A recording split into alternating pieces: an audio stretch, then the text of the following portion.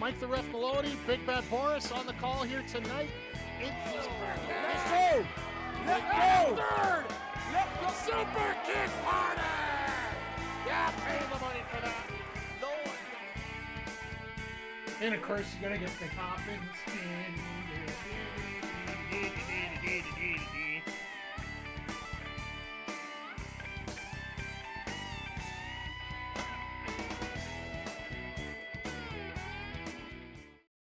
Good afternoon or good evening, everybody. Welcome to the AEW Sidecast Revolution Edition. I haven't done a pay-per-view. Well, we ended up doing the last two pay-per-views of 2023, and usually during the spring I would leave the... I don't need the previews on. I usually would be hosting a show at one of the local establishments here in town. I didn't know that they were... I thought they were pre-booked already, so I didn't even bother. They contacted me too close to the show, and I just said, you know what? I prefer to hang out with you guys because it's a lot of fun hanging out with all of you. So here we are. We got a great show coming up. Hey, Astrid. Big news coming out of the wrestling interview world today, as Astrid is now... moved her, well, I don't know if she's moved or she's co-collabing her Astrid interviews are going to bodyslam.net. So a lot bigger exposure there and a lot more people get to see a lot of great talent that Astrid has there. So if you haven't checked out Astrid, please do. And yeah, it's... going to Body Slam, okay. So it's basically the same way that things work over here with our channel. You guys get everything original on your channel, and then a week later, it shows up on ours. So shows up on the Backbreaker video channel, which I got to test these out. So forgive me if I'm hitting a lot of buttons today. Well, it worked. I actually completely redesigned my Stream Deck. The background here that we have here for this, I'm supposed to have it changed, but I'll be straight up with you. I offered it to somebody who's always been liking retweeting my stuff, you know, graphic designs, you know, those ones that come up on Twitter all the time. I like this background, but I want to have a slight adjustment to it. So it is a WWE house show background. So I want to see, maybe I can get a little animated here, but we'll see how things go here. See what I feel like and see what the budget's like. So, but I did offer it to one of those graphics artists that are always liking and retweeting all your stuff. And I was told $250 for it. I'm like, considering that's in US funds, which would be like $6,000 Canadian. No, I'm good. I'm going to look around, see what I can do here. We have changed the start, the be right back, and the finishing. And I do have the gameplay screen set up. I got my sounds all fixed up here. Let's see here. We got to... just in case we come into Don Callis showing up.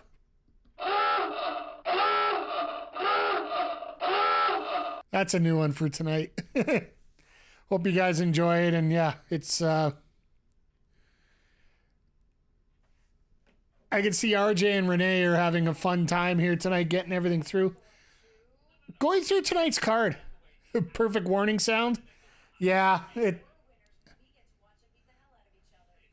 it's... By the way, Walker, good to see you as well here tonight. And yeah, it's so nice to have so many people on here tonight, just enjoying some wrestling. Hope everybody's doing well. How was your weekend? I love the fact that I'm on holidays. Like, I've been able to catch up on a lot of things. You guys are going to really like the new layout for tomorrow. We're starting up Tears of the Kingdom tomorrow, so if you're at all interested in Zelda Tears of the Kingdom, start time's probably going to be around 1 o'clock, if not sooner. I'd like to do that as an afternoon stream so we can get a little bit extra time involved. And then we'll be moving back to our regular Monday night slot starting next week. So, but yeah, look at it tonight's card. Until I pre-ordered the mid-tier version of 2K24 and realized how much work I have remaking the Edmonton Extra Life wrestlers in that game. Yeah. It's one of the things I get most frustrated about these games if they're not going to be severely upgraded. Why can't 2K24 simply just upload from 2K23? I've always wondered that. Oh, and by the way, I wanted to show you guys this. Speaking of which, we got the override audit already, so I don't even have to worry about it. We are going to be doing 2K24 here starting on Saturday with the GM mode. So that's immediately following AEW Collision, which we get to do our debut sidecast here on Saturday for that. So, but yeah, I'm with you. McG, how you doing, my friend? Hope everything's going well for you, sir. Hope you're getting ready for that lovely 2K24 coming down. Just let me migrate them. I know movesets just don't always translate, but let me know what they are and I can change them accordingly. Exactly, like I think that. And you'll be here for the sidecast? Great, I appreciate it. And yeah, it's going to be fun because we're going to be getting... Now it's going to be 4 hours every Wednesday and Saturday. Well, most Saturdays. I've already heard that... March 22nd is going to be canceled for Collision due to the NCAA tournament, which I really don't blame them for the number of games that are coming up and that I expect that to happen. One thing I do hope happens, and I understand the WWE versus AEW fight. Please, please, please don't put a Collision on WrestleMania Night 1. Don't be that stupid. Or if you're going to do it Friday. Cancel Rampage and move it. Like, don't be an idiot. That's all I ever ask. But yeah, look at it tonight's card. Like, sorry, I don't have the graphics up for the card here. But I will say this. Take a look at the entire card, top to bottom. As you're going through all these matches, I think there's only one match where I could say I can guarantee lock who the winner's going to be in the match. Like, personally, I feel the only person that's guaranteed to win no matter what would be Will Ospreay. I don't see any way that they let Takeshita get over in Will Ospreay's debut match in the promotion. And if that happens, then this card is completely all over the place. This card is unpredictable for the most part, and I love it. That's one thing, like, there's two minds of thought about it. And we were talking about this earlier here. When you're talking about, I was listening to see what was going on with the craziness of what going on, but we were talking about Elimination Chamber here just, what was it, a week and a half ago? It feels like 3 months ago, but we just had Elimination Chamber with 5 matches that we knew what the endings were going to be. Straight up, we knew that McIntyre was going to win. Most of us were sure that Lynch was going to win. Judgment Day, it looks like it's going to be Miz and Truth to take the titles off of Judgment Day, not British Strong Style. I don't care what the hell they want to call themselves. I'm calling them that anyway. And I think there would have been a nuclear riot if Rhea Ripley would have lost to Nia Jax. Although Nia Jax is born in Australia. So figure that math out. Sorry, just quickly looking over a quick message that came through.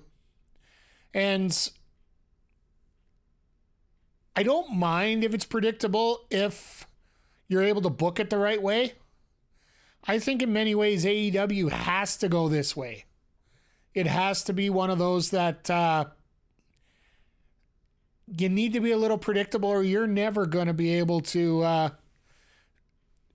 You're never going to be able to keep an audience, because let's face it, most of their TV, 95% of their matches are pretty straightforward. I don't see them going one way or the other here. But yeah, like you're going from the top of the card down here. Like, does Sting actually take an L in his last match, or does he win? I think conventional logic says you lose, you go on your back, you change the titles, you go out that way. But a lot of people aren't sure. Oh, and there's one other correlation I want to make right now. We'll run through this card here in a second, but here's a correlation. We got Sting and Ric Flair. Two people that have been intertwined forever. Like, since the beginning, as we started. Here's another coincidence for both of them. Both Ric Flair and Sting's last match. While I expect the caliber of the match to be completely different between the two. Because that Ric Flair match was scary, let alone sad. I expect this one to go a lot better. But the rest of the card surrounding his last match, or their last matches, is absolutely must-watch CTV. Like, if you go back and check out that independent card for the Ric Flair show, I didn't pull it up exactly in front of me, but I remember that was one show that I definitely wanted to watch. That's one of the very few indie pay-per-views that I watched. This one here, same thing. It is absolutely a must-watch card. Like, from 0 Hour with the renewed rivalry between Skye Blue and Julia Hart versus Willow and Statlander, to let's find out what Max Caster's going to get banned for this time in his rap part in another 6-man tag with Team Jarrett and Private Party. But yeah, Darth McGall, I wasn't skipping you. I was just getting my point finished there. Goes out on a shield. I think that's probably the way they're going to do it. The Jacksons are going to come around. They're going to win their titles. They're going to go to the back. Then Sting's going to have the whole ring to himself. And the crowd's just going to boom. And yes, hello, Darth. Pray Saturn, pray Saturn, pray Saturn. Do need to get... I need to get some kind of sound about Pray Saturn involved in this, so we'll work on that. Shock Flair didn't die in that match, not even trying to be... No, like, he says he can't remember a quarter of that match, and now he wants to get involved again. I don't... Tony Khan's been very lenient about letting people work. But even I know that, that's a no-go. And even Tony Khan's, like, trying to placate him the best he can. They gave Flair a few shots in on Wednesday to Nick and Matt and get a nut shot just to get him involved a little bit here, but you're not going to have... Let's hope Flair's presence in this match is there, but not... Does the pre-show start in 7 minutes or an hour and 7 minutes? The actual pay-per-view starts in 1 hour and 6 minutes. That's what the clock's down there for. The pre-show is actually going on right now. It's available on YouTube if you haven't decided to pick up the pay-per-view yet. We are here early because we do want to... One of the two matches I really want to check out is on the pre-show. So, as I mentioned, the aforementioned, the tag match between Statlander and Willow versus Hart and Skye Blue is one of those matches I want to see. So, figure, let's get on here. We're going to have 5.5 hours of wrestling here. So, strap in. I don't know if the camera's going to pick this up right. I got my Doritos just in case.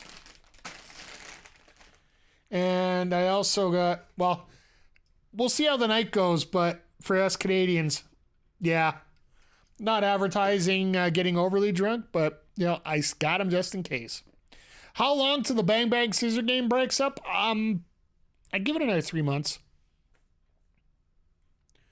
It's funny. We used to, back in 2018 with the Canadian Wrestling Coalition here, based out of Red Deer, they probably the best quality video if you want to see my channel outside of the Clandestine Society. I'm gonna keep cheap plugging this as much as I can because we got a lot of people on here. Please subscribe to that YouTube channel and check out the Canadian Wrestling Coalition there. We did have a wrestler there that we always tried every show to base him on different Doritos. Like his ring announcement was Zesty Cheese or Cool Ranch or Spicy Hot. I really should have picked up some of those spicy barbecue Doritos today. That would have been... That's for Discount Tuesday on coming up this week. So, yes, there's cheap grocery days. So, just completely off topic there. But, yeah, like, there's so many storylines going into this card, too. Like, you talking about the Bang Bang Scissor Gang like that, I don't think you're going to see much dealing with that outside of the fact Max Caster is going to get censored again. We got, well, they're just showing on the pre-show right now, Danielson and Kingston. Like, that's the thing, McGee. We got such a stacked card here tonight. And this one's primarily been advertised as a push on Collision, which I know you've been watching, and I know we're going to start. It's one of the reasons I'm starting to watch here a little bit more, which reminds me, I got to get that TSN subscription done up. But I thought AEW had no stories. Well, let's see here. Sorry, we're really packing them in now. So, and if you guys think, I am thinking of a few new sounds that I want to add into this, and now my soundboard's a little bigger, so I can actually do that. So I will be trying to add a few more in here as we go along, but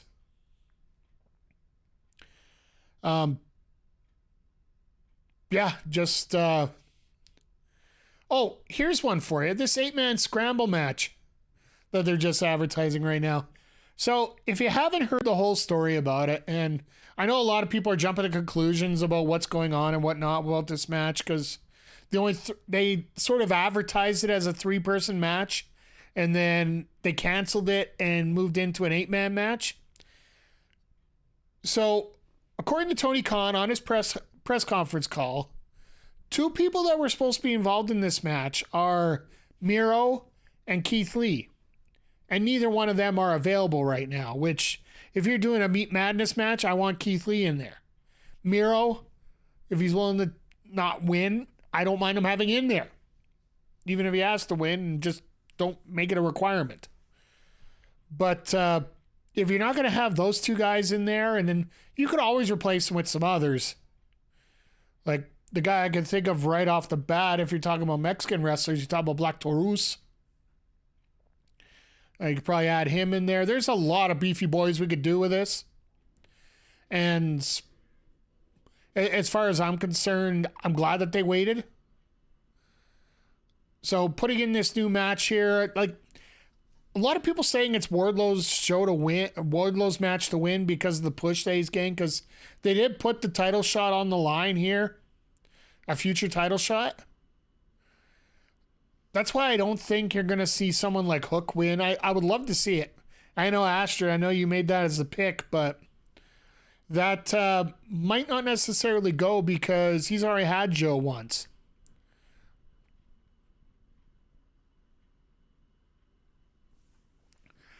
I could almost see that the world title being the main event. Yeah, and McGee, you're right. Lance Archer isn't going to win that Meat Madness match no matter what happens. And same thing with the Scramble. Don't mind anyone in the match except Jericho. Yeah, well, I love the fact that Jericho's been getting main events now, because he's with the main event that he's due. If he gets the main event spot, he can't take extra time away from anybody else. People can take time away from him, because it's amazing how much he goes over on his segments all the time. Like, he doesn't do Rock going over because, that's just flat out atrocious. Like, if you want to talk about a show where they've had to literally streamline absolutely everything after a Rock promo, Friday night was the clearest example. Nobody gets entrances. Everybody's got to rush down to the ring. Matches are probably cut in terms of time. Promo segments are gone.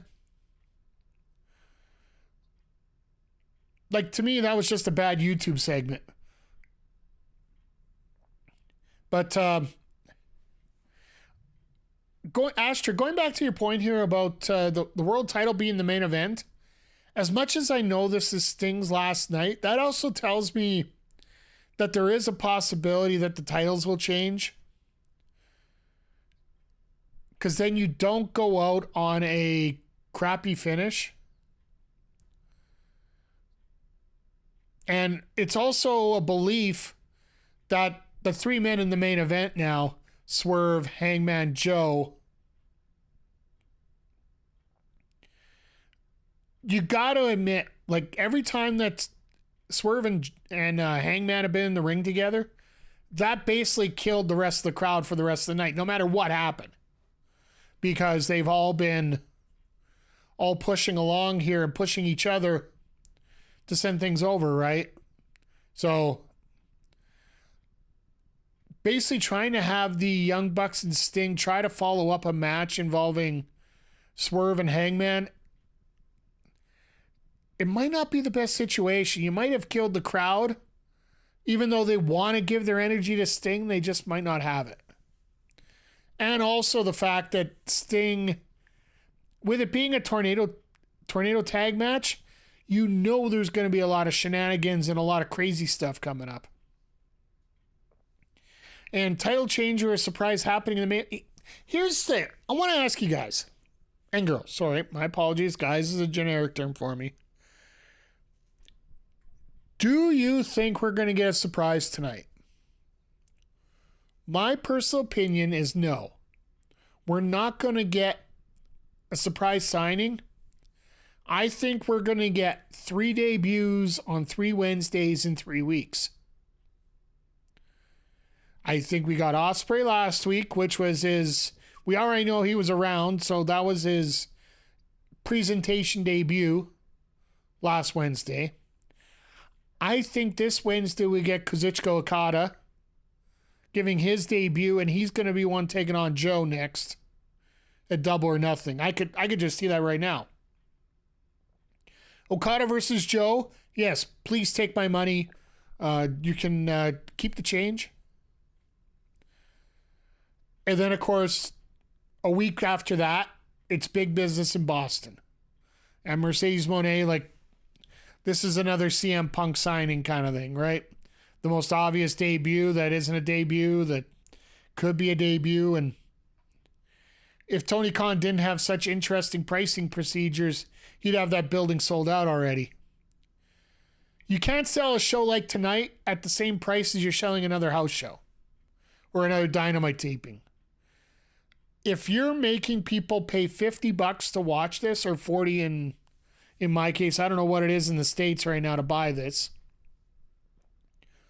But if you're making people pay that much money for a match, then yeah, you got to adjust your pricing accordingly between. Oh, Nigel and Excalibur to start off. This is going to be fun. I hope they rotate through the announcers tonight. And as much as JR doesn't have much left in the tank, I'd love to see JR and Shivani call the main event, or call the match between Sting, Darby, and the Bucks. Excalibur's got to feel great for the fact that he doesn't have to actually...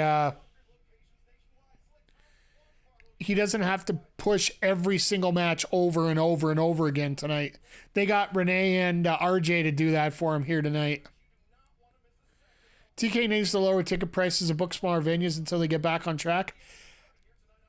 I think he will, just for the fact the venues that he's booked already. He has to basically has to keep his bookings, and I've seen places you have to book them like 2 years in advance. So unless you're able to read that you're able to get bigger.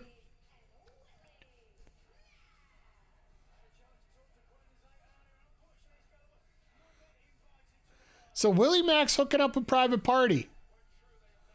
It's an interesting trio. I did see the show in Vancouver open more seats, though. Yeah. There's, I'm sure they're going to get more in Edmonton. I haven't got my ticket for Edmonton yet either, so.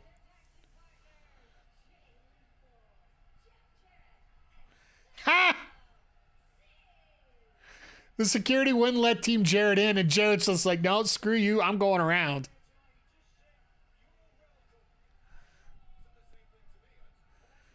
With the fact you only have 2 matches on the pre-show card, I don't know how much they're going to have to push for time here. Got your London tickets to pay the Rampage Dynamite in Toronto? Honestly, I really enjoyed my Dynamite experience when I went. And that's why we're getting another one here in Edmonton, because let's face it right now, Dynamite is the A show. Until they fix the time that they're running Collision, it's always going to end up being a B show. Because I'm sorry, 8:05 on the East Coast on a Saturday night, most people are heading out by then. And I've said this multiple times on here.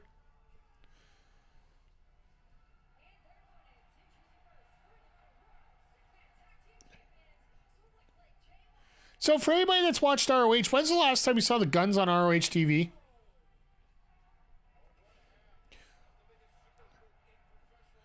Like, I don't know if they've ever actually been there.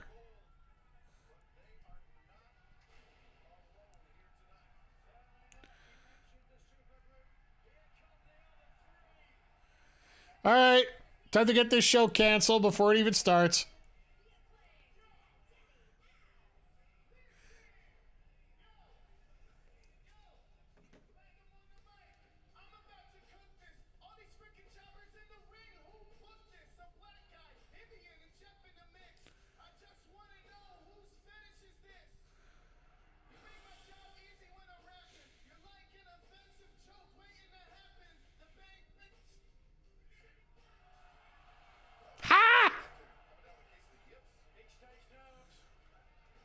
Oh my God, he got cut.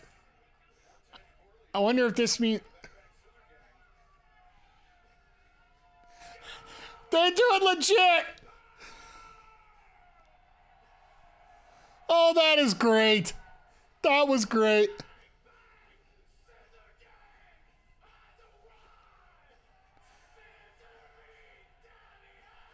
Oh, that was amazing. So... if you didn't know, last Friday on Rampage, Caster's promo got cut from the entrance.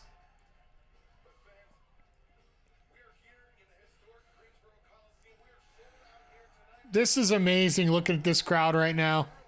I know all of them are there pretty much for Sting, or a good amount of them are there for Sting. But the fact they're at a sold-out venue tonight, and it's not a small venue.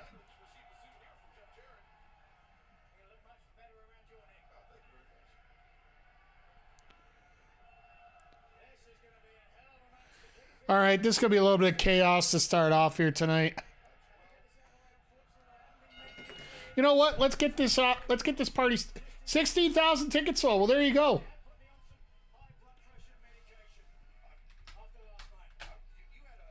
Let's, we haven't done this in a while, so let's see if we can fire this up here.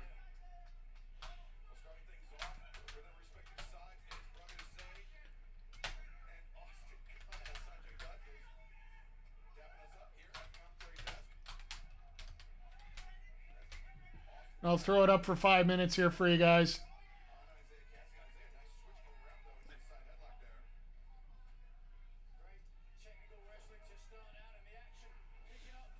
There you go. Predictions are up. Because we can go either, like I said, all these matches could go either way tonight. So feel free to throw your channel points out. Doesn't cost you anything physically, so you don't have to worry about that. So we don't call it gambling here because it doesn't cost you extra money. And also, while you're looking at your channel points, don't forget to check out the group goal we got right now. Oh, as we're in the middle of an ad right now. I'll wait till the ad is done before I start advertising again. If I'm advertising, I'm gonna hold out on the ads, just because, gotta get everybody. There we go. Welcome back, everybody. Just a reminder, please check out the group point redemption there for the How the Ref Would Book challenge. Once we reach 100,000, I'm going to tell you the extra little perk we got involved in this. And once we hit 150, we will release the first one.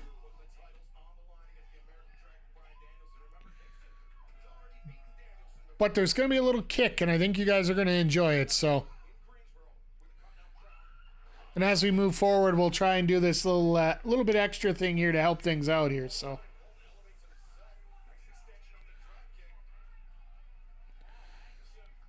I'm just happy that they're giving these guys a lot more. No wrestler should wear white trunks. Oh, funny story about that. Well, the Guns try to be these angels here. That's why they're doing it. But funny story. The guy that's known as Mr. Stone in NXT right now, formerly known as Robbie E in TNA and on the Independents, he was wrestling a show in Edmonton here. Would have been 2016. Yeah, it was January 2016 because it was the first time we were actually trying to attempt some video for a television release. And Robbie got in late to the venue. And he's an interesting fellow. Let's just leave it at that. Not that the promotion didn't do any favors to itself, but that's, like I said, that's the third story to go with that. But Robbie decided he had to wear, he had to get the tanning oil on before he got out there, right? The bronzer. So you get your body all good. Well, he was a little bit extravagant on putting it on his back. So as he put a little bit too much on his back, and he was wearing white trunks. Oh my God. Everybody do Fargo strut now. Yeah, he legit looked like he crapped himself all the way from coming out. So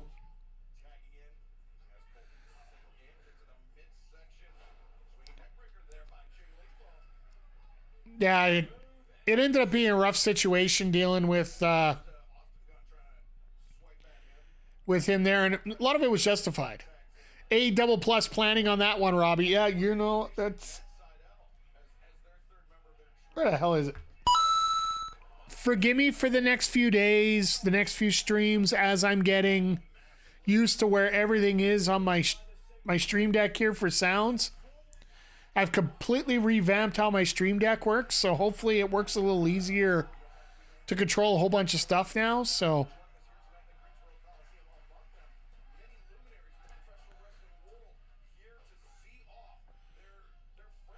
Know the feeling. Good luck on that. Hey, you know what?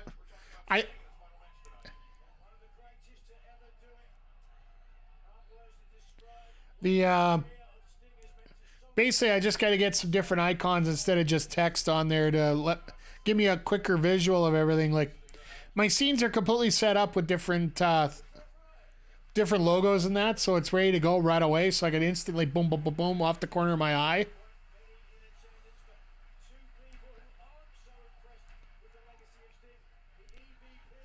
But I think you guys are really going to enjoy, like, if you come in early or as we take a break here and whatnot during the show, you're going to enjoy the gameplay ones that I got set up here for the overlays now. So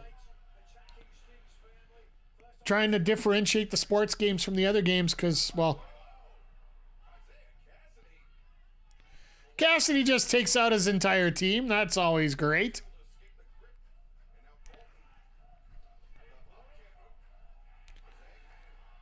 And, of course, the Acclaim get the hot tag.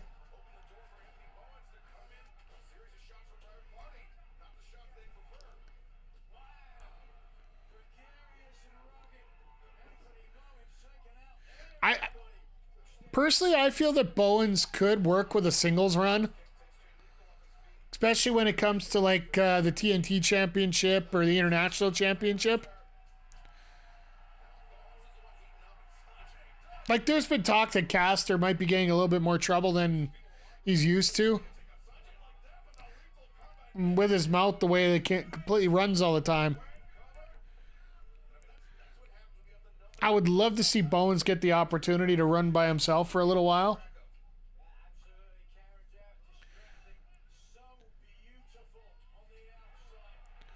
Oh, Satnam. A little bit more limber Greek Khali there in the ring. He's no Von Wagner in terms of looks, but, you know. We need a Beal competition. Satnam and Keith Lee. We got Isaiah in there. We can still arrange that.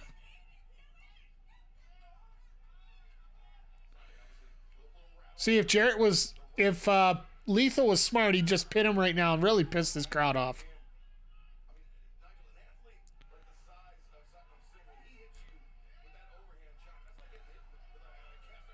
At least on the pre-show, you don't have to worry about going over time too much here, right?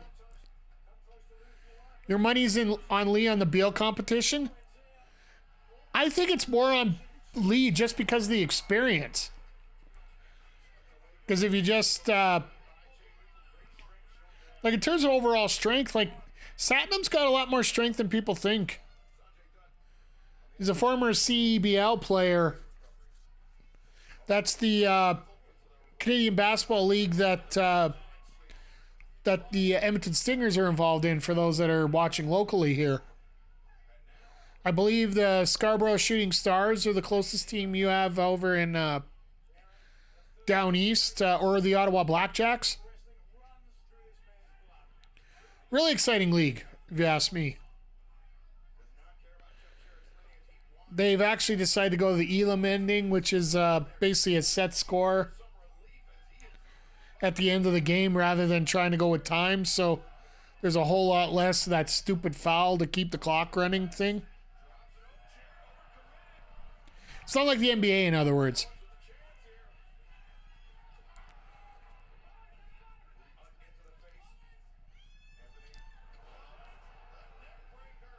It's a blockbuster, Excalibur. What the hell? It's not copyrighted. They've been out of business for 20 years.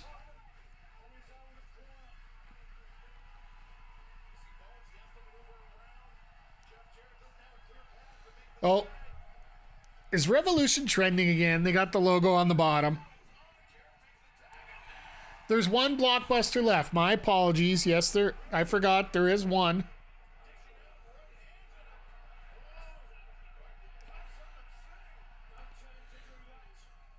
Satnam's still not taking a bump yet. One more for the good guys. Steve Demetro, 2K7, welcome to the Players Club. Hope you enjoy everything. Found the Jumbo video. Whoa. That might have been an Eastern Canada thing, because I don't think I've seen one of those out west. But Steve, thank you for the follow. Welcome to the Players Club. Enjoy.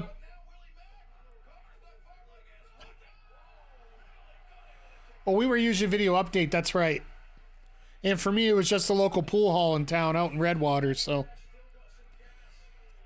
I'll never forget those days. Like, I remember when we got our first cabinet of Street Fighter 2, I ended up spending $50 in quarters just training. Because either I would train or else I would have to get somebody else to come in and work with me on it because, you know, beating the game was too easy.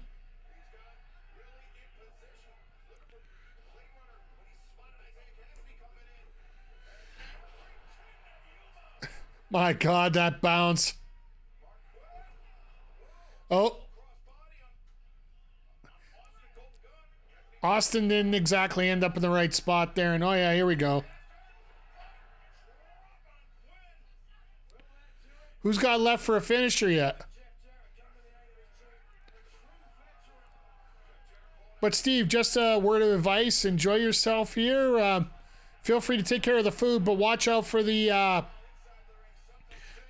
punch in the corner because I think McGee still spiked it. I still got the waiting for the lab. POS Kavi MK Anthologies that would use a rental copy from the video updating cameras. I would have likely passed that copy who knows how many times while trying to rent in 64 games. MK Mythologies. One of the worst games ever.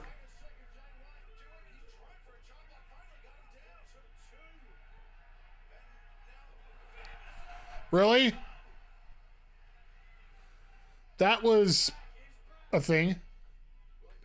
It's in the conversation? Absolutely.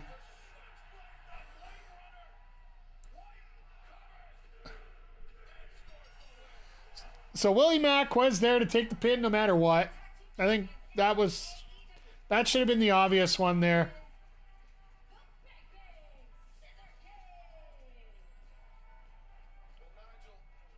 I love how this is the first time that I'm using I'm back to Google Chrome for this, but Blade Runner is the most protected finish in wrestling. Yeah, I was going to say the end of days was up until Braun Breaker kicked out of it here just a couple weeks ago when Baron and Braun went one-on-one.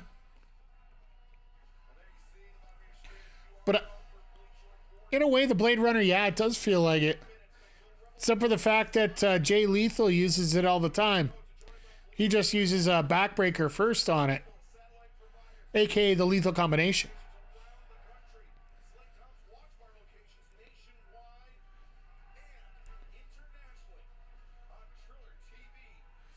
Yeah, I love Triller TV. It used to be Fight TV. Oh, God. Another promo time.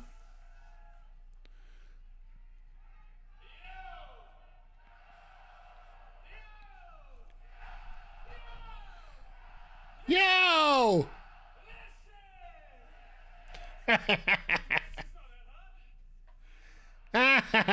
Caster.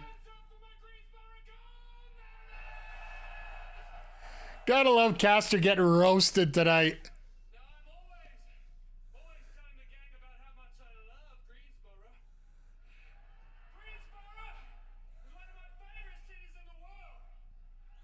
Oh, where's...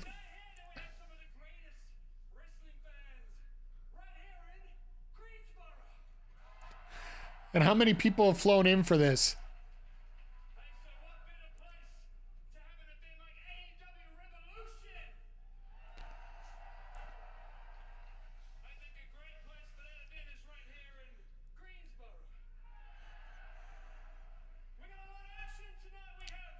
I'd have to agree.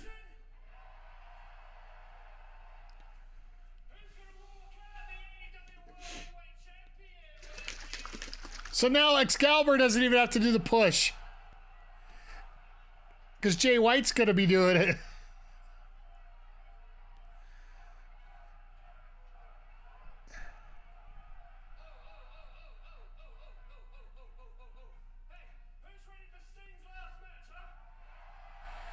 Jay White's good at everything. He just... Everybody gets so panicked that he's not in the world, that he got jobbed over by MJF. Like, do you think it's going to really be that bad for Jay White in this position?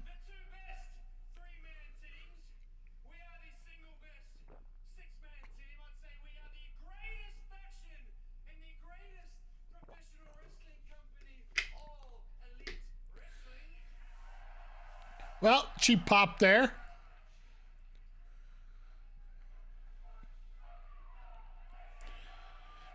I am going to get a button for an AEW chant. I do have to get one of those done up here. The IWC got upset. Jay White was like, nope, I'm having fun. Exactly.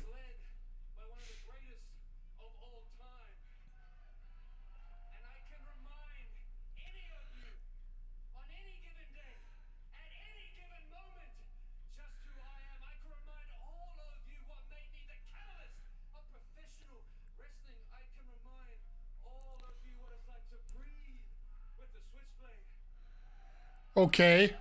Where's this going? You got 5 others here to put over.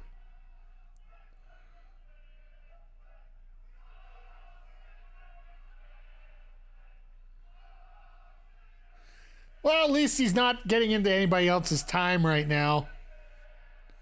Because what? They only have the women's match here, and I don't think they're going to give him 45 minutes.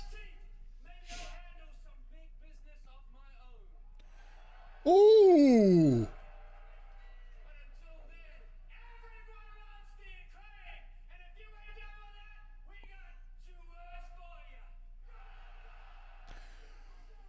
Is Jay White putting the challenge out for Okada?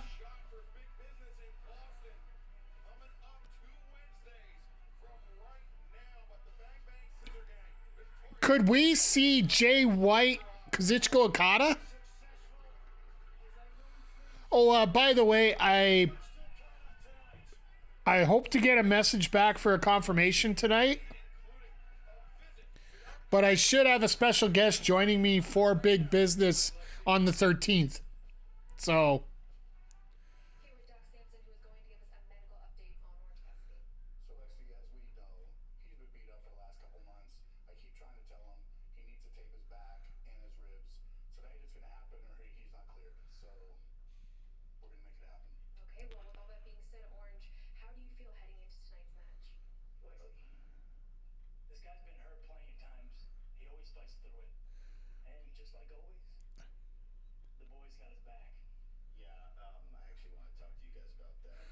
He doesn't want anybody else.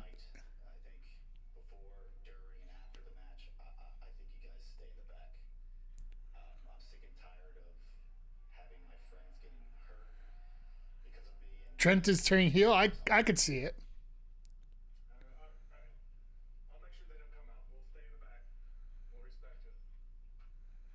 At least there's a reason for it, for Trent turning heel. At least it makes a little bit of sense.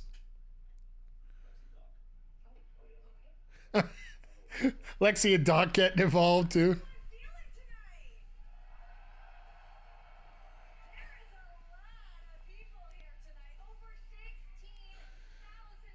All right, at least Renee and RJ, you know, they're getting mic'd up properly as well here tonight. So good on them. Like, we always crap on the production. Hopefully we don't have any snafus tonight, because when you got a crowd like this at a venue, and I guarantee you there are people checking this pay-per-view out simply for the Sting match that might not have watched AEW ever before. This could be a very pivotal show for AEW altogether here. So yeah, they're going to go through a run through the card once again before the women's match starts here. I'll probably give it I'm thinking probably about 10 minutes, and then they'll get the women's match in here. They need to stick this landing. Absolutely, McGee. Like, it seems like every show they seem to have one flub up. And let's hope the only flub up tonight was Max Caster. Because if that's the only flub up, then we are going to have some fun tonight. So, folks, I got to ask you, which match do you think is going to lead off the show tonight? Lead off the main card. Is it going to be another episode of Dynamite? Yeah, like, I'm thinking FTR versus Mox and Claudio might actually open the show. Because there's going to be a little bit of insanity in that.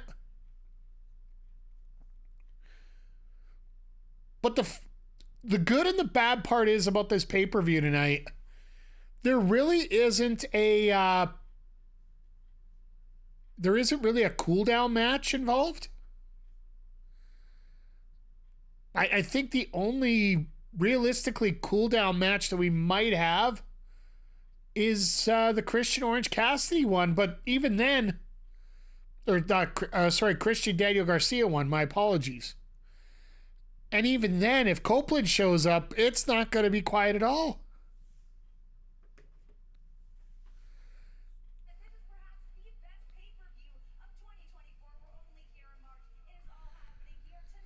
Oh, I love how they're piping this up to be the best pay-per-view of the year, which it's actually really funny.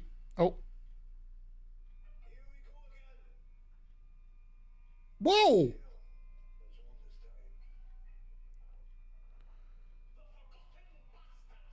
Wait, yeah.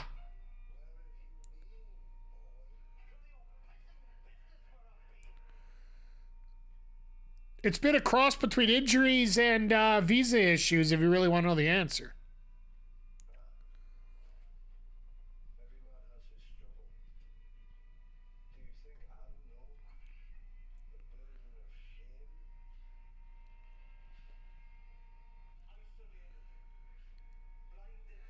This is a hell of a promo here.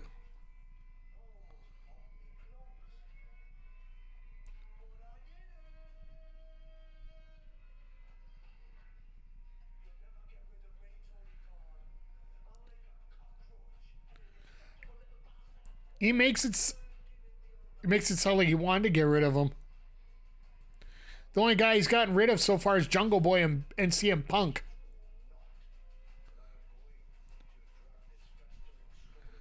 And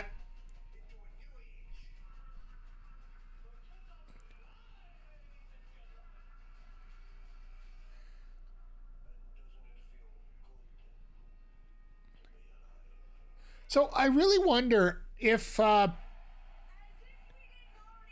this crowd's going nuts right now.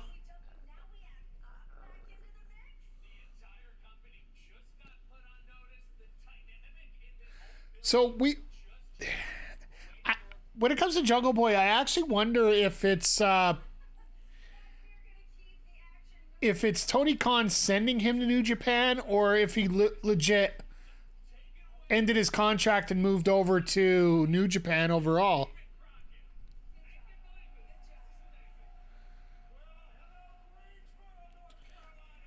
Love how they bring about David Crockett all pre-show here.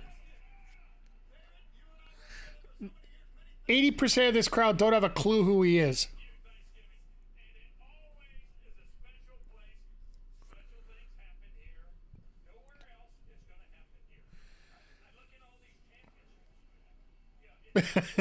Look at all these championships. These 5 million championships you guys have. So I hope they do end up answering the... they're supposed to have a new pay-per-view coming out in April.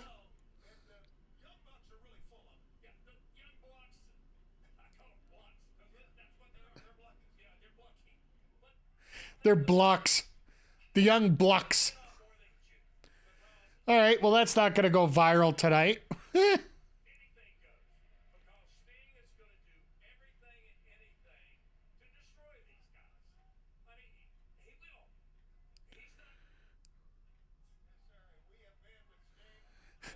His mic's getting cut. Oh, that's not good.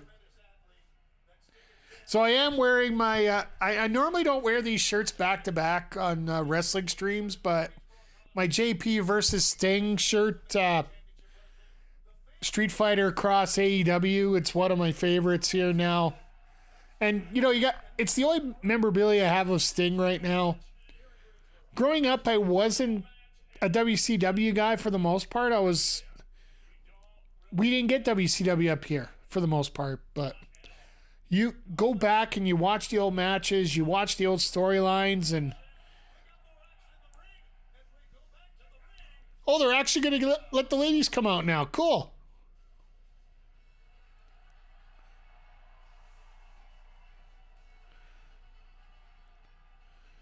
So if you haven't been keeping up with the storyline here, Stokely Hathaway has been pushing hard to become the manager of Kris Statlander. And Willow's been teaming up with Statlander, and of course knows that Stokely is like a little pissant. So 2 weeks ago, Stokely interfered, allowing Willow to get the win. And then this past week,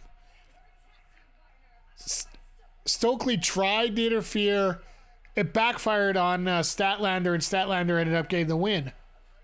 Oh, I know. I'm a huge Statlander fan myself. Just, she has it in so many ways.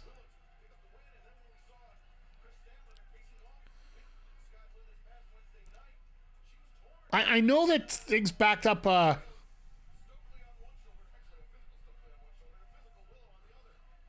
So I mucked up royally, just cooked a week's worth of chicken for lunch for work, didn't spice it before I threw it. Oh.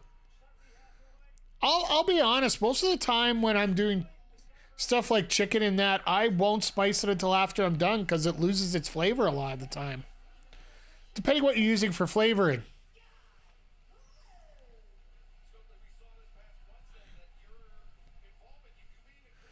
So, I don't know if you've seen the latest recent interview with Skye Blue. Skye's actually mentioned that, it's amazing how unrecognizable she becomes when she puts pants on. I'm going to do this just for the heck of it, but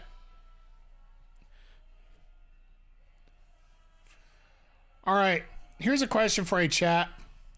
Is Julia Hart's entrance one of the best in wrestling right now?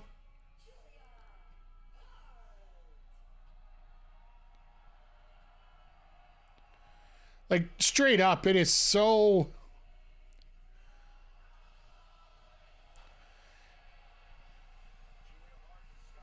I will say this, though. These spotlights that are shooting up Blue right now, I don't think she needs them. But between the fire, the smoke... I will say, last year, without a doubt, Julia Hart had to be the most improved wrestler of the year. I think it's pretty much a landslide for the most part. And I'm not talking about refiguring your character out. I'm talking about just straight going from lack of ability to over ability. It's almost like she absorbed everything out of Brian Pillman Jr. and then just shoved them away to NXT as Lexis King. Which, how do I put Lexis King in NXT right now?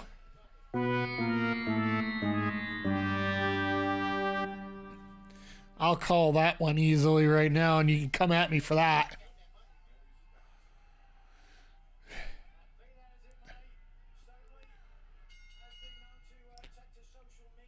Yeah, it still hasn't gone well. Like, he got a victory this week, but all he's there for is just to forego some other storylines and just...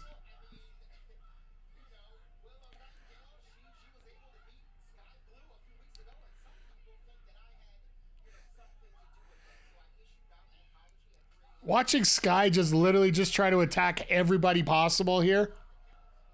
It's pretty hilarious. And the fact she missed a couple, now she's just getting wrecked. Sort of like a video game. It just seems like he exists. Yeah, like he had so much going for him, and then all of a sudden it just stopped. He wanted to be his own person. He wanted to have his own gimmick, and unless the Fed does something with him there, I think he's going to whittle away there. Maybe Sean Spears could do something to wake him up somehow. I will admit, Sean Spears is an absolute great get for NXT.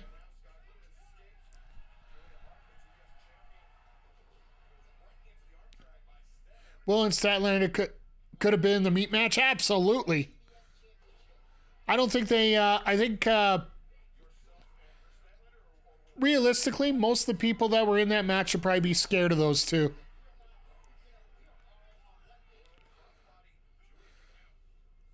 I know for sure Statlander's taken apart so many men on the indies. They could give the men a run for the... Well, Statlander is truly a powerhouse there.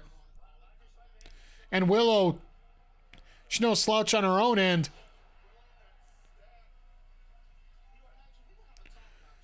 The only difference would be between Willow and Stat when it comes to a match like that.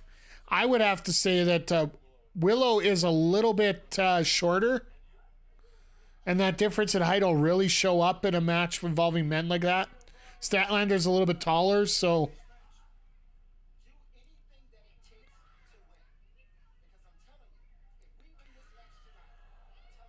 But I do love the fact that the women are going to get time here, hopefully, because... Hell, we got 20 minutes till the show starts. You don't have to be done till about 5 minutes.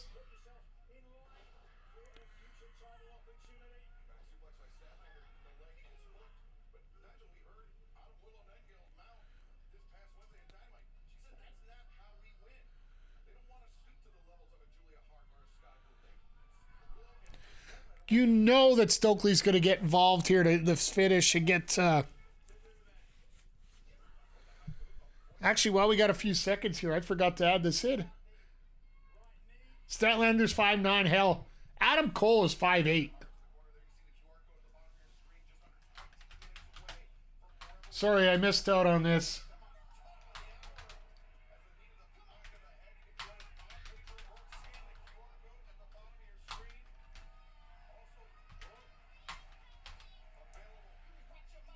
Throw it up there for our 5 minutes here. Let's throw that prediction in.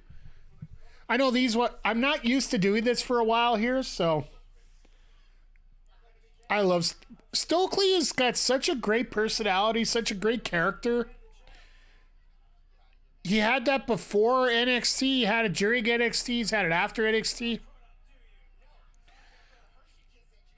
Like when I first saw Stokely working, it was in Evolve, the promotion that eventually got bought out by WWE as part of their NXT expansion into the network and whatnot. And I just... There's something about Stokely and his level of intelligence as well as the way he acts out there.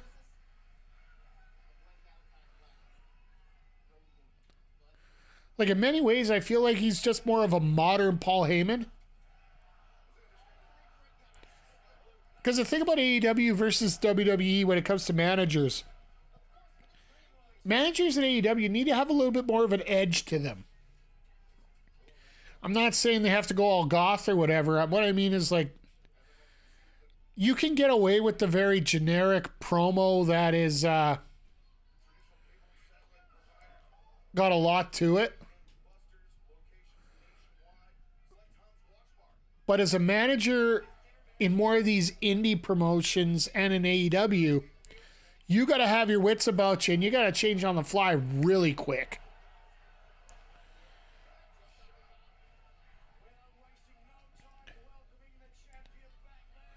And I think Stokely does that in spades, and I don't think Heyman, while Heyman would have some good comebacks every once in a while, I don't think he would have the same range as Stokely at this point.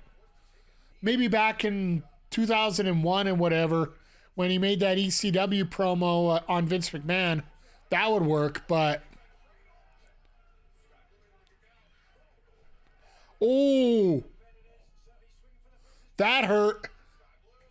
Did you see Willow's legs just didn't want to go back while the whole body did there? Yeesh.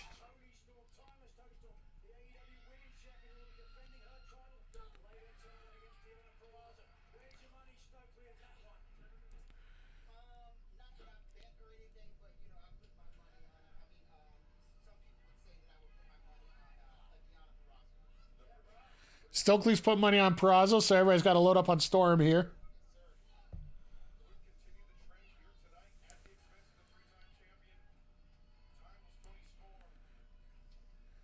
Yeah, that's going to be an interesting match to see here, because when it comes to that women's title match tonight, you're simply looking at who would you rather see face Monet?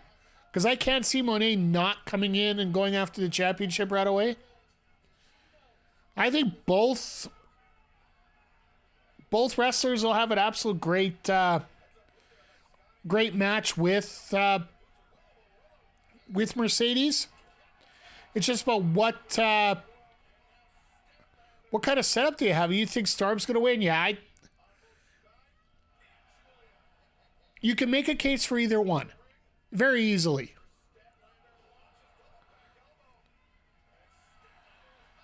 Because you can almost imagine what kind of promos you're going to get between Mercedes and Toni. It just is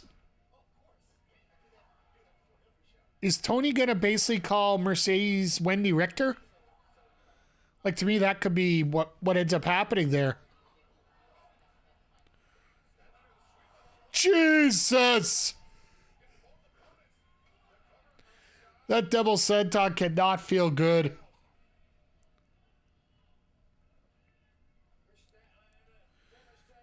Julia had to get winded there, just getting smacked in the back like that.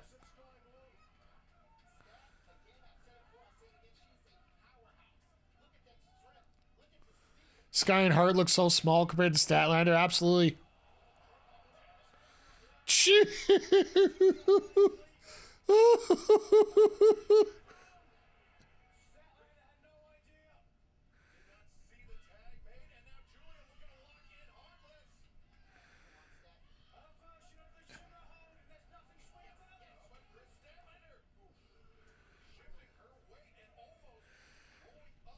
That was a quick get out there. Jeez.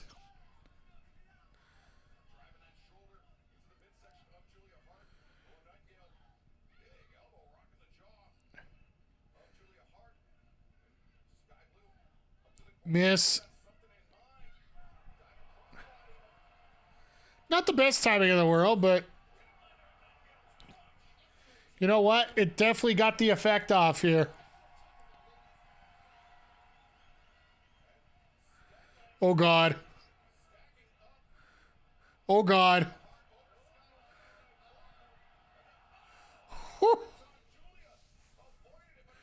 Julia got out of the way, though.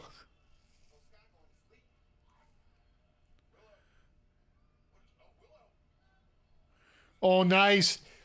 Smart enough to use the rope.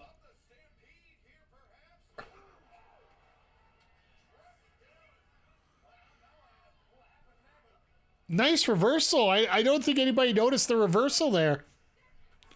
Oh, here comes the craziness.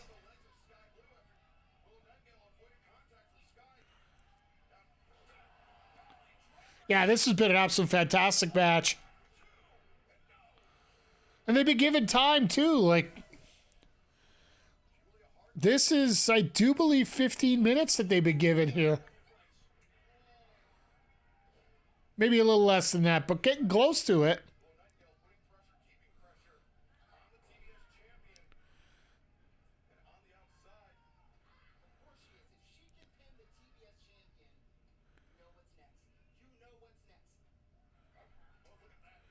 All right, so that another blind tag.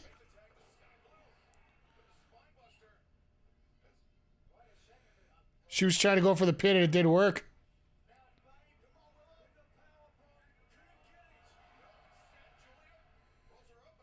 Maybe there's Peppermint's influence. I would think so. Just because they are going to have to showcase the women here more. It's just, there's no way Mercedes doesn't sign if, or there's no way Mercedes doesn't, you know, she won't show up here if she isn't going to get the spotlight. And then, you know, you got to get other feuds involved, right?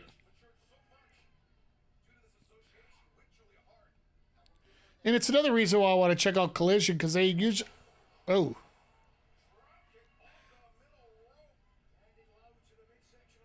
Hot tag number 2.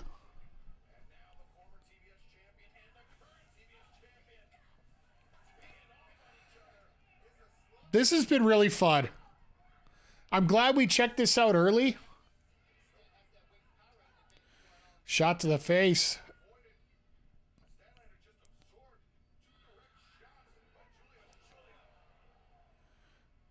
So for those that are looking for a reference to Willow's only downfall, her stamina's not the best. Nah. Too close to the corner. Oh, she still hit it. Wow.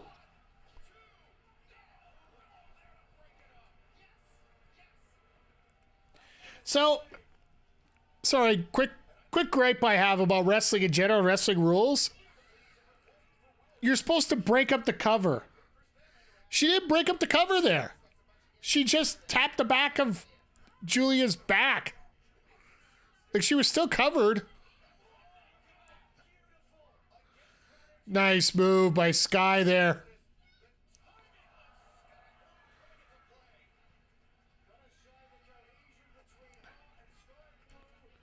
So are we doing the Heartless or are we doing the Code Red?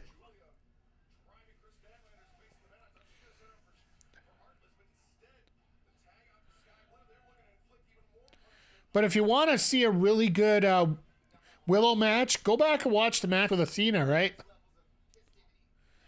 Like when Jey Uso didn't beat Gunther because Jimmy rang the bell, yeah.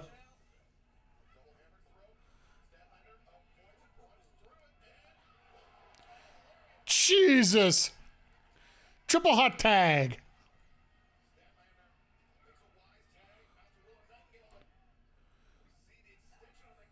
Well, that didn't work a whole lot well.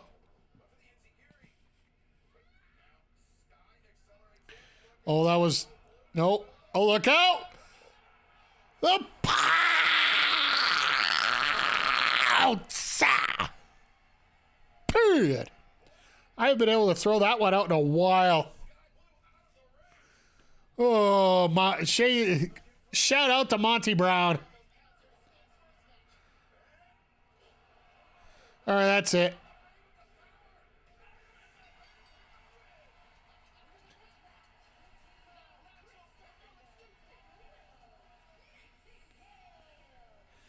Stokely feels amazed right now.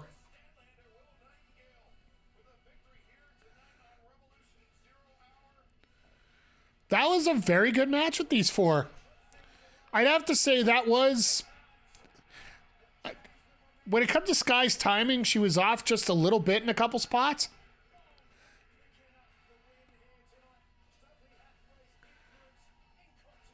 Just where she was a little late on a couple things, but other than that...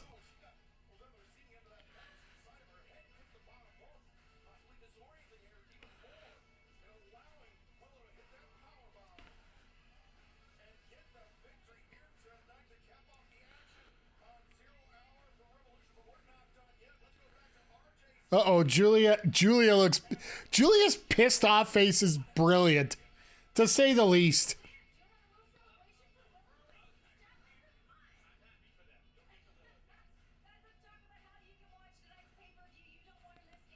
All right, we'll change things over here in a few minutes here, but just to give you guys a heads up, I will be using the Triller app for it, so I don't know how that matches up with what you guys have. The timing might be somewhat kosher with each other, but I know that with our regular broadcast of Dynamite, I'm usually about a minute ahead of everybody else because I'm on a TSN channel in Canada. We'll see how it goes as we move along here. I don't know how the timing's going to be like on Saturday when we start doing...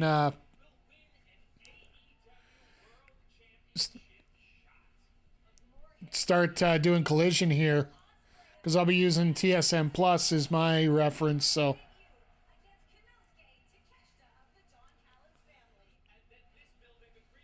Don't worry, you'll ruin it. I've been used to doing that for months, so don't worry about it, McG. So yeah, either they're going to do the TNT Championship first, or they're going to do the FTR versus Mox and Claudio first.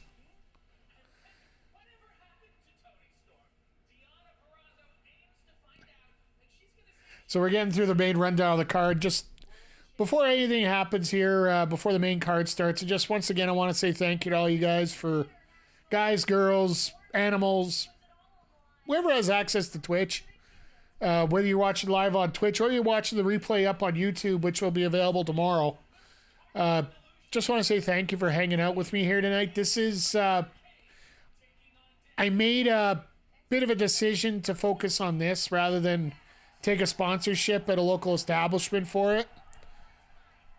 Like I was saying off the top of the show, I wasn't getting a...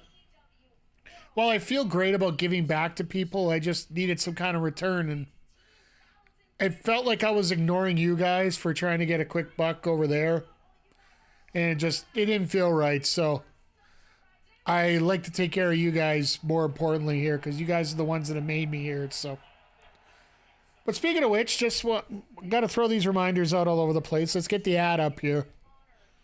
Starting this Saturday, we are going to be covering AEW Collision. I am going to fix the graphics. And then after each Wednesday and Saturday show, starting on Saturday, because I'm one of these guys that likes physical, we will be playing the WWE 2K24 GM mode. I still haven't figured out a fancy name for it yet, so we're just going to keep it as GM mode for right now. Do we get any surprise guests showing up to say goodbye to Sting? Out on camera? I don't know. We probably will.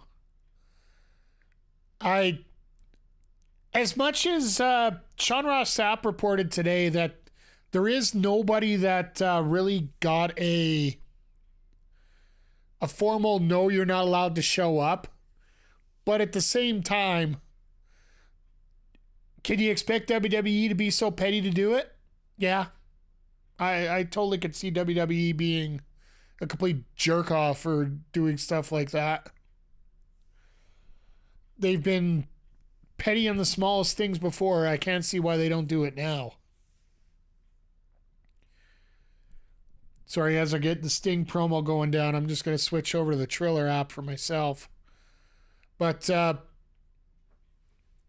would I like to see some of the originals come out and say thank you? It's a little tough right now with the fact that Ole Anderson just passed away. It would have been nice to see him there. Yeah, condolences to the Anderson family about that. We also have, Flair's going to be there, obviously. He's probably going to be part of the match. Nash said he wanted to be there, but he said WWE blocked him. Now, if WWE refutes that, it makes Nash look like a dick, which, honestly, I don't think surprises us much either. So, to me, it's like 6 one way, half a dozen the other when it comes to that stuff. Do we see guys like Lex Luger show up? Possibly.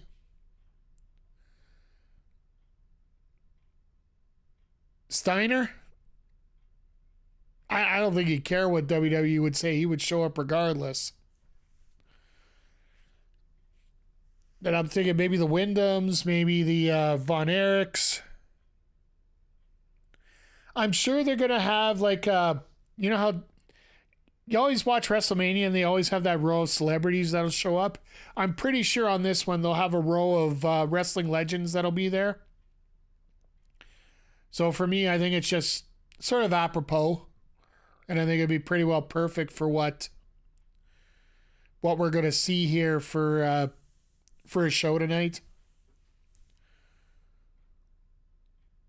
But yeah, tonight's card, like, not only for the special guest, but just overall watching everything, it feels like this is going to be an absolute barn burner of a card. And I know I'll probably get sick watching one of these matches. Probably the Mox match, because he'll bleed like a pig as always.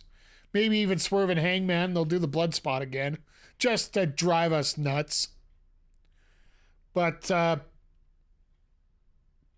it really could go anywhere. And it would actually be nice in many ways to see if there's not a single title change throughout the show. Except for the Bucks. Just because it'll show that much more significance to what happened there. Because what are you going to be talking about after the show? Are you going to talk about the title changes? Are you going to talk about Sting's final match? Are you going to talk about a shock reveal? That's the other reason why I don't think there's going to be this big over-the-top presence here tonight, like the Okada reveal. I think is going to be on Wednesday. It's not going to be tonight. It's because Tony Khan. Let's face it. As much as we hate Tony Khan for a lot of the things he does, and for a lot of the booking he does, right, wrong, or otherwise, he does have this innate ability to just understand what fans want. It might sometimes come along a very kooky way, but usually his storylines, when they get there, everybody's like, oh yeah, it makes a lot of sense. Yeah, that's what we enjoy seeing. Hell, look at the Omega Hangman feud from years ago. The Bucks FTR. Like, I totally think the Bucks are going to win, setting up that Bucks versus FTR feud again. Like, I totally believe that everything's going to show up there.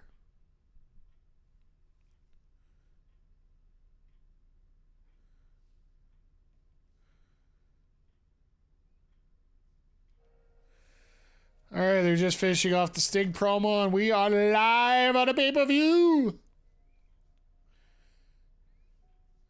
So I'll let you guys know the exact timing here, just so you guys can have somewhat of a reference about what's going on here. There it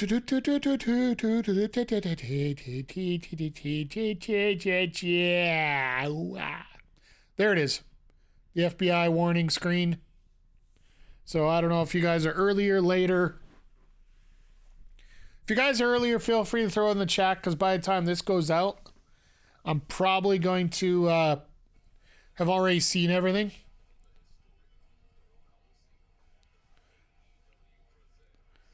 I love this graphics effect. Like the internet revolution thing. I love the heat the Bucks are getting for this, and they know this was all Sting's choosing. Yeah. Like, let's face it,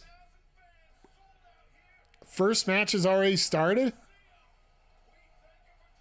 You're really that quick?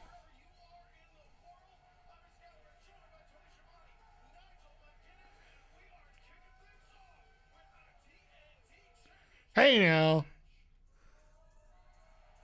Okay, yeah, this makes sense.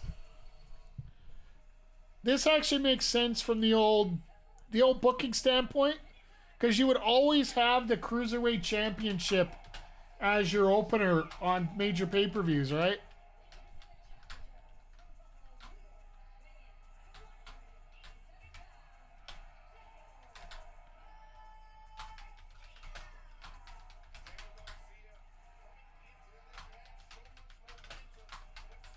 So the rules that we have for this are very simple.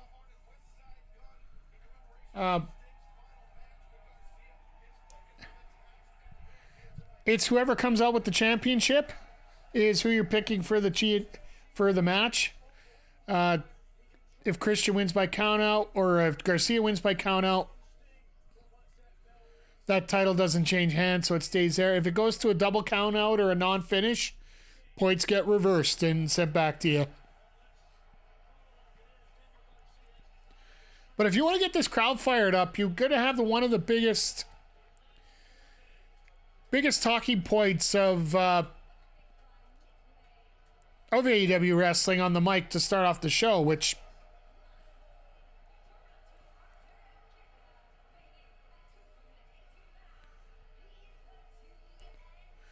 he didn't do a salute to the crowd.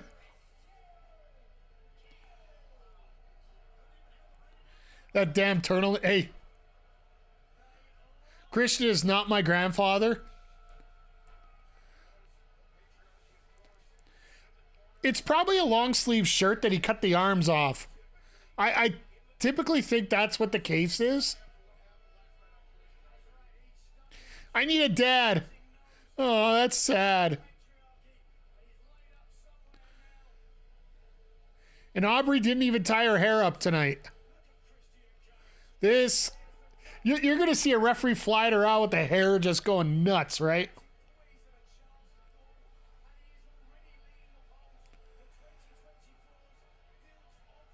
Christian just such disdain for the world. I love it.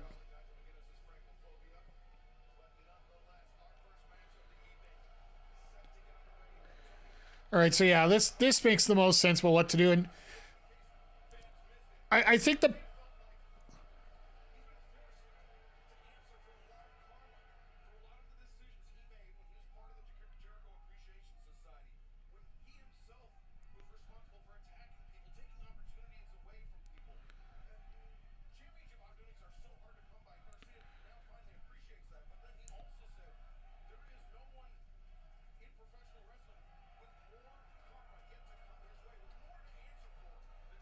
okay, so that's how they're doing this. They're doing this the whole Karma storyline.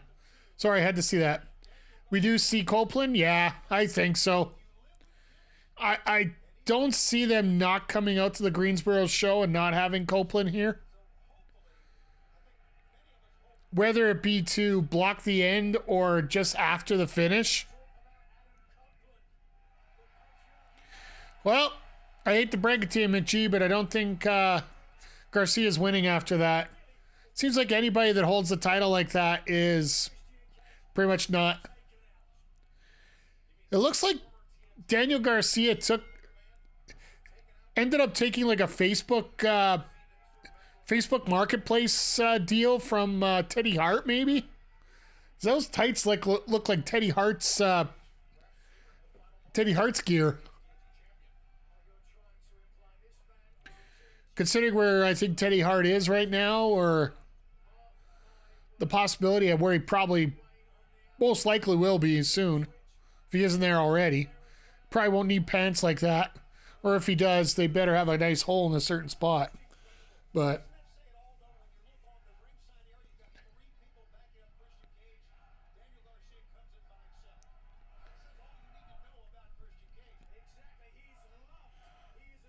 yeah, this match up here, it's great to see Garcia getting these opportunities the way he is.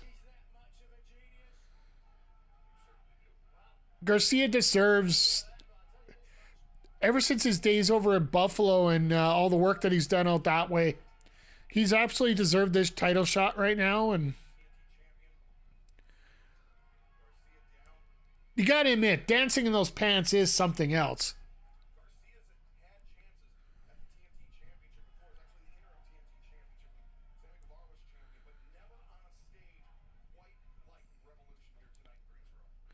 Another interim championship there, Excalibur. Oh, that's right. That was the Cody Rhodes incident where Cody wasn't around and whatnot. Uh-oh, betting's even again. I like this. So yeah, feel free to check out your channel points here. We still got to check the clock here.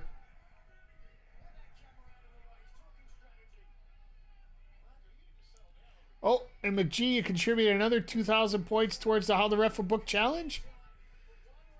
We are 81,000 out of the 150. When we get to 100,000, I will announce the little extra part that we have towards this, because you guys have asked for something special as part of it, so I am going to do a little extra for it. So thank you once again. And yeah, we got a couple minutes left here. Or sorry, I put it for 15 minutes, so you guys got plenty of time. Once the bell goes, I will hit stop and I will hand out the points. Look, Garcia just stomp, stomp, stomp. Let's go.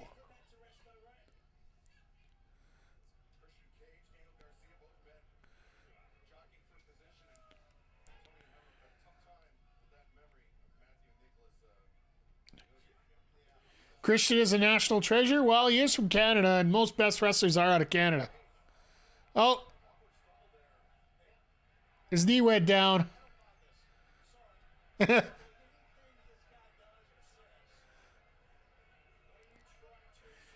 of course, Shivani is right over this. I love this. Oh, there we go.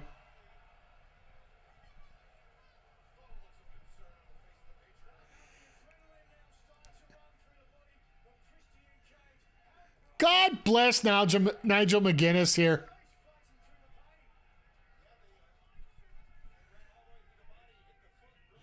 Fighting through the pain. Got to get through everything here.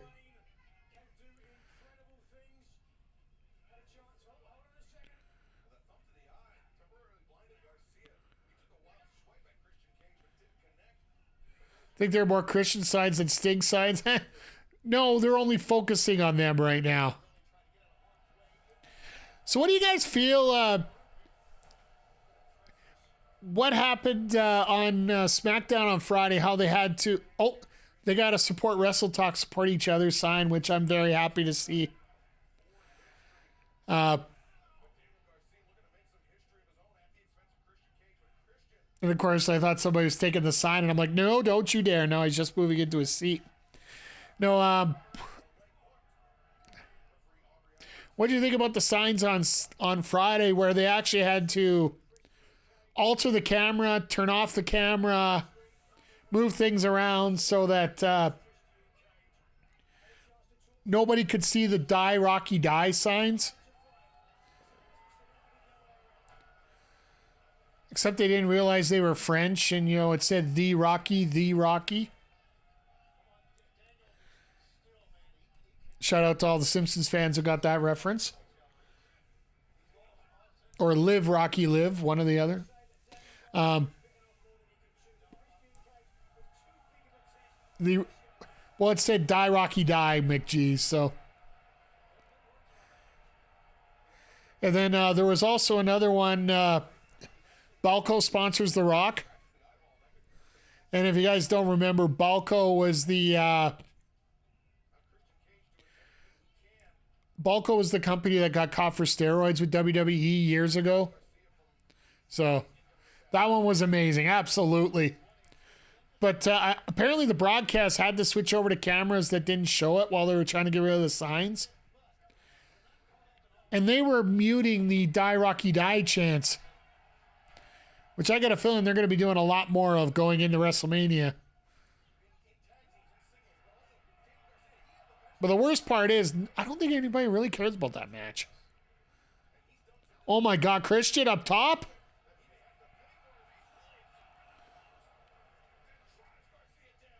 That's one of the few times that a flying nothing actually worked.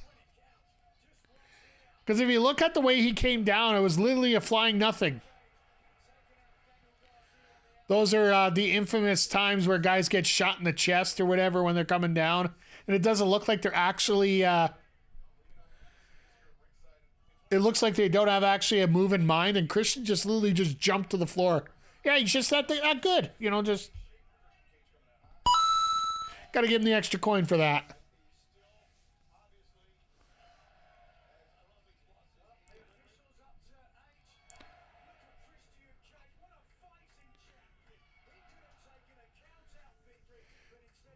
And Nigel is considering Christian a national hero as well. So I think, McGee, you should be a big fan of Nigel McGuinness here tonight.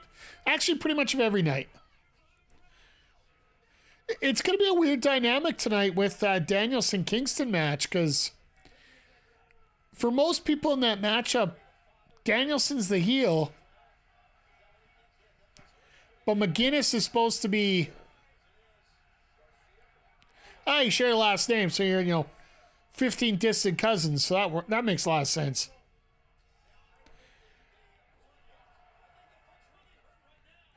But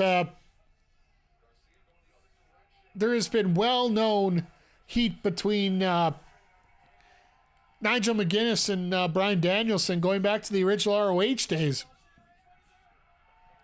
Oh, geez, into the ankle lock. Oh.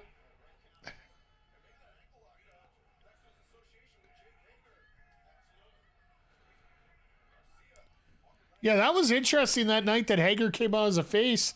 A lot of people didn't understand why until, they found out exactly where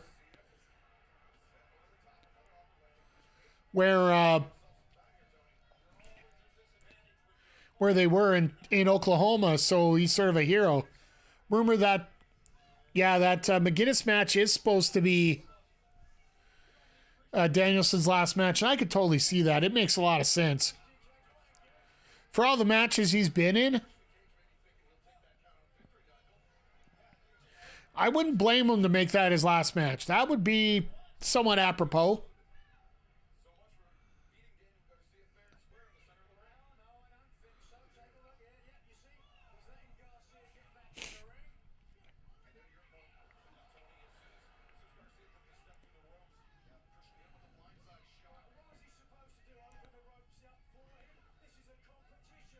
Oh, God, Nigel.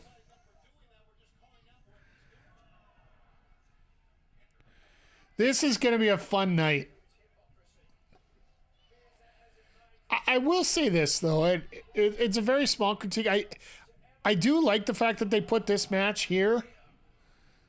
Just because Christian is just so hated by everybody.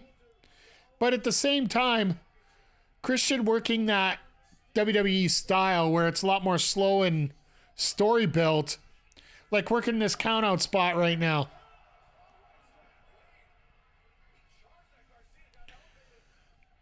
It doesn't seem, you don't want to, you want to give the crowd the opportunity to breathe later on the card, right?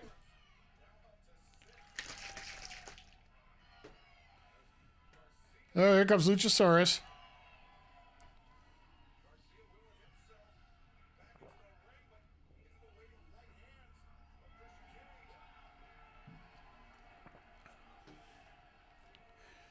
Just wait.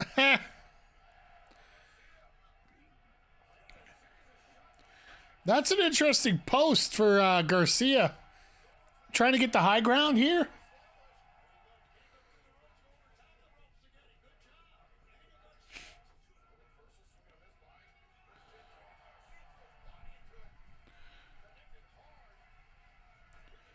Nice forearm here.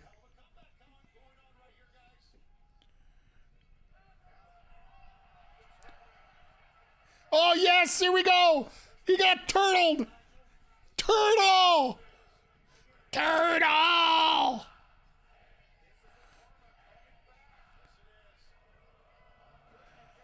Hey, Mrs. Zodiac, how you doing? Oh, my God. We just had a gyration in the face here. How you doing tonight, sir? I hope you're doing well. If you want, we got about 30 seconds left of the predictions on the first matchup here. With Christian Cage and Daniel Garcia going on right now.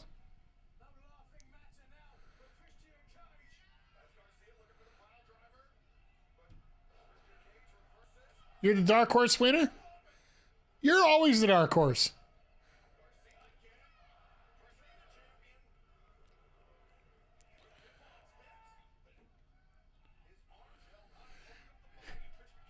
Speaking of dark horses, I get...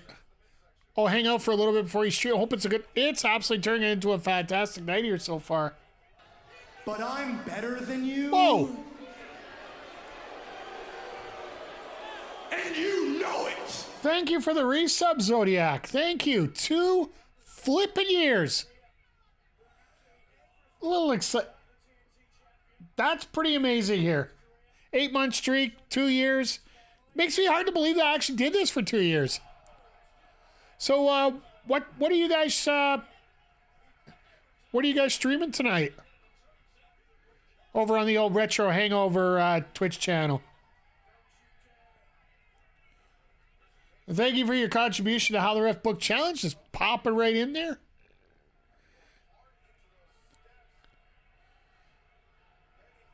Because I know a new podcast dropped today, so, oh, it's up to Shane tonight. Oh.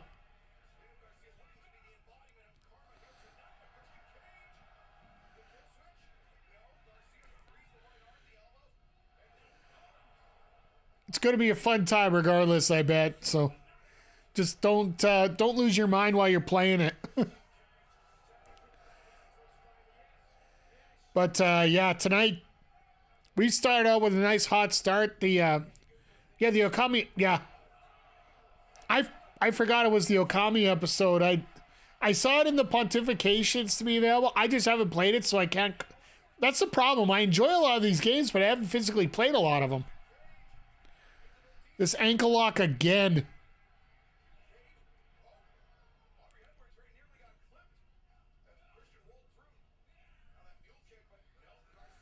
No way.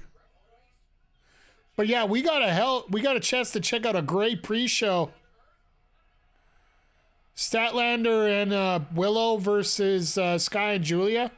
That was a hell of a tag match. If you get a chance to go on the YouTube page, check it out. Then you had a 6-man tag where Max Caster completely blew his promo. His rap coming out, he blew it halfway through. And I think it was sort of a punishment for getting pulled off the air again on Friday.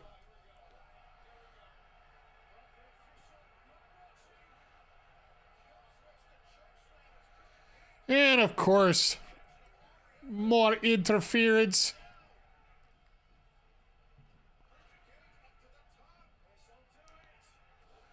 Damn. And Garcia kicked out. Okay. This is a championship match, so your endurance goes up an extra 6 points, I do believe, right? Like, we're going to have to remember that when we start doing the GM on 2K here on Saturday.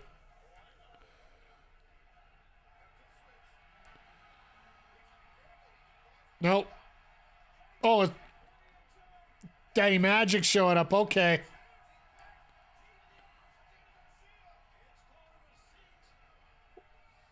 She's rather tall. Or wearing some hella heels. Might get 2K24 to outmanage you.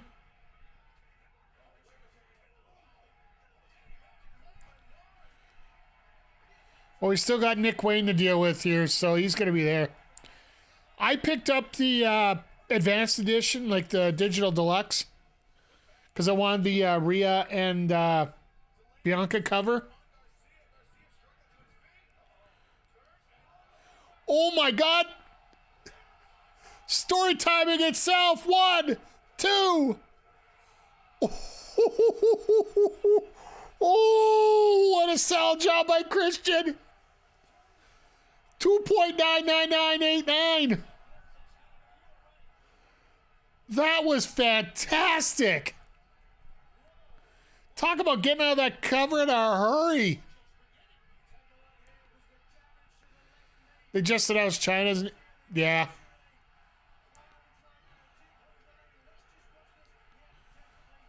I don't mind China being there. Just, okay.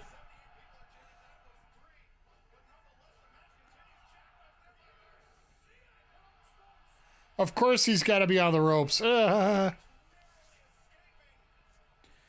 actually got a chance to watch the... oh. And Nick Wade did a flying nothing.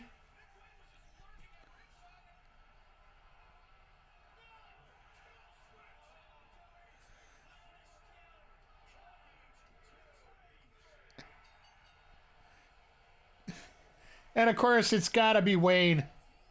It's got to be Wayne.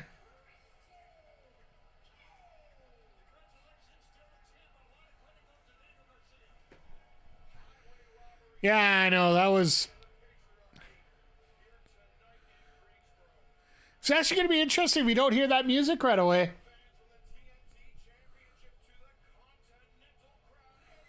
They aren't even fooling around here. They're not...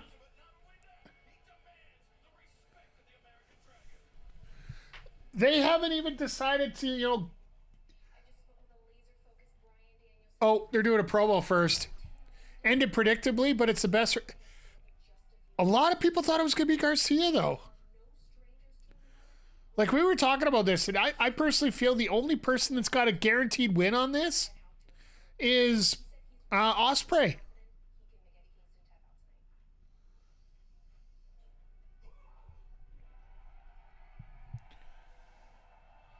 They are not wasting any time tonight. Don't... Make sure your bladder's in good shape, because you're going to need it tonight.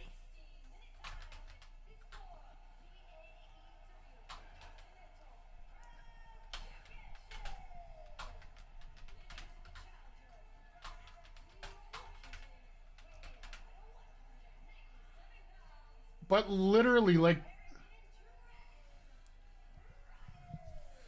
I feel bad for anybody who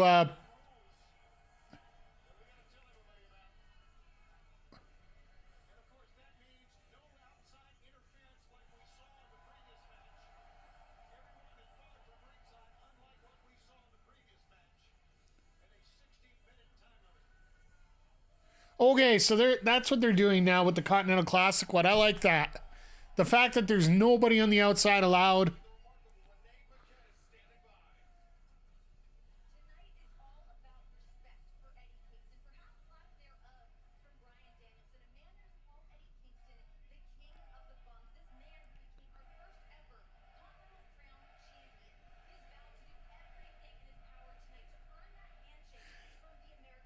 You notice a little difference here?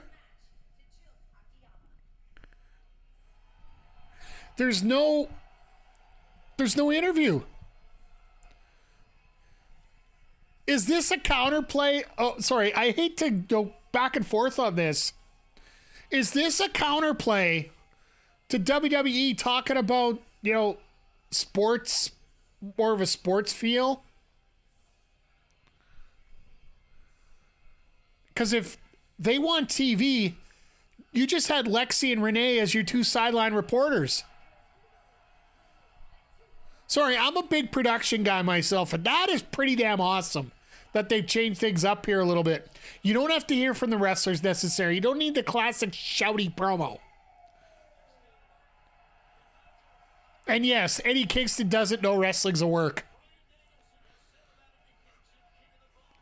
That's why we were all so concerned when he was in Impact Wrestling, when they had that LAX gimmick where apparently Mickey James was killed because they weren't sure.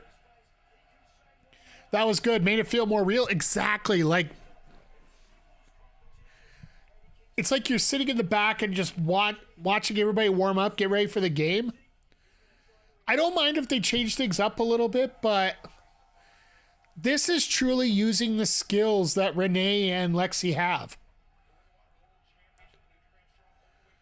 And for the record, Lexi did not have live video experience until she actually joined AEW. I was listening to the AEW Restricted podcast and with Lexi there, and she said point blank, she never did interview work live prior to AEW. This crowd's on fire right now. Yeah, the thing is, they've had this match. They know what this match is going to be, and they're looking forward to this because this is just...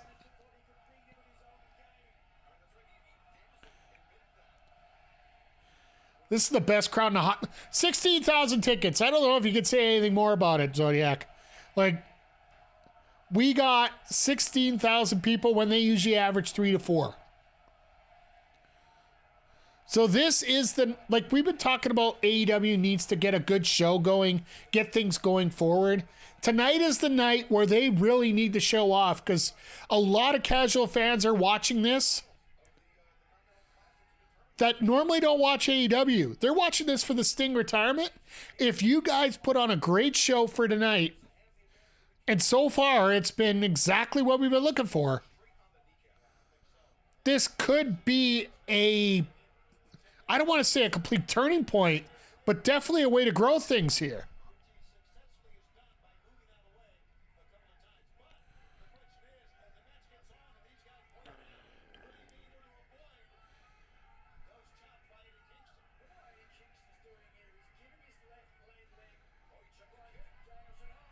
Oh, he went for the block and then all of a sudden, yep, here we go. I love this. This is...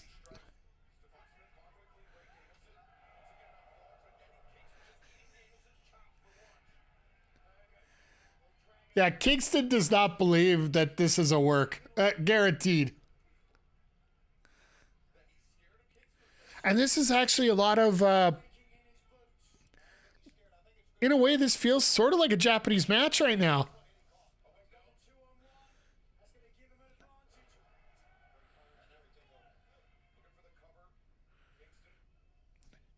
Because this is a lot of scientific wrestling, a lot of technical wrestling, a lot of... This crowd is ready to explode because it knows it's going to get something good. Danielson, I'm going to embarrass you. Kingston, shake my hand, damn it. Yeah, how much more of a story do you really need? I know there's a title on the line, but the only good thing about that title means that there's nobody going to show up here for this.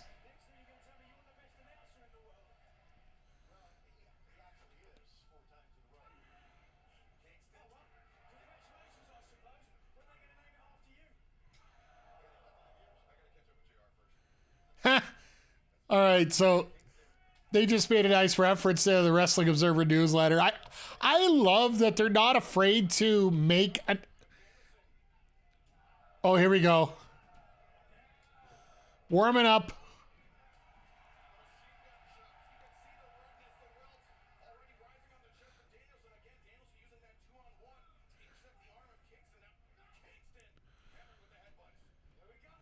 Damn. I'm not afraid. I love the fact that AEW is not afraid to mention outside organizations.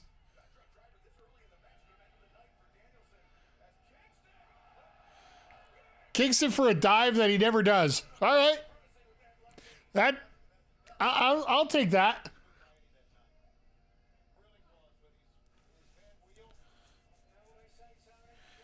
And then, yeah, there's just...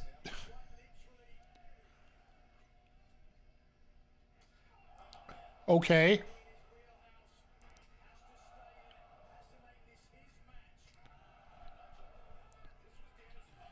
Is this Wednesday boss time? No, it's next Wednesday, actually.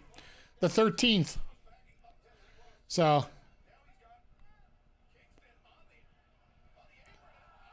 Jesus!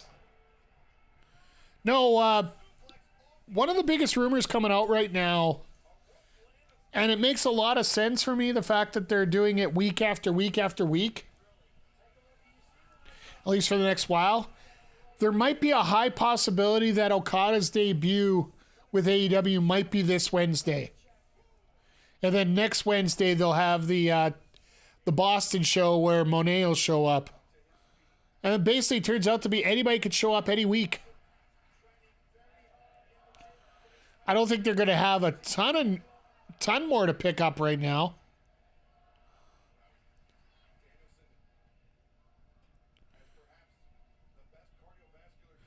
The internet told you it was going to go to WWE.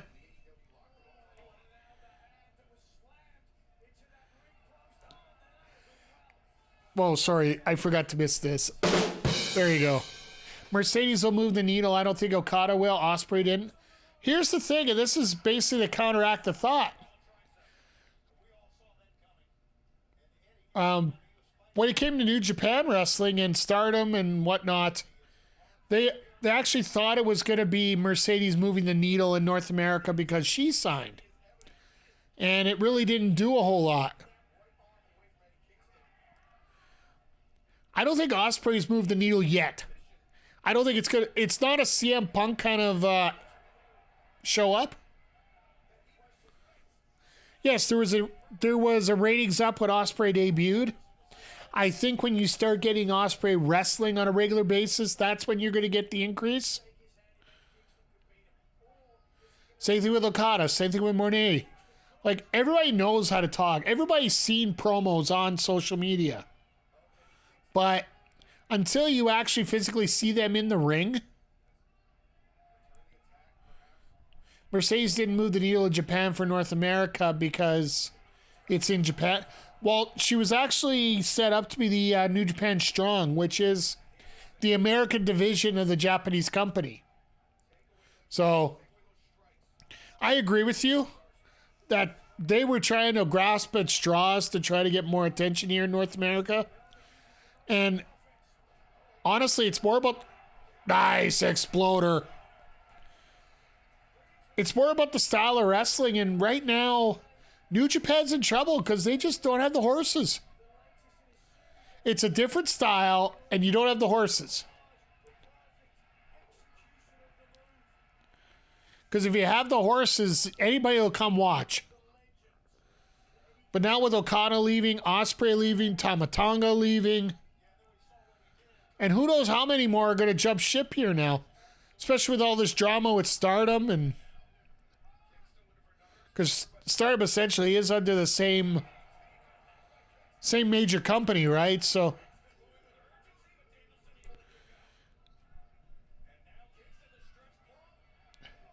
like in many ways, Tanahashi being made president was a move to basically sort of try to save the company a little bit in terms of the wrestlers having faith in one of the wrestlers running the company.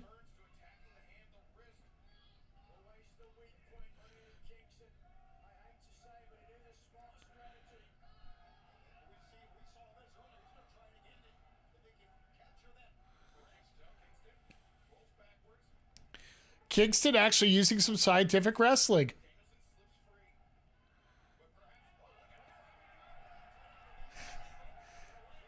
There's a BCC move if I ever seen one there.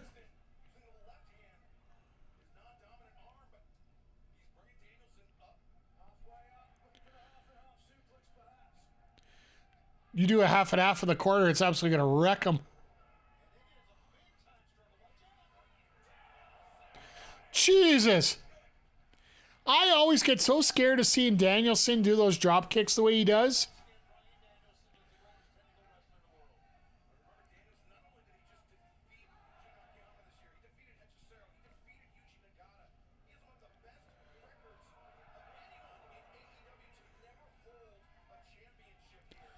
Yeah, Danielson, with his history of concussion, exactly the way he dropped like that, it doesn't feel great a lot. Oh, God. Oh, he landed relatively safe.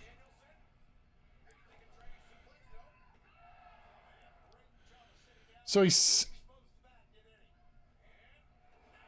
Jesus. Dragon suplex from the Dragon.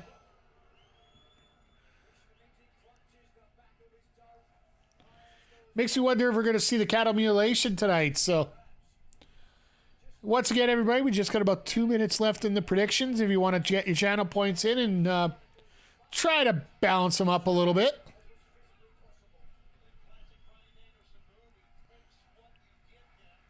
Looks like everybody's on Danielson right now. Nobody on Kingston.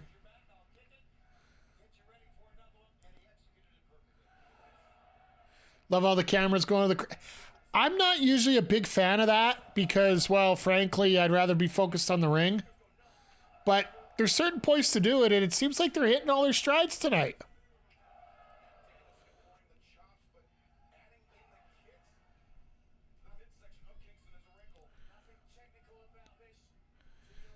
Like, using a crowd shot is supposed to be something special. It's not supposed to be something that's overused.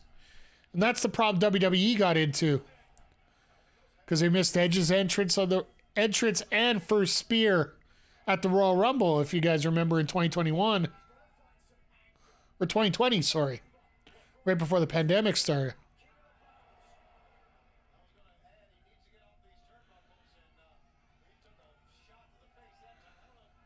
Shot to the face like that is not going to help you get off those turnbuckles at all.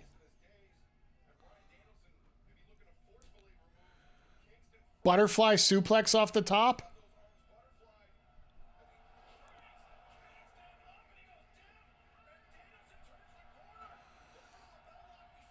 That is a Seth Rollins type flip there.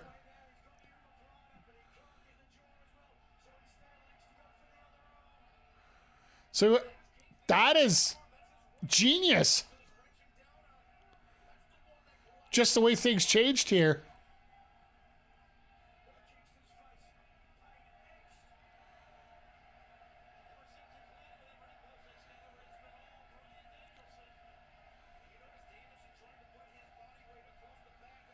Could you imagine a 60-minute time limit on a pay-per-view?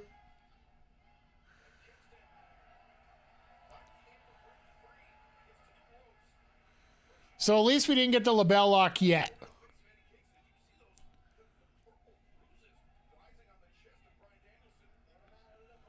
Well, look at the arm of Kingston there on the right shoulder of his. He's got that same problem.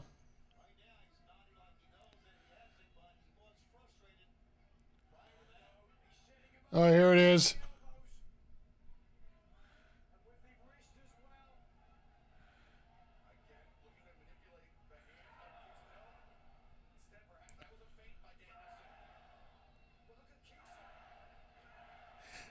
Kingston's face was getting angry. Now it's just out.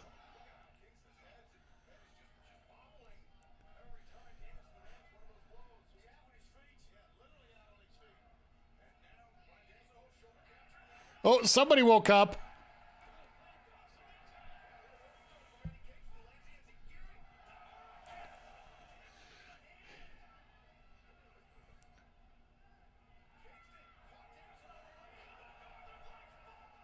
Okay.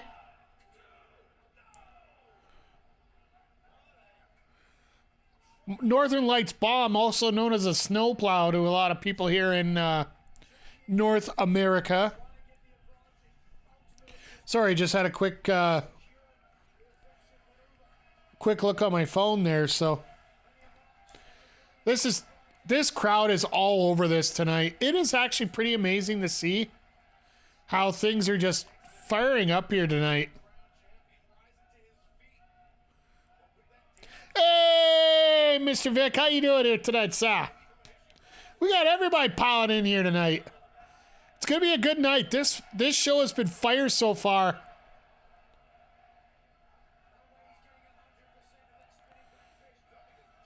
AEW needed this, and it's gonna be one of those nights tonight, yeah. Like, AEW for all the crap. Here's the one thing that's pretty amazing. We have not. Has anybody heard any BS go down today? Any politics go down tonight with in regards to AEW? No controversies going down. This might be one of the first times where we don't have that garbage here.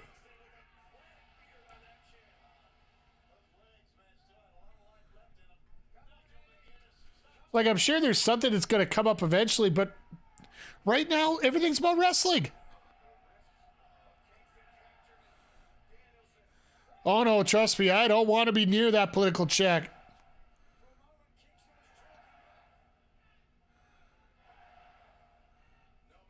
It's half the reason why I usually end up here and not at any indie shows. So this is a replay from Wednesday here.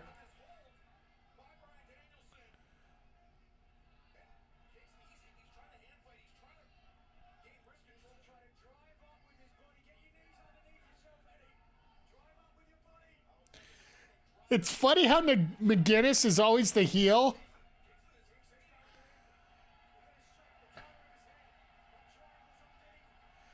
He's always the heel, but then he's still cheering for... He's cheering for Kingston now just because he does not want Danielson to have any part of this.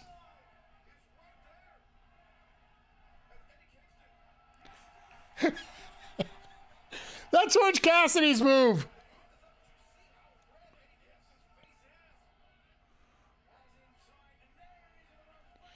All right, he got the break.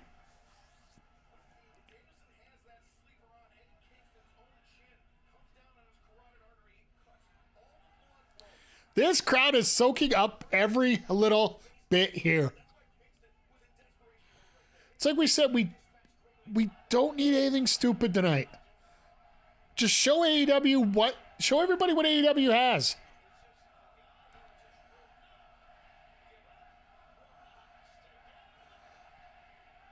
And both sides just... This crowd's all over both sides.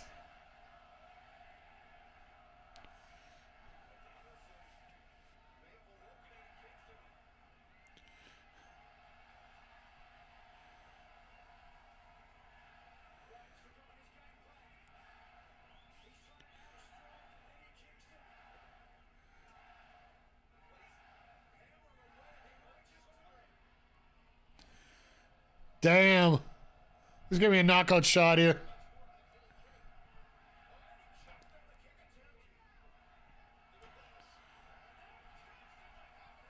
The half and half got reversed. Oh, God. Everybody gets an exploder tonight. And this crowd's still... Standing ovation number 1. Let's go.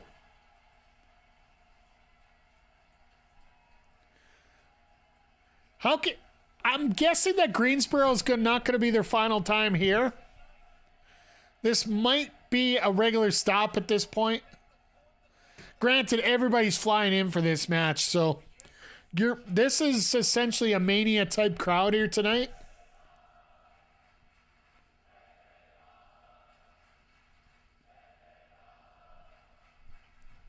What would have been great is if they would have had a chance to... North Kakalaki Lexa wrestling? Absolutely. if they had a chance, they should have been able to have the second show in here the night before. But speaking of politics, and I hate to break this to you, but they couldn't even have a practice ring in here yesterday because there was a Trump rally here. Personally, I would have think the wrestling ring would have been perfect for Trump, but I digress.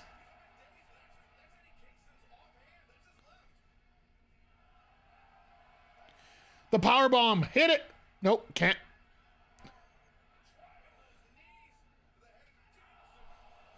Jesus.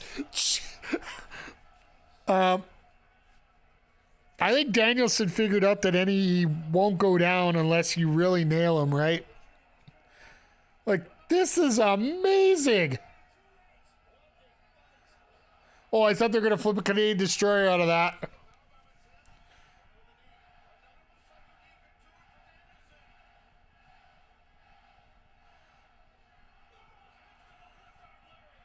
Where you say we want Trump versus Biden in the wrestling ring to determine our POTUS? There's the powerbomb. Wow!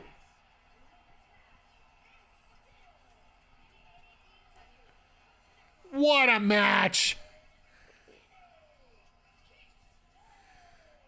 Gosh dang it, that was awesome. And to answer your question, no, I want Trump versus the deck collectors he's got right now.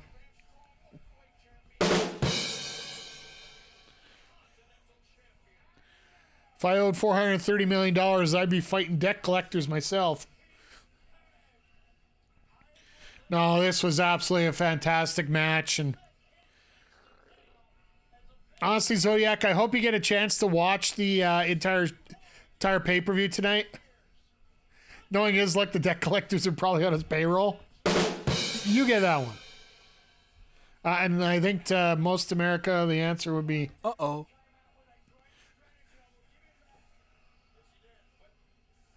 The thing about this, Danielson is saying this as well, absolutely. Like,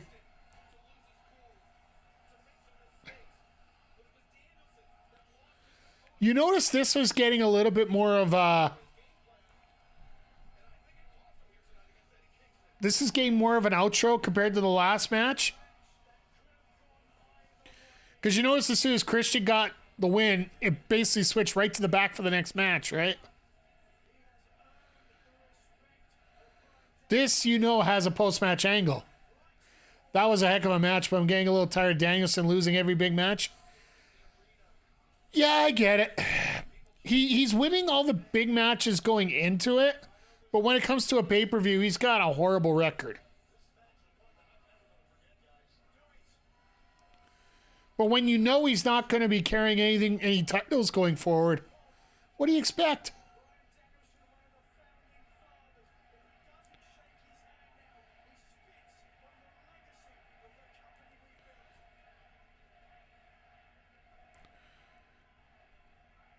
Danielson shoots the bird. By the way, hi, good to see you, Crowder. Hope you're doing well here tonight. I'll tell you this right now. For the $40 I had to pay for this pay-per-view, we're four matches in. 2 on the pre-show, 2 on the main card. This is worth it. So far.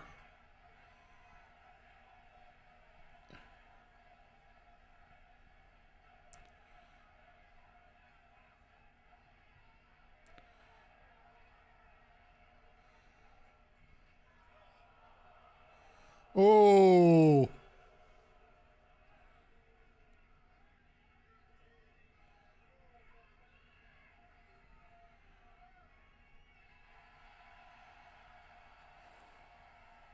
Wow.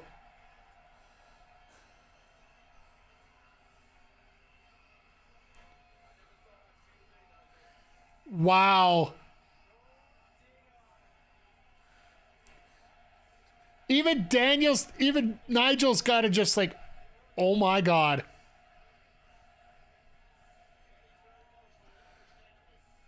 It's amazing. Like, for lack of a better term, Danielson's It's the weird thing about the BCC. They've never really been faces or heels. They've just been badass that beat people up. And the concept of face and heel in AEW is really... like, the guys that can do heel very well do heel very well. But then everybody else is just like, ugh. All right, folks, for the 8-man scramble, I'm not doing predictions because, well, let's face it. I only got 4 spots.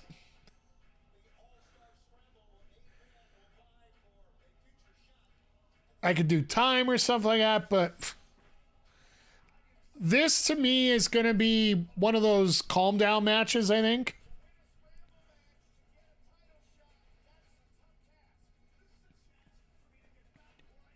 Which is crazy to think that a calm down match is an 8-man match. All right, you have you enjoy your show tonight. Hope the stream goes well. Shane better pick a good game or you do. Give him hell on my account. But yeah, we'll see you on Wednesday here and it's going to be fun. I consider anything scramble as filler. Well, that's what I had for breakfast this morning. Give him hell regardless. Attaboy, there you go.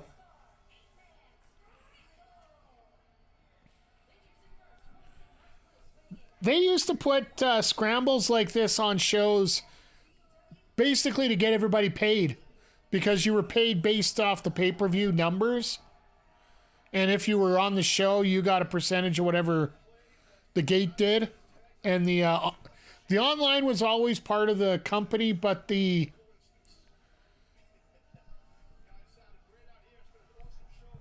You know what? I got an idea for this. Give me 1 sec here.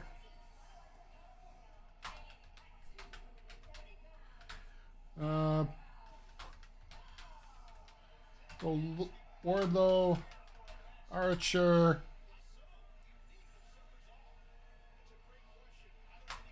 I've seen people pick Hook. Go Hobbs. Oh, hell, they're giving me more blanks. I like this.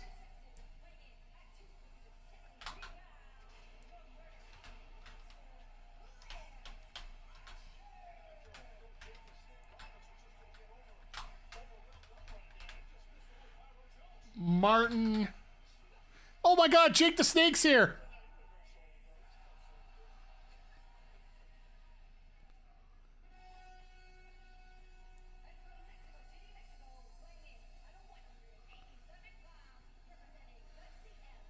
Trying to remember everybody who's in this match so I could set this up right. I'd like to see Hobbs get a good win, but I'd be shocked if it wasn't Wardlow. Cage. Wait a second, I didn't see it. That wouldn't surprise me if Brian Cage wore them.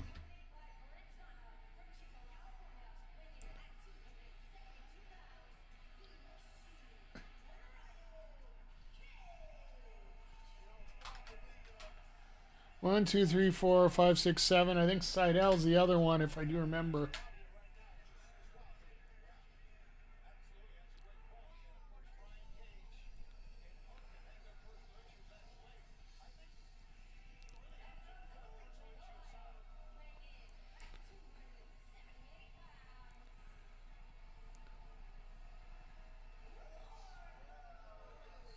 So has Wardlow got anybody with him? Oh, there he is. There's the Kingdom.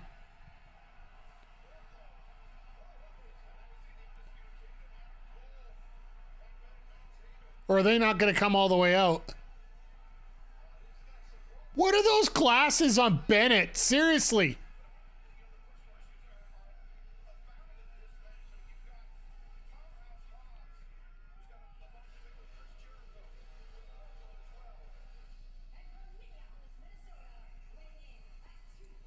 Yeah, the last 2 qualifiers, I think, were... Well, Martin was one last qualifier. Cage should have done a deep cut and came out as Blade Runner Flash. That would have been awesome.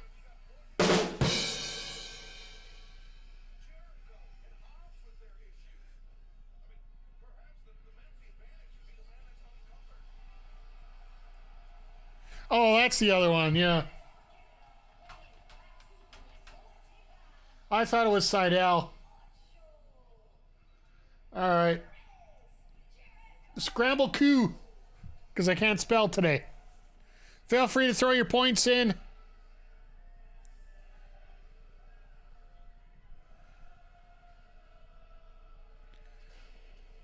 Like, I don't know, maybe it's just me, but when you guys are watching Dynamite on Wednesday, didn't that crowd absolutely die when you had Jericho come out with his match with Atlantis Jr.? Like, it felt like such a great crowd, and then all of a sudden, like they couldn't even sing Judas because he was using the Lionheart theme. And yeah, Vic, in terms of a Kingdom Night, I don't know. Jericho seems to be losing steam in the crowds. Absolutely. You know, it's like that song you play on Spotify nonstop for like, 3 weeks, 4 weeks. Eventually, you're going to get sick of listening to it.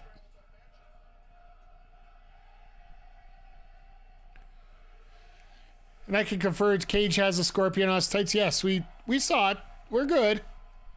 Thank you, McGee. I appreciate following up on that fact check there.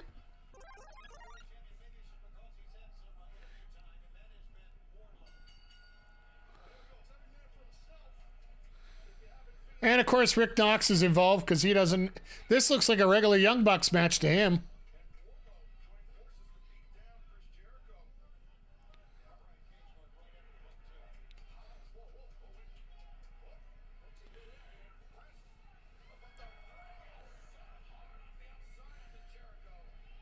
Oh, God, here we go. This is the meat match we were looking for before. Be your ringside reporter. Hey, as long as it works, I do not mind. This is 4/6 of the meat match, I do believe.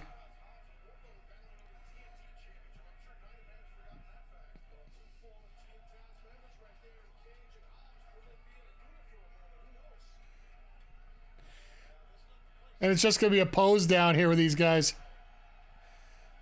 Hobbs getting over with the bicep. And you notice Archer's smart enough that he's not going to do the pose because he knows he ain't going to beat these guys.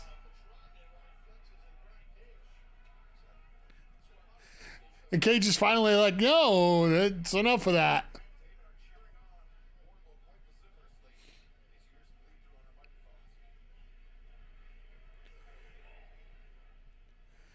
The good old meat chants.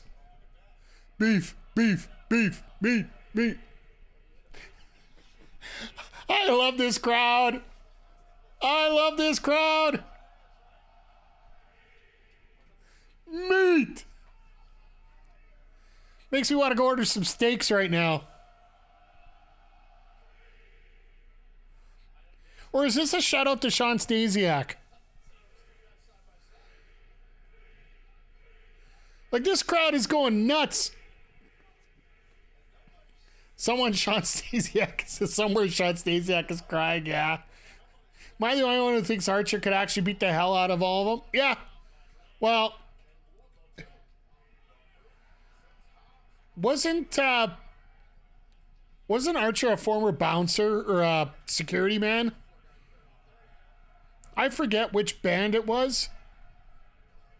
Guns N' Roses, maybe?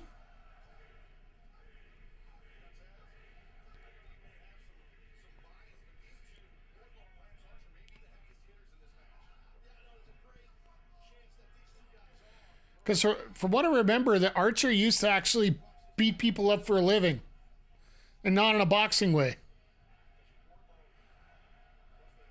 Or was it Motley Crue? One or the other. The hell?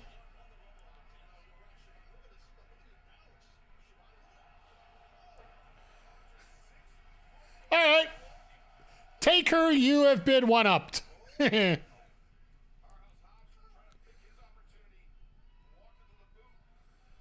he going to try to do this again?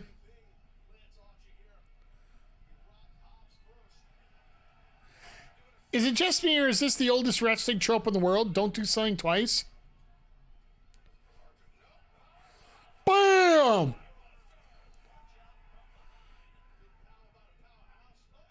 Nothing like a good old-fashioned spine buster. DVD. Wardlow with his own shot coming up. Oh, no. What the hell? All right. Lucha things. And then Jericho comes in with a code breaker because he wants to attempt to be Lucha. All right, time to get the cruiserweights back in here to do power moves. Isn't that the way it works? If it's a scramble match, it's one fall. At least I hope it is. Because if it's 8 men and 7 falls, we are going to be here a while.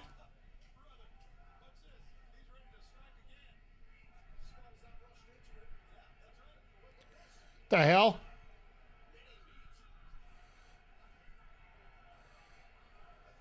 Is this vegan? If we just had the meat, is this vegan now or what?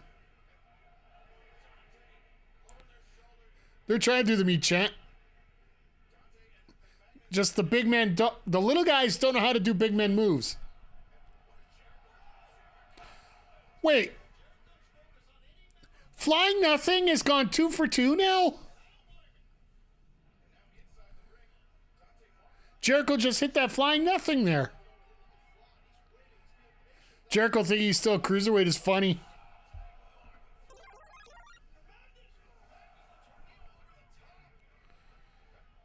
Hook doesn't dive.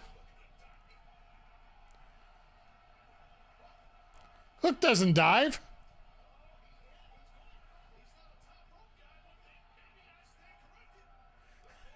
All right, Taz. All right. At least with Hook, he actually attempted to do the double axe. Everybody else was like the Christian Frog Splash was like, meh.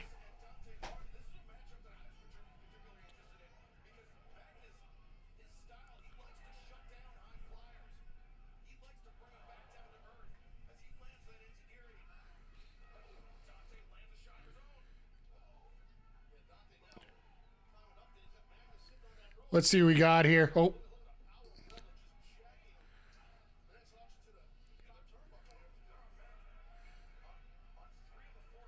So, yeah, Cage should be the one doing the superplex in that corner. There goes the being the cool-off match. Yeah, well. Here's the thing in AEW. A cool-off match is a little bit different than most matches.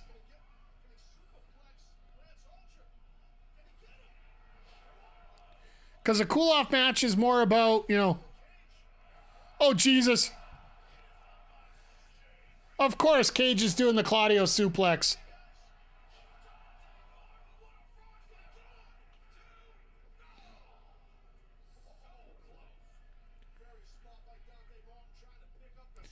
That would have been hilarious if Martin got it out of nowhere.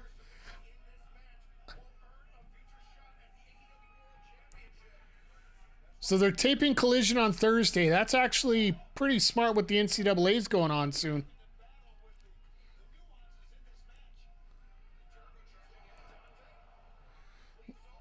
Jesus. Oh.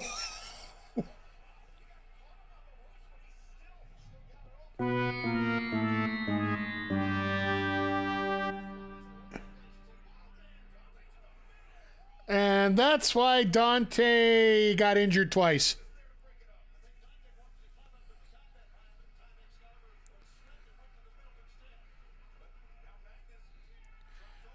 But at least he did the AJ Francis better than AJ Francis did. All right. The Grayson Waller effect. Could you imagine Magnus winning this so he gets the world title shot?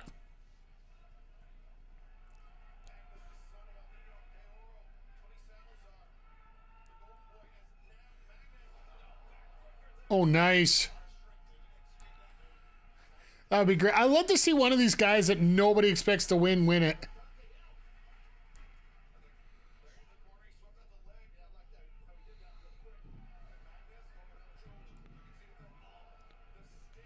Of course you're going to use Rush's knees.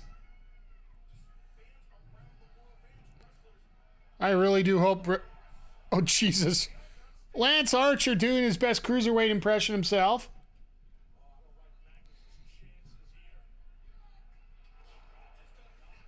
I'm surprised he didn't do the blackout there.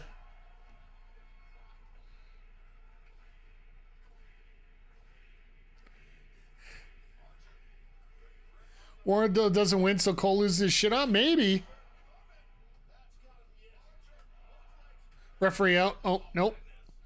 Thought they were going to pull the referee out of the ring.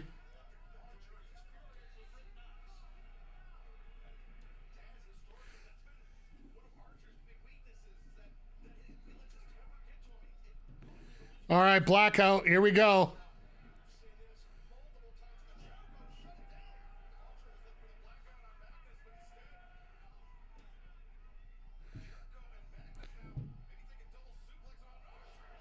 Archer shouldn't be taken off his feet like that.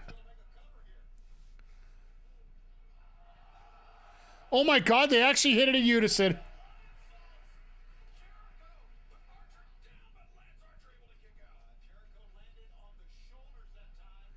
Jericho landed on his head. Yeah, Hobbs is a great get for AEW. Let's just call a spade here. Him and Wardlow.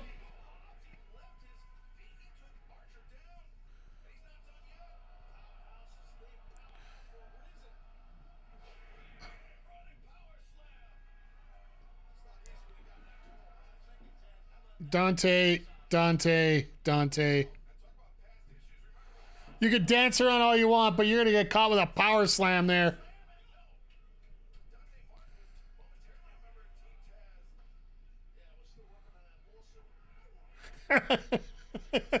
I love Taz calling back to the old lawsuit thing.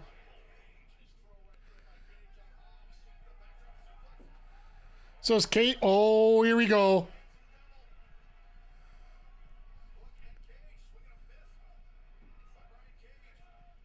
This is a match I'd actually like to see one-on-one a little bit more often. Hook and Cage, because I think they'd work really well together. Cage just works well with everybody.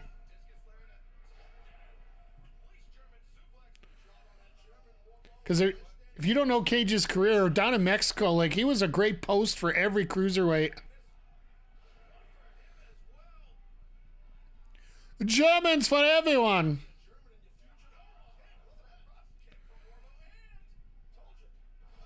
Cage shouldn't be able to do the things he can do. No, he shouldn't, but he has worked so well at that.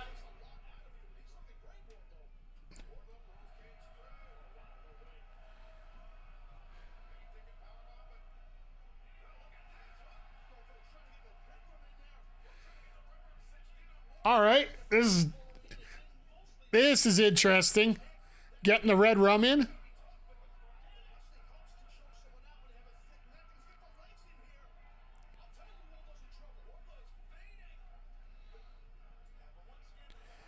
Oh, no way.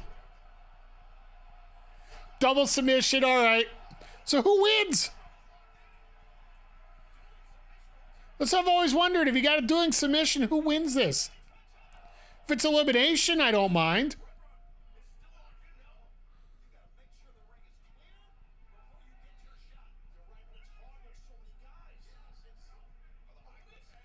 It's going to have to be a clean pin. It's going to have to be a quick pin somewhere.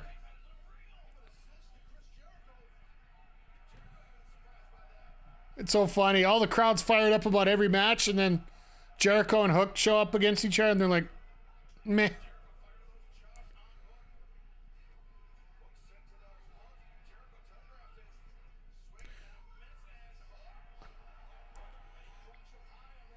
Starting to think Jericho needs to retire. Yeah, he does need to. He just needs to. I think he's waiting for Omega to come back to finish their story. That's my honest belief. They want to finish that story against the Callis family. It means a lot to all three of them to get this story done. But after what happened with Kenny, I don't know when he's going to come back. Like, things slow down when it comes to wrestling when you get your own Twitch setup. And if you haven't heard, Jabali set up a Twitch room for Kenny Omega at his place. So there's no details as to the address or anything. All right, well, Hobbs isn't winning because he hit the... Jericho's a detriment to everything he's doing right now. He needs to stick to his band and his crews. I'm not blaming you for thinking that.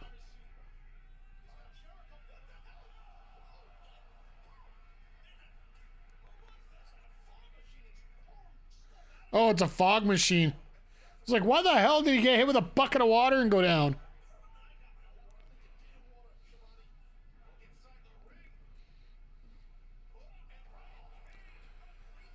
Yeah, he's starting to get into Ric Flair territory.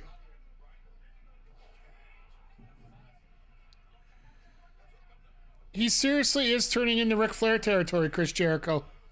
Where it's going to be too long. He's going to be too late before he retires properly.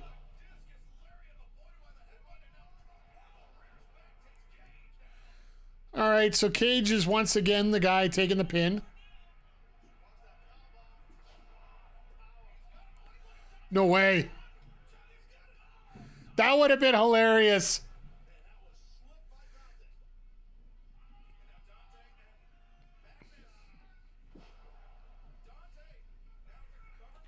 Oh no. Here we go. Please.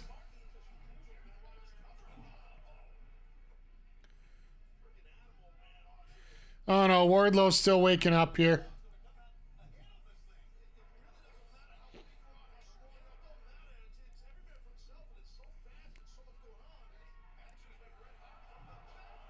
Wow, he finally hit it for once. He's gone away from that finisher for a while now, but...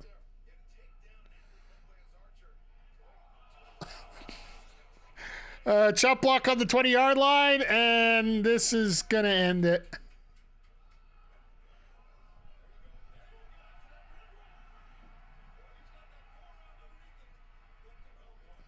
Oh no, this is over now.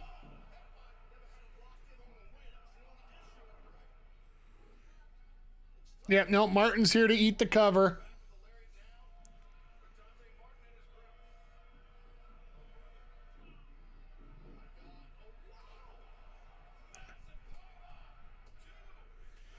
Yeah, I kind of figured. And so did all of you, because... It's so funny. We were saying, things... This could be one of the most chaotic pay-per-views in terms of who could be actually a winner. And everything pretty much has turned out pretty much the way we thought it would.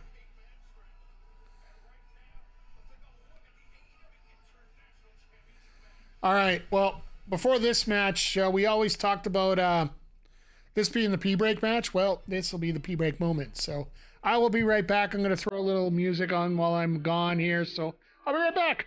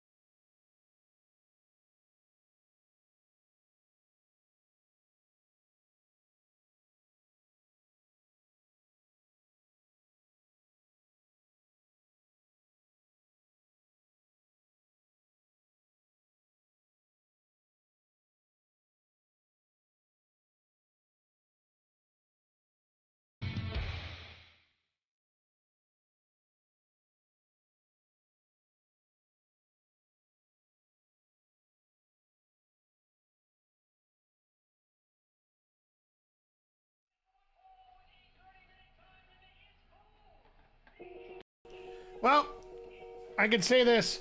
As a referee and a former referee, former pro wrestling commentator, you learn how to do your bathroom breaks quick. Yeah, let me get this next prediction up here.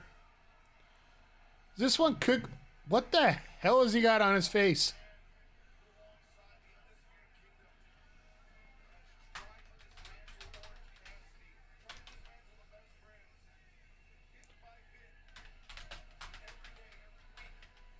It's almost like he's got El Idolo's black mask on.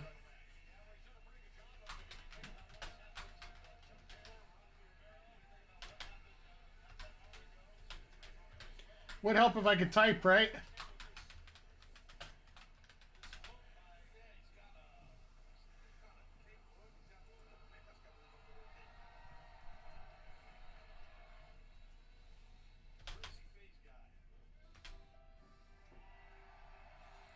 All right, 15 minutes on the clock. Next prediction is up. I was thinking the same thing. Orange Cassidy has the best fireworks. Yeah, none. I really do. Whoa. Orange Cassidy actually took some effort to draw the stick figures today.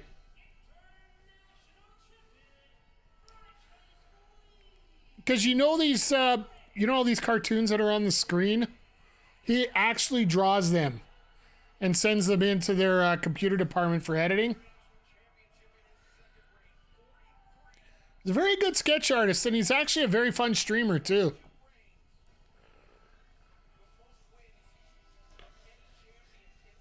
Got a chance to check him out a few times off a few raids and whatnot, so...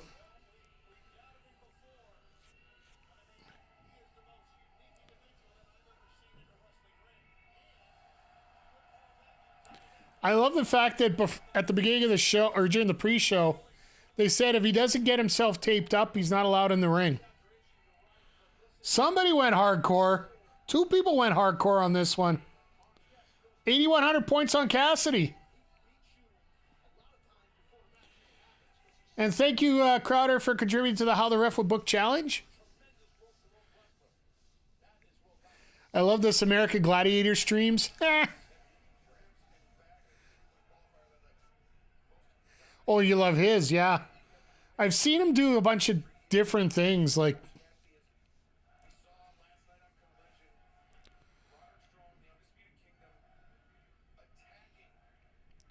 Gotta get the elbow pad on, gotta get everything lined up.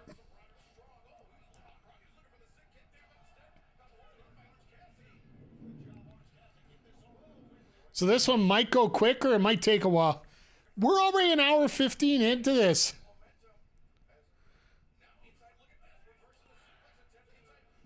He watches old school. That's right.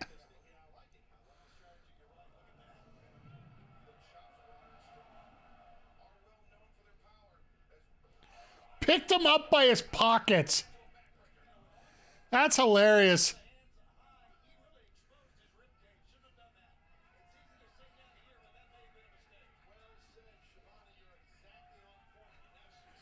That was interesting, but exciting at the same time, the way the whole thing's going here.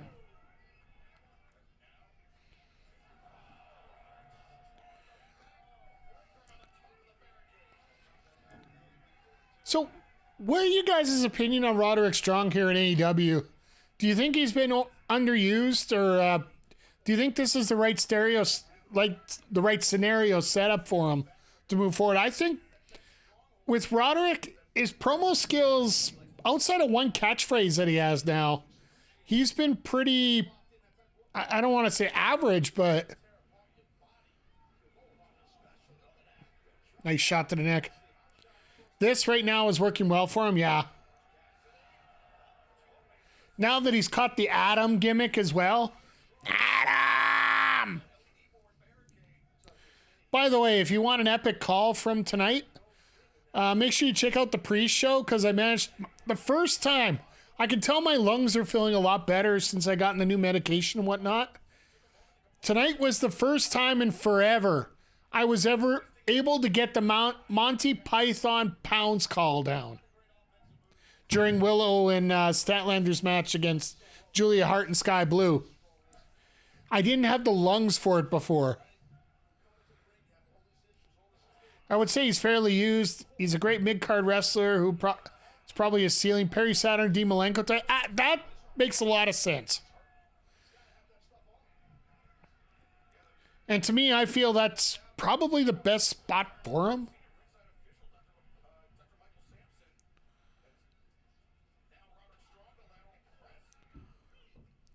Like him working underneath Adam Cole, who can talk his lights off when it comes to stuff like this. Even from a wheelchair, he is better than half the talents in the ring getting a promo over. Well, I'm not 100%.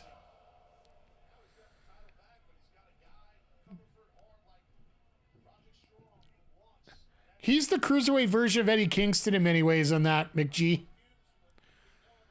There might be a reason that Roddy does not think that wrestling's fake either. But it's all in a different way of thinking here. He just wants to technically beat you up. Kingston just wants to beat you up, period.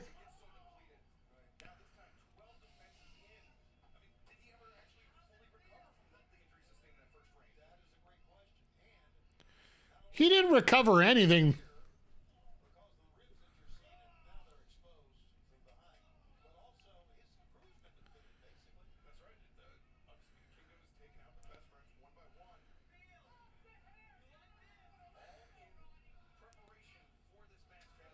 Jesus, nice shots here.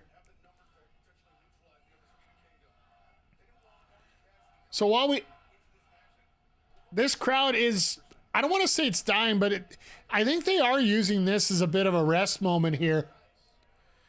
They're still into it. Like, there's a great part of this crowd that's still fired up completely, but you can tell where, things have leveled down a little bit here.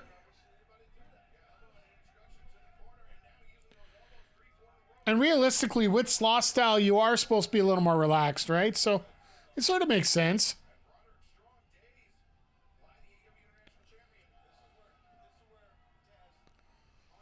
Because I'm thinking after this, we'll probably get the tag match. No, we'll get the Ospreay match, then the tag match. Then we got women's and men's. Jesus! And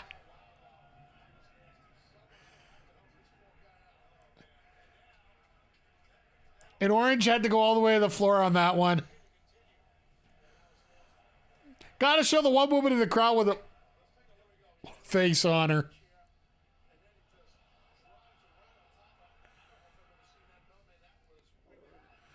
That was...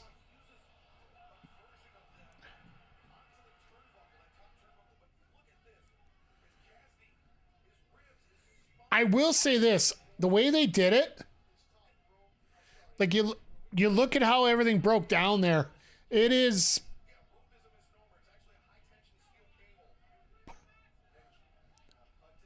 It actually looks really good there, the way that they did it.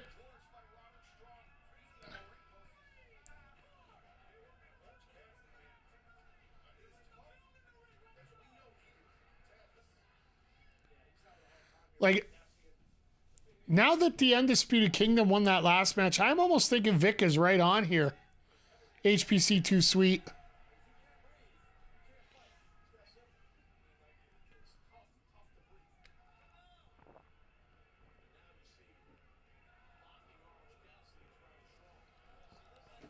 Even the crowd's trying to get into the kicks.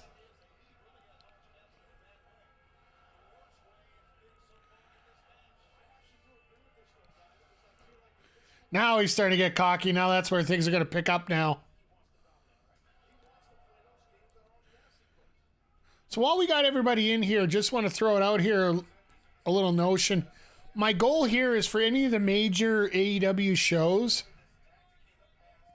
whether they be branded Dynamites or for pay-per-views, I'm hoping to bring somebody else on with me as we watch these. So if you're at all interested, let me know. I've had a couple of people reach out and say they're willing to, so I got to get a confirmation from one for big business, but I do think I have that locked up.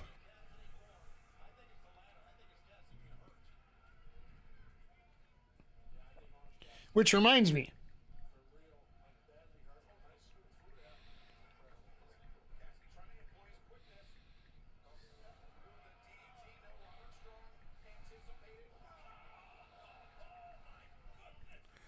Jesus. Orange is dead.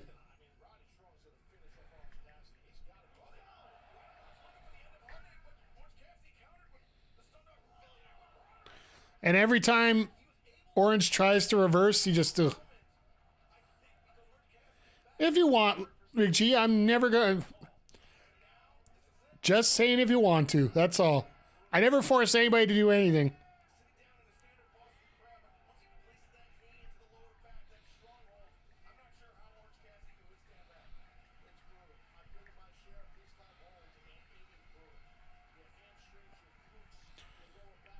But I think we got till April before we get the big show. So, but yeah, definitely. If you want to come on, like, well, it's always good to bounce things off people as well, not just. As much as I appreciate you talking to you guys like this, it's always good to bounce two people off of things, right?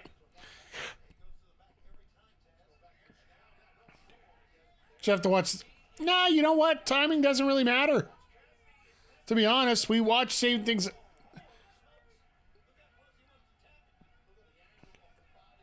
Because I know you're a little bit ahead. I know if we're watching just the TV, it should be pretty close to even because we both are watching it on TSN, obviously.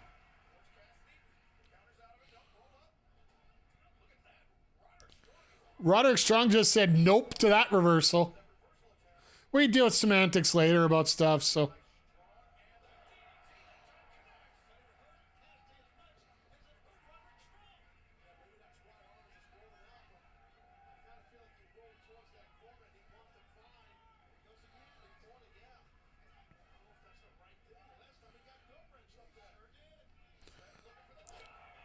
All right, that was a nice. Now the crowd's starting to feel like, okay, time to wake up now.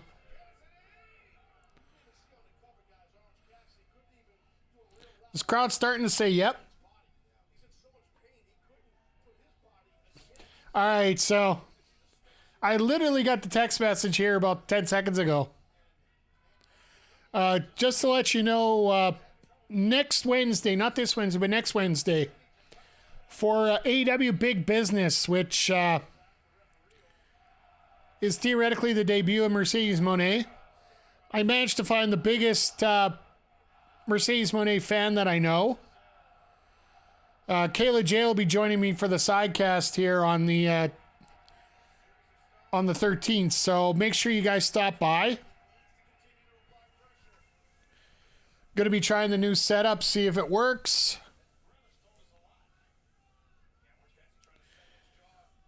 And once again, like I said, the timing may not be perfect between us, but in terms of the TV package, but you know what? We're going to be able to give reactions for either way. Jeez! You didn't get all of it. Roddy missed that timing on the Destroyer. Ended up on the back of his neck instead of the front. Speaking of the devil. You know, speaking of the devil, and she shall arrive. Hey, KJ, how you doing tonight? Hope you're doing well. And yeah, well, we're waiting for that Monet debut here in a week and a half. This is an absolutely fantastic pay-per-view. 16,000 people in the crowd.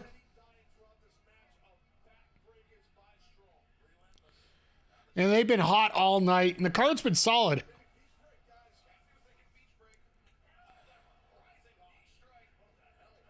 Jesus, there we go.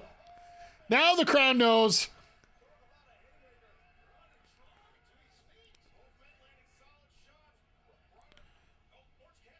All about that money. I'll be wearing my shirt as much as possible. Nice. Like, it's supposed to be an amazing 3 weeks. Get to see Mike's.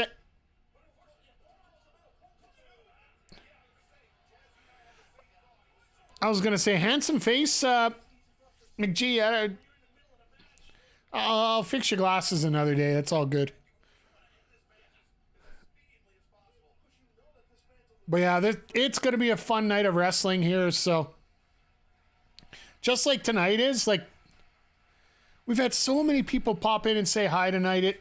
It makes me realize I did make the right decision here to set up here tonight. So,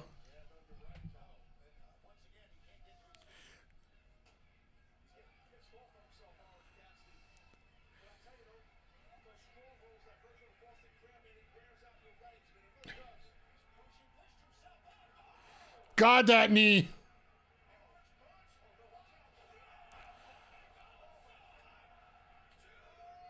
Yep, knew that was coming. Hot damn.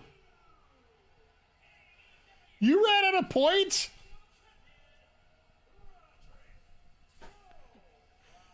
Crowder, you ran out of points on that one?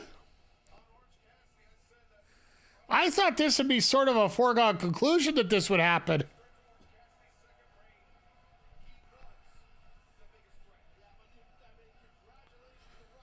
Because they got to get every title on this Undisputed Kingdom ASAP, right? I don't think Wardlow will get it, though. That's the only thing.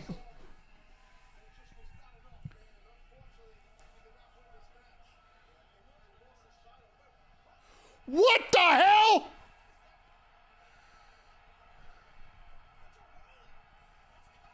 Holy crap, we were just talking about him.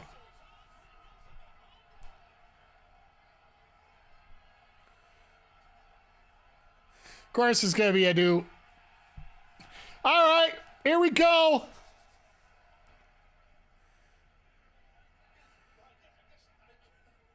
Why would you give him a used shirt?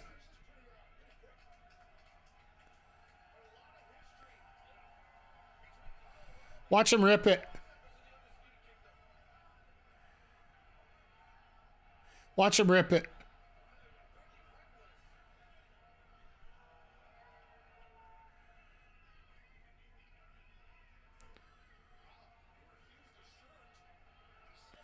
No, keep it. Oh, this is going to be fun. We do not need a crazed Bobby Fish back. But the fact that Kyle is back, he's even got his diabetic patch on right now. Yeah, he's been diabetic. He was diabetic back in the time when he was in WWE. I don't know about the ROH time, but he's always been the diabetic. Look at those eyes on O'Reilly, though. Looks like he needs about 3 months worth of sleep.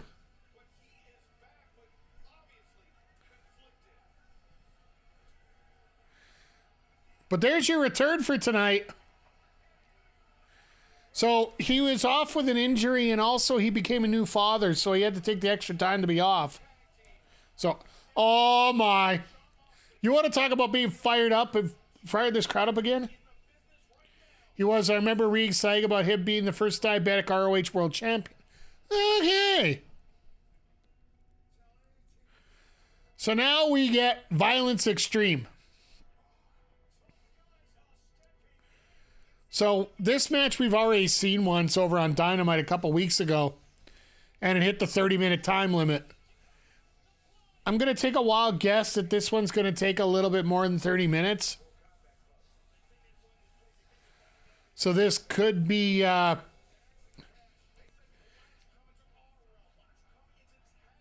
prediction is a team with one bald wrestler will win. Or I'll give you this. Let me get the prediction up right now while I'm. This is one of the few nights where I'm starting the predictions up. If we start getting crowds like this, I'm going to throw more predictions.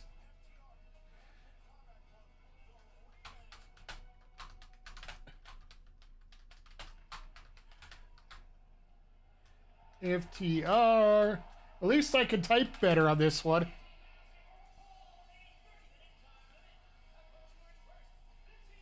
There you go. Predictions are up for you guys and girls. My God! This is hilarious.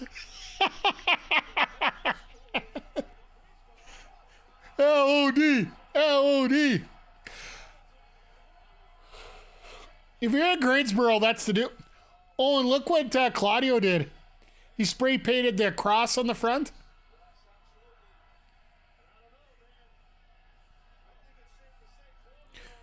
Wouldn't LOD be copyright in the WWE?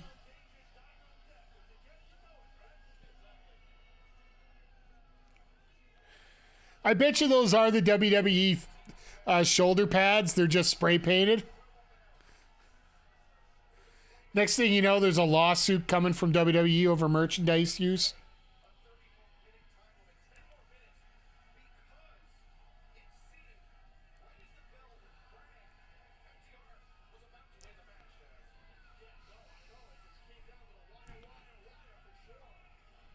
So did they just say a 40-minute time limit?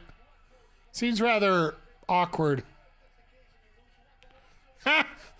Moxley got lost.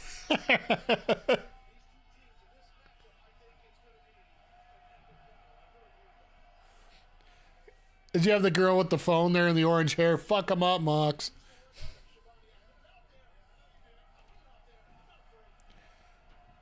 I don't know how safe I'd be there, Justin.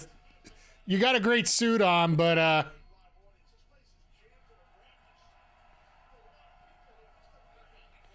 oh, I forgot. This is like a home game for these guys.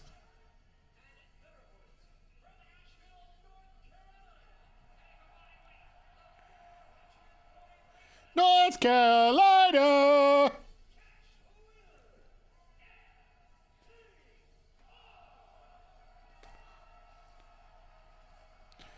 I like the retro look here on the Tron here with all the purple and that. I like that it's basically the Midnight Express versus the Road Warriors. Hey. In many ways, that's pretty much what it is. I was thinking more Tully and Arn, but I think Midnight Express works a lot more, works a lot better for this situation.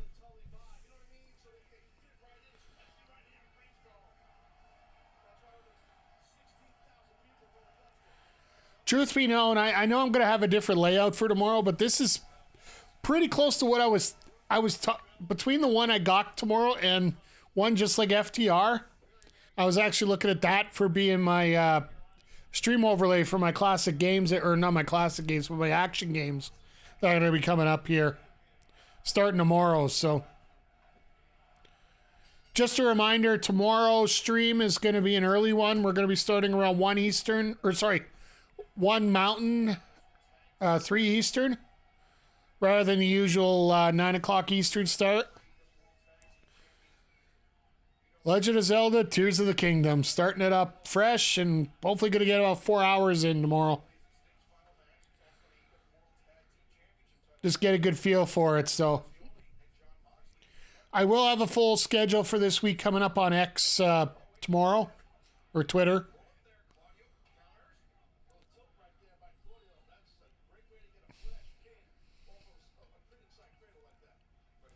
Or if you want to check the schedule tab on the bottom of the page, you'll see exactly where my schedule is for this week. Trying to get a few extra in before I go back to work on Fridays. So we are going to go Tuesday, Wednesday, Thursday this week.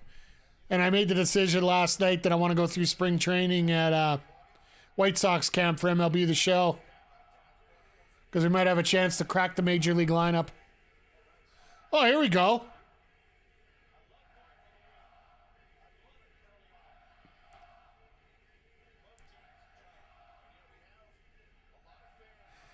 I love this crowd. Have I said that enough tonight?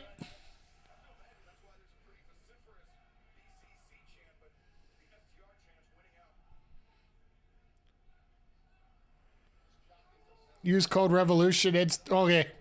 Yeah, that bottom right-hand shirt, that's right here. I could vouch for it.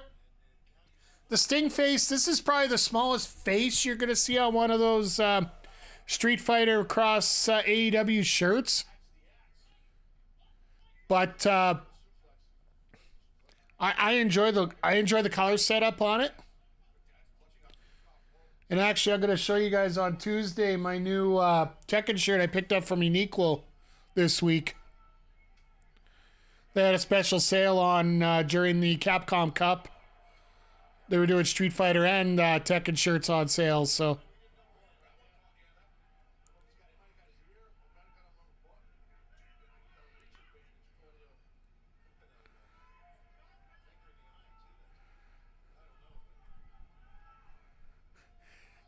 Love how Claudio's just like, no, I'm staying back into this. I'm going to stand back. We're going to do this in the middle of the ring.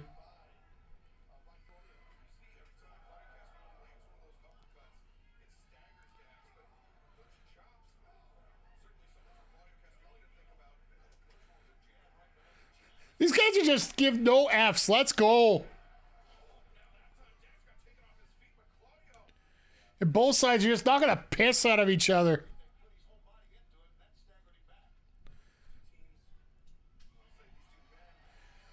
One thing I do like about these last few matches here, and it seems like the crowd's picking up on it. We've had a pace where it's been deliberate, but it wasn't overly fast. So being a deliberate pace the way that it is, it's giving the crowd a chance to relax before we get into that main event. The last two matches, which are absolutely going to be apeshit crazy.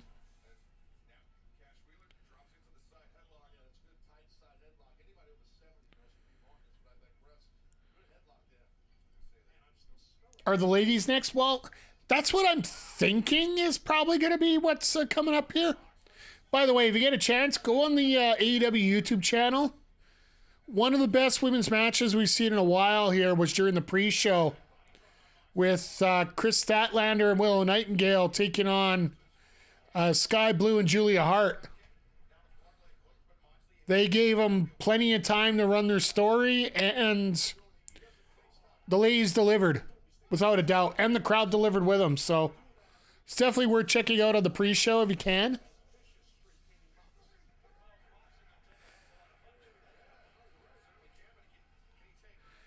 Moxley can take punches like they're candy. Come on now.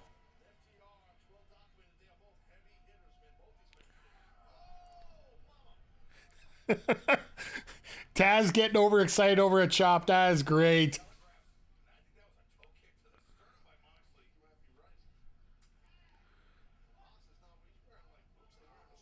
So yeah, I got a feel this match is probably going to go about 30 minutes here. Just because the last one went 30.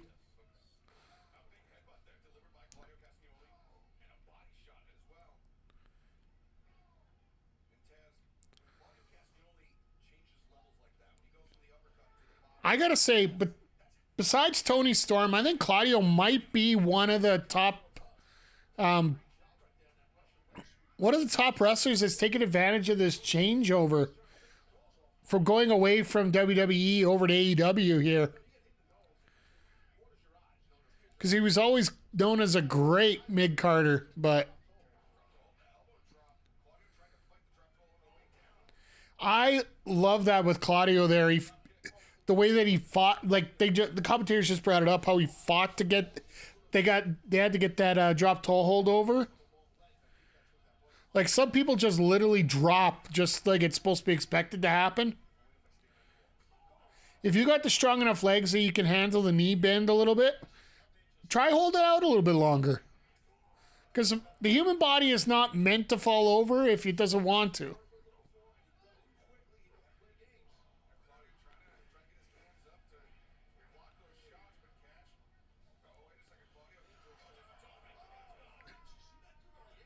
All right, that didn't look good. Of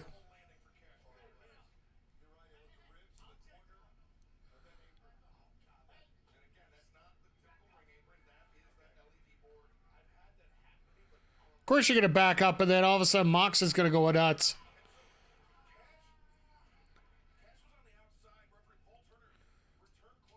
Oh, and for those that are asking and wondering, no, I haven't bought the Season 3 DLC for Fight Forever. I'm going to wait until I actually have plans to play it. And hopefully it's on sale by then. As much as I love Jamie Hayter and I want to play her in Fight Forever, I've given THQ enough of my money on that.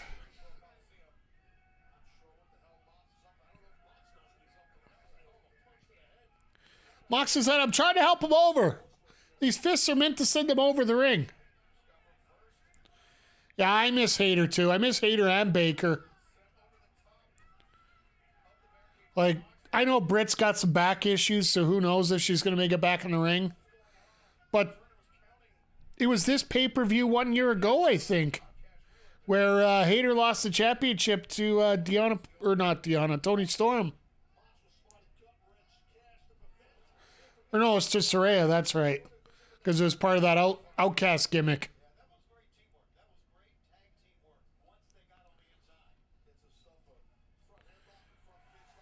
But yeah, I really do hope that we do see Hayter come back. Maybe that'll be one of the returns that comes up.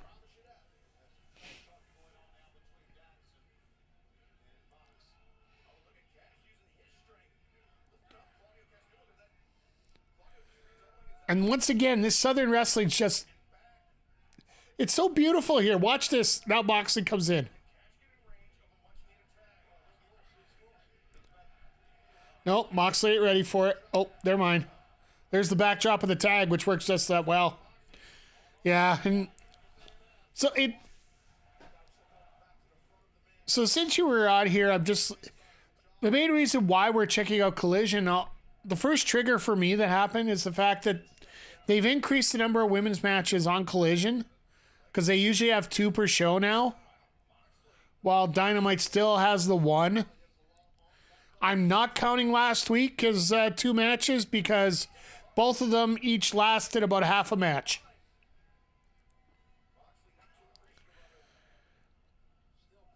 And Madison Rayne, I don't know what kind of condition she's in after taking that hammerlock DDT square on the face.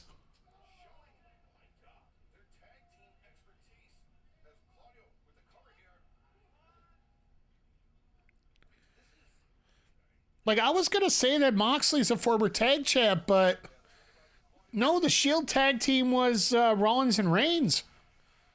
Ambrose always had the U.S. title.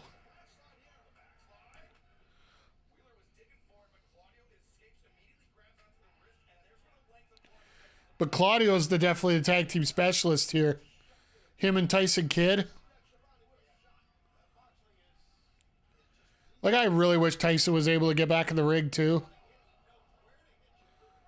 I'm just glad he has the opportunity to trade as many people as he do. Ah, yes, Claudio. He is the law. Here's a question for you, chat. Sheamus is coming close to the end of his contract. Is there some way that we see Sheamus come over to AEW? I would say probably not. Do I want to see it? Hell yeah. The fact that you actually have an Irishman as part of the Blackpool Combat Club, that would be a lot of fun.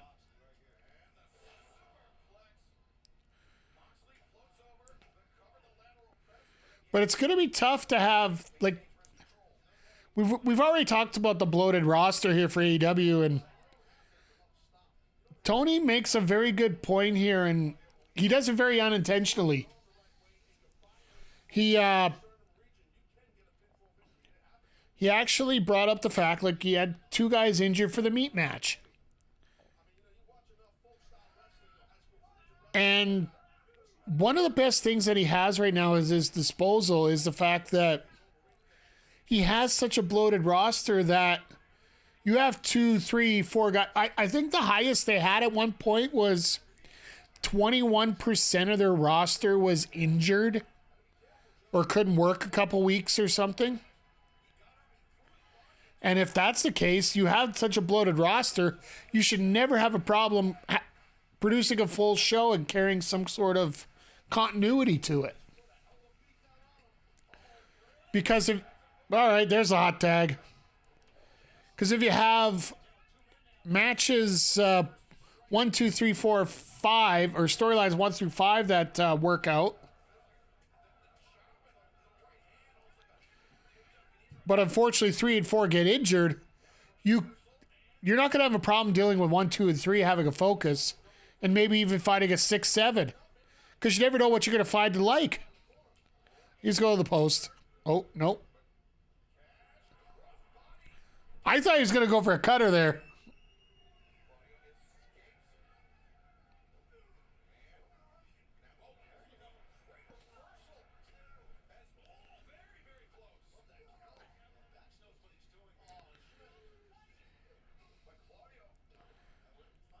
Shot to the stomach.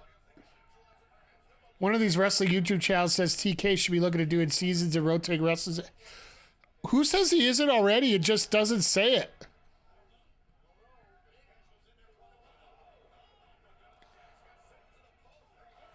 Oh, Dax got into the post. Moxley got knocked off the ring. You know we're going to see a tag team finish. Here's the thing, and this is like that I find amazing with AEW versus WWE. With all due respect, Tony Khan doesn't have to say shit to us. He doesn't have to say a word about anything he does. Oh, we got our first blood tonight. We should have had bets down on who's going to draw blood first. And once again, it's not Moxley. Dax is the first one to get blood tonight. Who would have thought?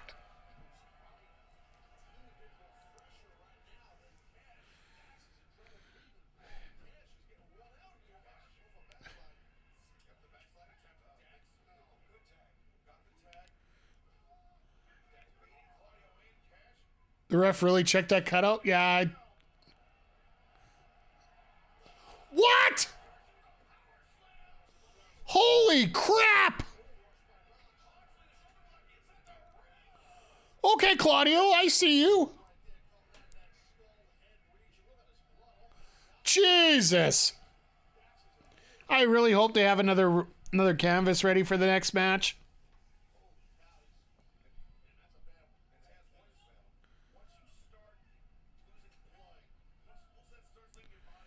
No way. Shout out to Sheamus. White noise. White noise. Oh.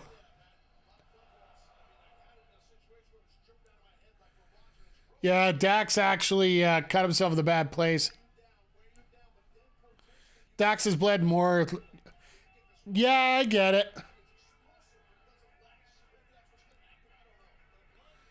The only thing that I can say is if it happens here, I hope it doesn't happen in the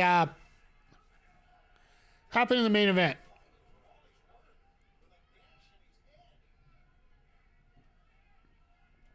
And I mean a heavyweight title match, because apparently that's what Renee says the main event. Which means Sting and Darby versus the Jacksons will probably be semi-main if that's the case. Or it's going to be one way or the other on those two. I can't see them being in any other direction.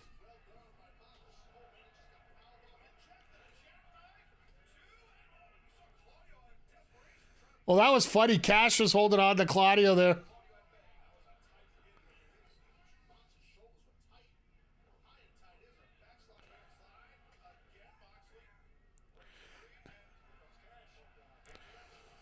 Of course you're going to do a stuffed pile driver here at North Kakalaki.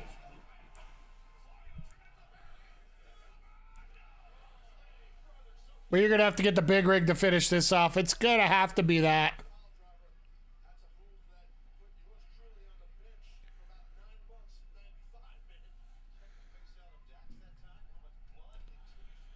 Dax is like, holy crap, why isn't this match over yet?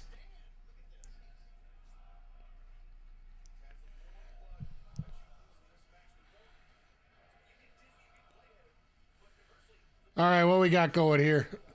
Oh, we're doing the Power Glory spot.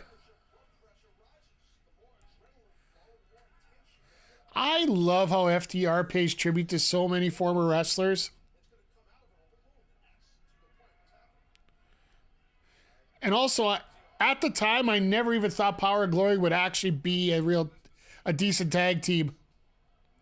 Oh, Mox slipped.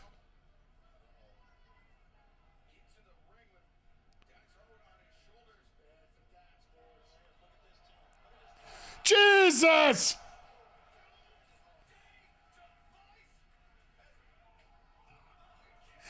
And Cash is like, no, I'm not waiting for the two. Let's just do this now. Because I'm slipping all over the place here. A springboard doomsday device.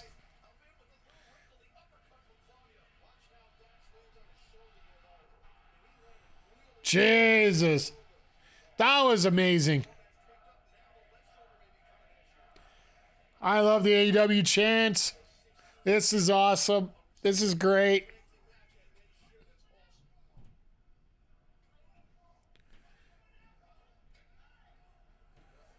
Like, these guys are unloading bombs everywhere.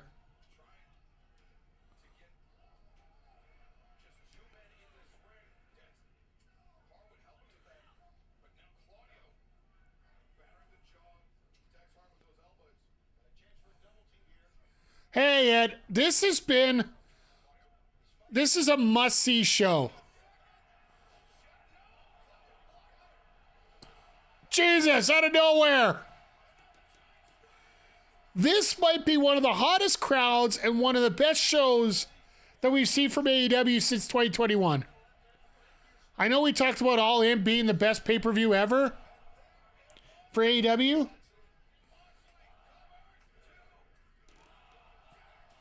Dax kicks out. But yeah, if you get a chance to check out this show, please do. Even if you go to the pre-show and check out Willow and Kris Statlander versus Julia Hart and Skye Blue. Absolutely fantastic match that was given lots of time. And yeah, just great wrestling there.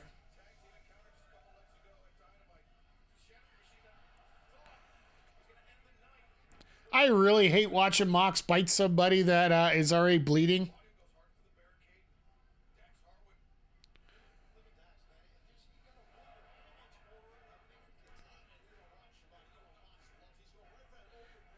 And Moxley's loving this right now.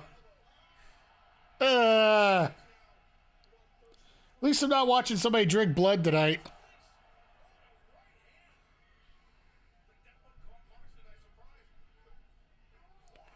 There's Claudio with the interception. This is great. This is pretty amazing for everything they're doing here. And this crowd is eating it up too.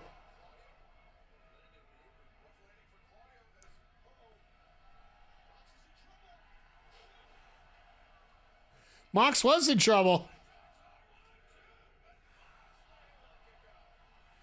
Moxley hulk it up. And that's the move they were trying to hit last time. And Claudio with the save. Going back to the Dynamite story. Oh, God. Going back to the Dynamite story. They hit... BCC hit the Shatter Machine. But they couldn't get the cover in time. Oh, no. Paradigm shift. Here we go. No. No pile driver. Roll through. Cross. Death Rider instead of a paradigm shift. This is awesome. Foot of the rope. 1, 2. Oh, I thought. Oh, there it is. All right, if you're going to knock him out, this is how you do it.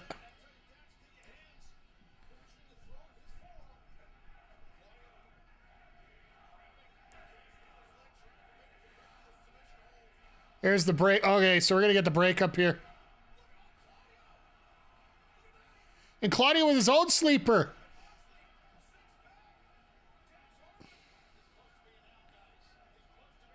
Wow. Wow.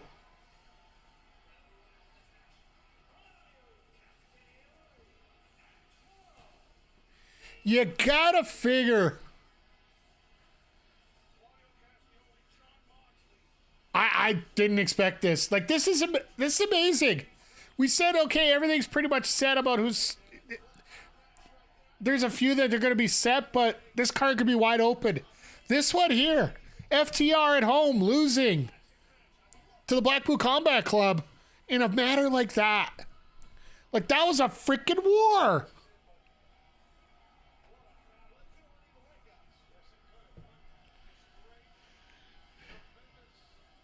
And you picked it. You and you alone. You got some extra points. I appreciate. You won 1,000 points off that. That is pretty awesome.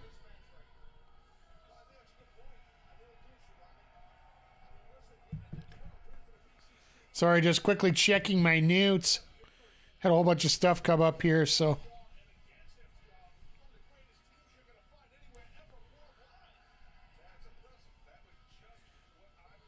I love how they just sent an email.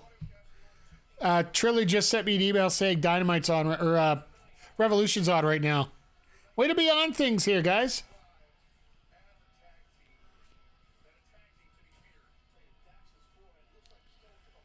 Are we actually going to get a handshake here? Or just a nod?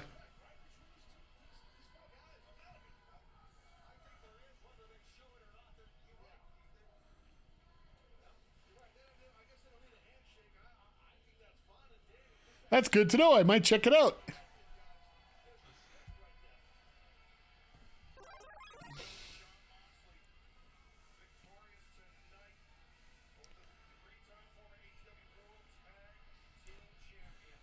This is pretty amazing moment here. They're gonna have to take a break here to get rid of their. All right, women's match time.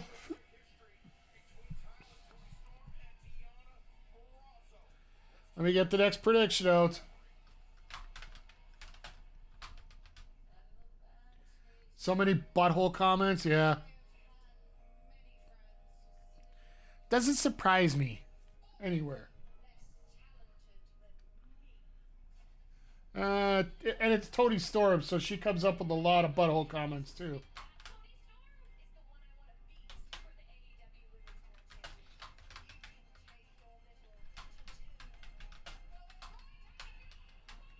All right, there's our predictions. Yeah, this Toni Storm character's got so many levels to it. And like I was saying in the preview show earlier tonight as well, on top of Claudio, Toni Storm, I think, is the one character out of all of them that has gained the most from moving over from AEW over, or from WWE over to AEW. Been able to renaissance her character and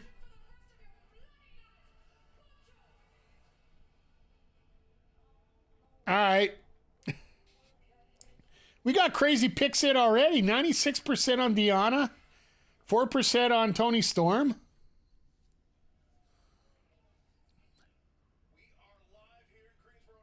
Yeah, they can't be doing the intro quite yet.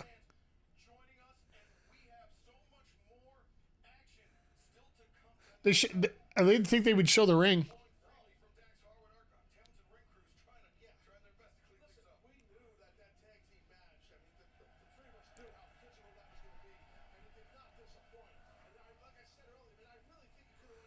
They must have been cheering at the ring crew finally getting it off.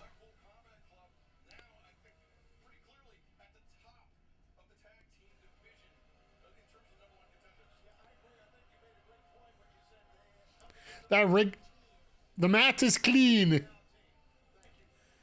Well, wouldn't it be funny if they had a bloodbath coming through now? Especially with Deonna coming out in all white.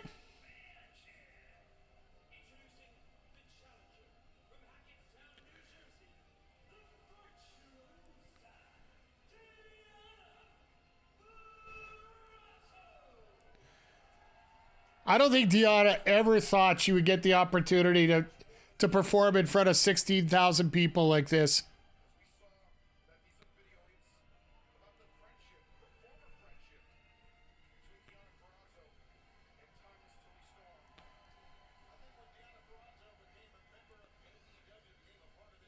Like, this is amazing for them. So good for AEW to have, like, this is honestly what I would consider. What the hell? Oh, goody, goody, goody, goody. They just killed the gimmick tonight.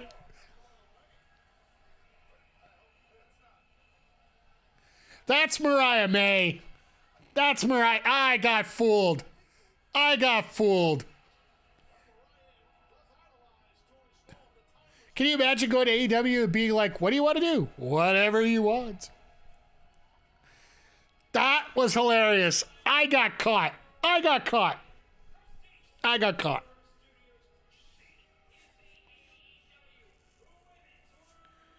So Mariah got to play the part. That was great. By the way, if you get into the Fight Forever video game, Toni Storm, the download copy season 2, the latest DLC, up until season 3, whatever. They couldn't even get the new gimmick in. It's still the old gimmick. So yeah, you still see that.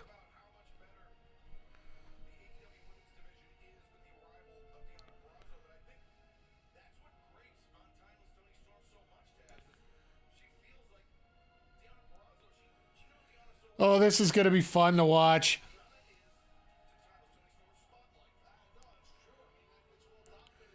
And who knew that just simply getting cast into a movie about Mildred Burke would set off Toni Storm's career the way that it has? But this should be a fun match.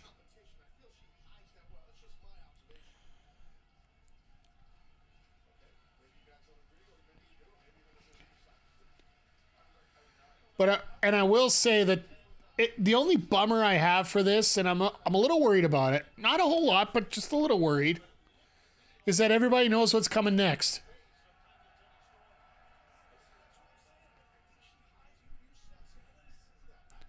A collar and elbow throw gets a cheer for the crowd. Okay, I'm not worried about this crowd now.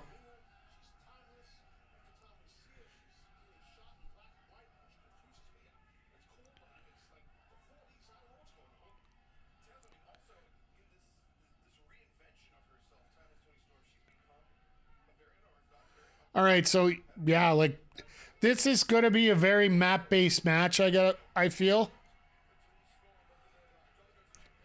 both these ladies are more of that style when it comes to things here. It's going to be a ton of fun to watch because it's going to be who's going to slip first. I think more than anything.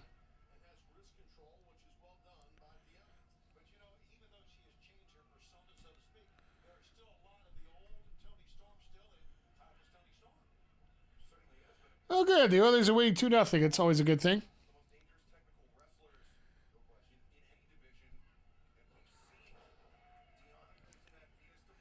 But yeah, you're gonna get. I think everybody here at this venue understands that every match is gonna have this feeling out phase right now.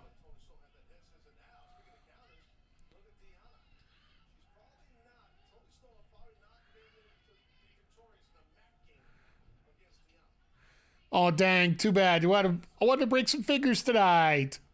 Why can't they break any fingers tonight?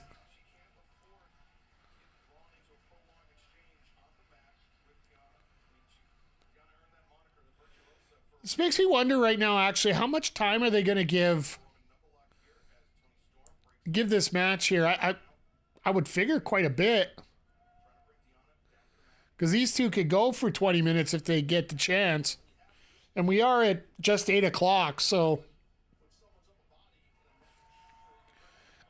we only have 3 more matches left to go here. We got a debut, a finale, and a title match.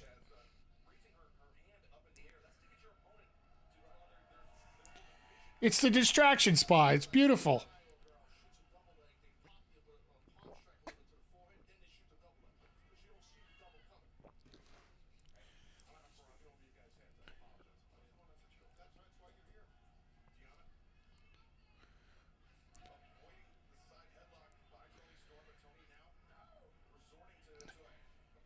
This crowd is just dying for something big to happen here.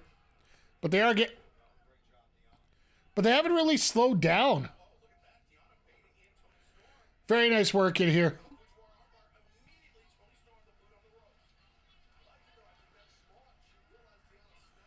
Nice counters back and forth as we go along here.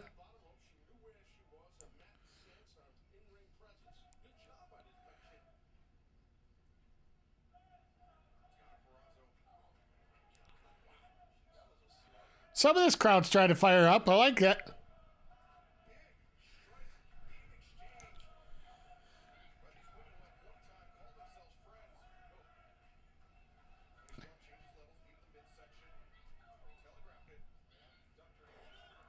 Nice clothesline. But yeah, they're taking their sweet time on this match, and I like it.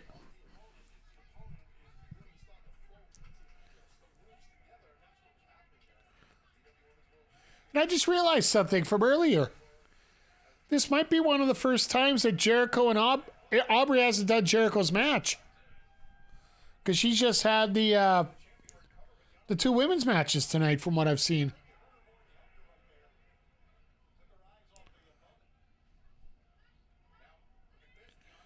Trying to go for the armbar already.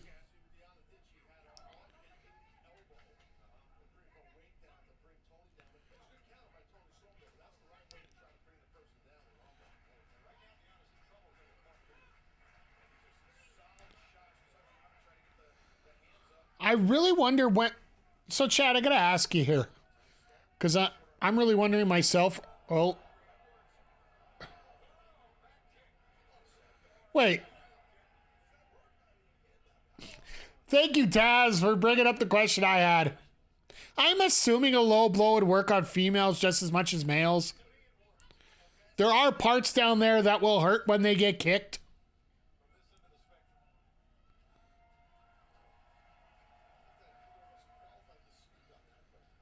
But it'd be an interesting question. I don't want to try it out. I don't want to find out myself. Because that's, a little bit of abuse, but, makes you wonder if that would actually work.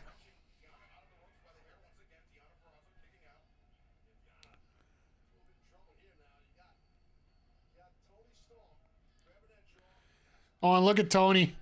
Bringing her into the camera. Because they almost had her away from the hard cam there. There's so much to like about Toni Storm and for both. Thank you, McG, for bringing that up. So I will just go. Uh-oh. When that happens.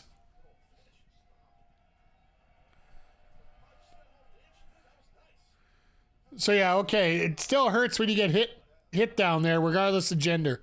Okay, so I'm glad you didn't try it on anybody, because, well, I don't need anybody going to jail that's been on my stream here tonight, so.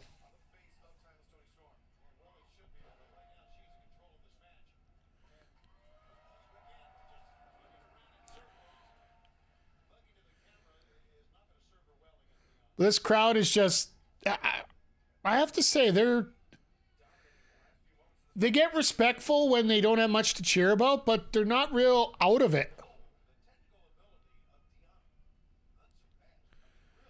But yeah, once we get Ospreay out here the next match, and then I think the retirement match is going to be right after that. Then you got the world title match. This crowd's got to get ready to go nuts.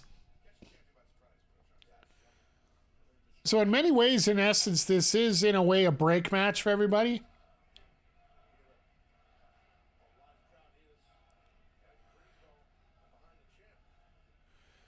Yeah, the crowd's cheering for the champ. That's hilarious.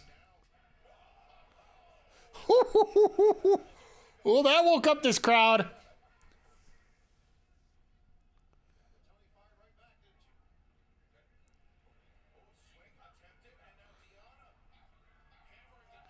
See, when they put in the effort, when they get the hard shots out, this crowd is right there ready to pop.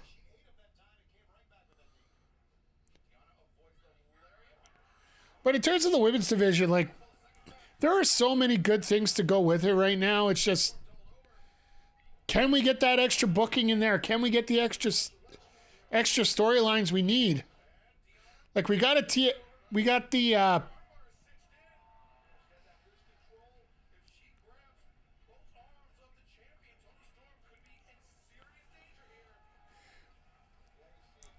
like, we got the talent, we got everything basically set up. It's just Tony's got to have some faith and get some more storylines involved.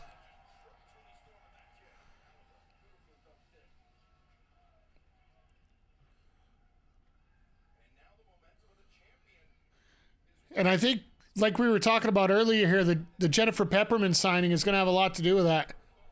I know there's a lot of... now, that should finish the match because that is Jay White's finisher. And, you know, the Blade Runner is one of the most protected moves in wrestling right now. But...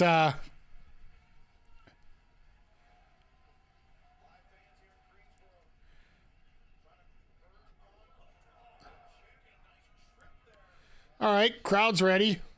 Here we go.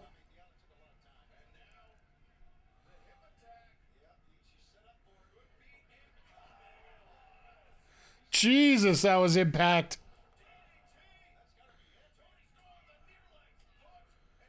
No, that's not it. You didn't hit the pile driver.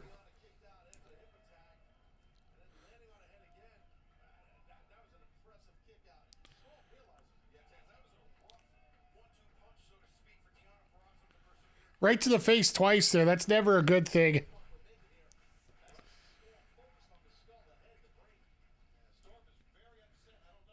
Oh, went for the Storm Zero. Nope, cover.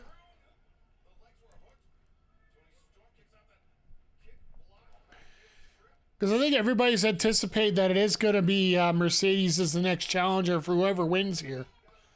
I'd assume that's the case, but you never really know.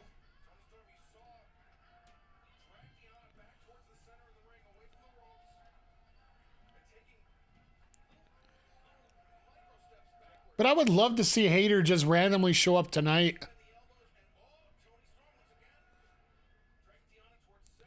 Or if you could see Deonna win and then Jamie Hayter shows up to cause Toni Storm to lose.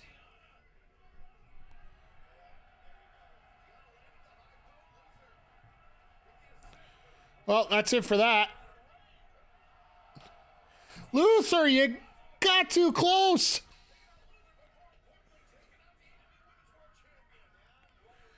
Luther made a rookie mistake there for somebody who's been around for so long. Ended up getting too close, and so Deonna was going to try and do a moonsault, but smart on Deonna there for reversing it back. Whoa. Once again, back to the Fujiwara.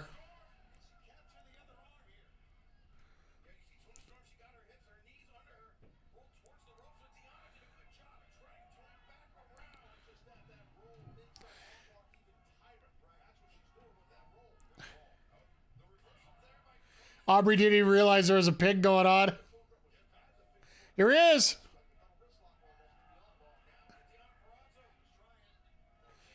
She got both. Here comes Mariah. There's the visual tap.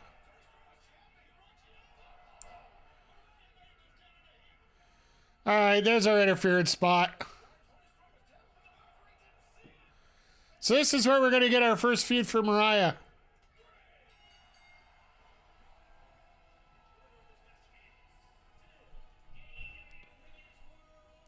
We're finally going to get a feud for Mariah May.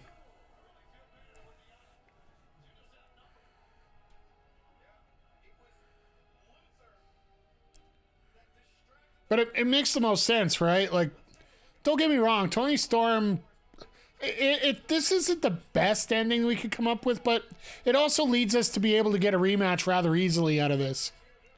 It also sends Deonna on the track. Got to go through Mariah first to get back up there, so it gives Mercedes the time to flop into that spot.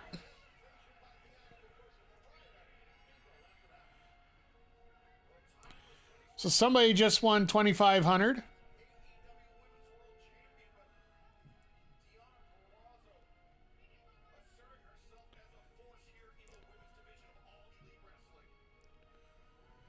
But yeah, I got a feeling things are going to change here soon. Yeah, this is the match where I personally thought it was going to be an absolute guarantee. I'll still put it up under predictions here just because we've been doing it all night here.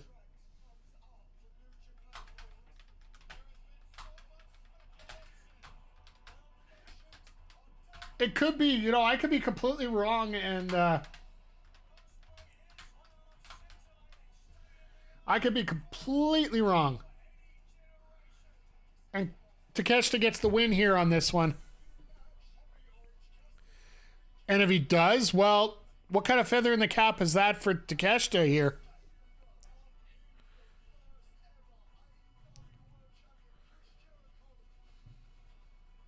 My personal prediction when you get into long-term booking here is we're going to get Will Ospreay versus Swerve Strickland for the AEW World Championship at Wembley. Because for me, that is the money match that you want to have in a stadium full of 50, 60,000 people. Do I think they're going to get 80,000 once again at Wembley? No. Numerous factors. One, it's not the first ever. Two, Bash at Berlin is 1 week later. A lot of people might try to do the double trip, but prices are too high to afford it, so.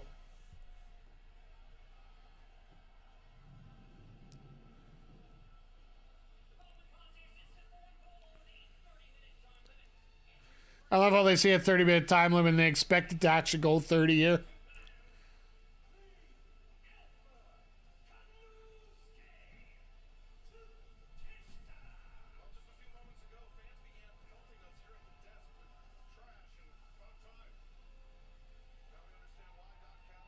Ha! I love the double turn at the desk. Excalibur literally pulled a double hook on the desk there for commentary.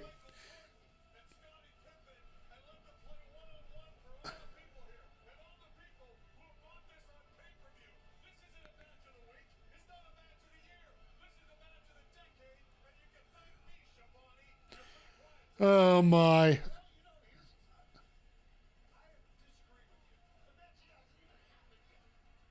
So, my feeling of this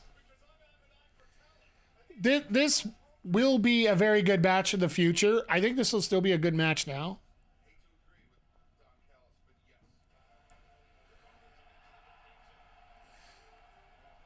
Yeah, like we were saying earlier, this crowd pop for Ospreay is just amazing.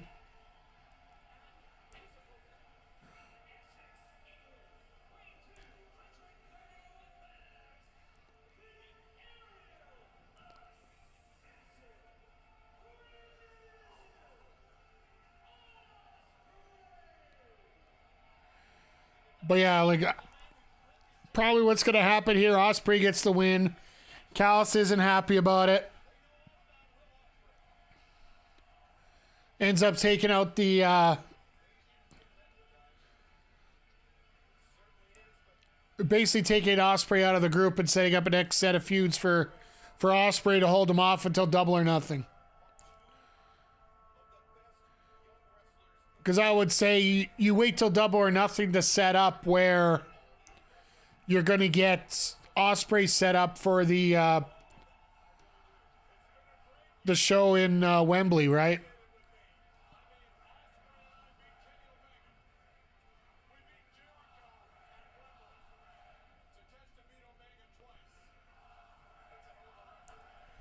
But this pop, production's getting it tonight. They got the zoom in. I think the only faux pas that they've gotten so far, and it might even be intentional, is getting a shot of the ring while they're trying to get rid of the blood out of it after the FTR BCC match.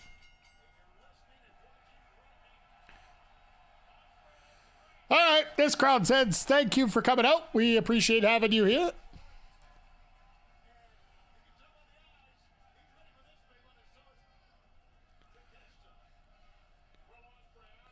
So after this, we got 2 more matches left, so we might be done by 9:30 tonight. Because I don't see the heavyweight title match going an hour. It could. Also, that Texas Tornado match might go 20 minutes. Like, don't get me wrong, I wish it would go an hour and Sting could go balls to the wall the entire time, but let's face it, it's a retirement match.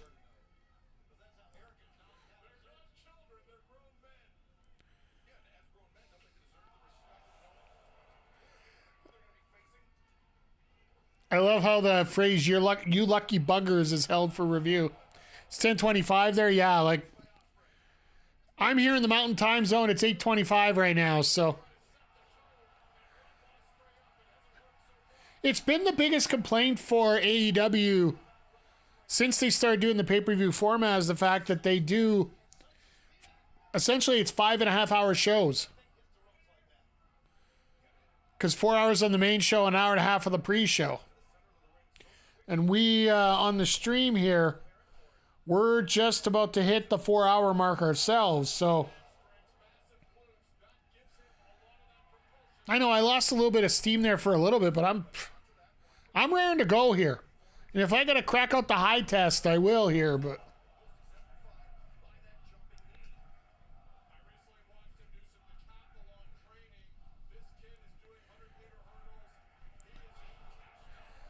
Takeshita's got all the potential in the world, and the fact that he didn't go to New Japan. He's from DDT, which is the absolute crazy brand that does absolutely anything. That's where Omega went to in Japan originally. These guys are not holding back, to say the least. If we're going to hit a shot, we're going to hit a hard shot everywhere.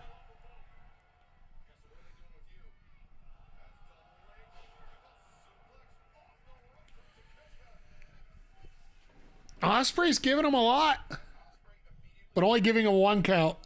That's hilarious. I guess that is more of a New Japan thing. If you're up, get up.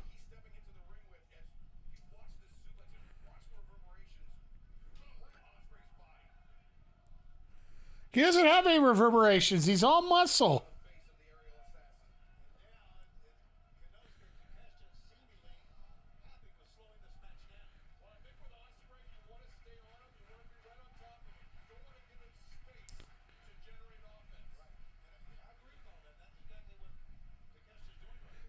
Now he's got the neck wrenched on properly. There you go.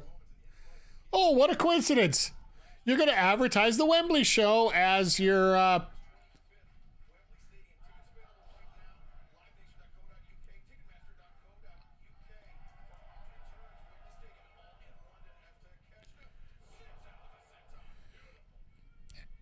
Yeah, Callis said it best. Just a beautiful senton there.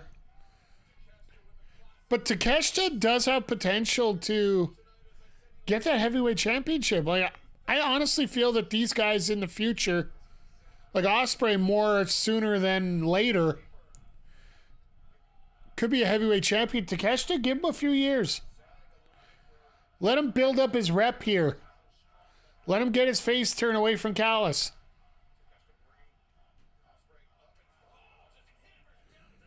Jesus.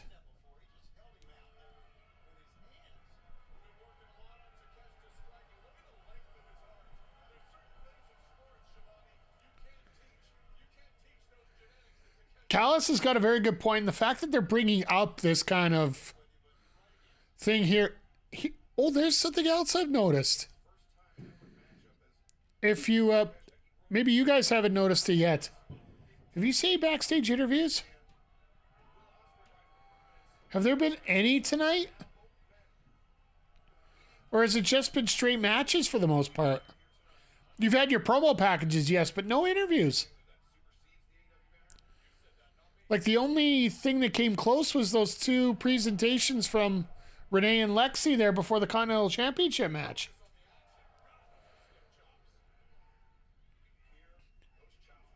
So you can tell the difference here.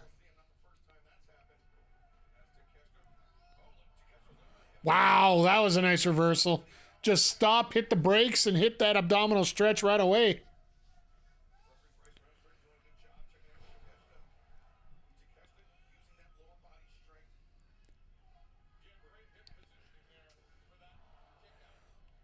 And the kick sent him right to the outside, setting up for a springboard. That's pretty cool.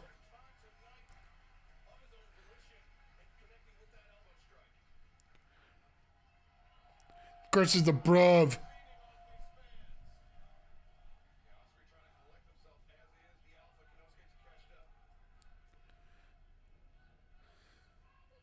I was going to say, is Ospreay bleeding or is that just his bronzer? Looks like he hit his tanner a little too hard.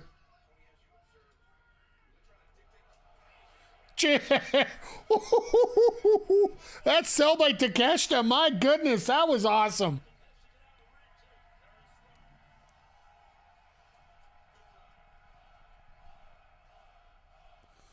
All right, let's see a dive. All right, Scott, who was that? Dante could meet up with that one.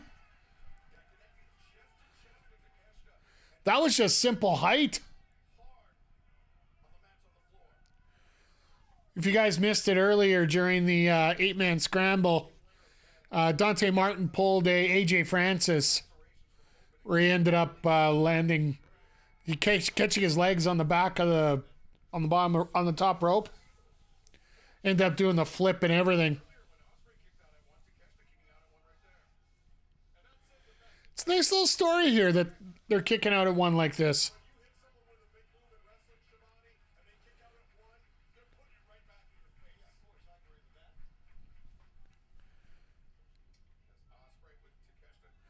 But yeah, they got to work on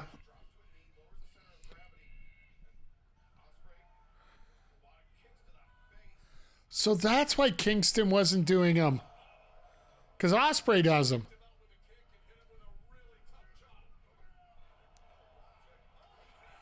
Wow! I don't see many people pull that move off. That inverted TKO? Or that inverted Argentine backbreaker, sorry. Where he got him over the shoulders, then flap him down on his chest. I know one of our local guys did that. I didn't know where he got it from. Hell, maybe Takeshita got it from there, but...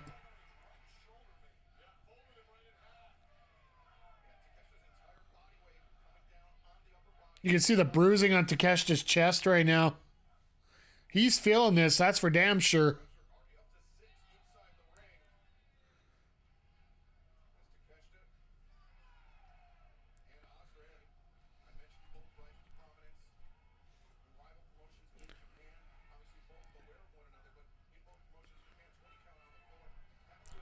All right, we're looking to finish this off here.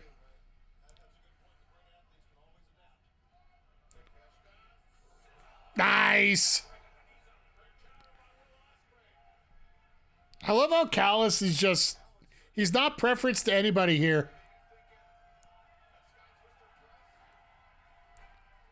Is he actually going to hit this? Nope. Jesus.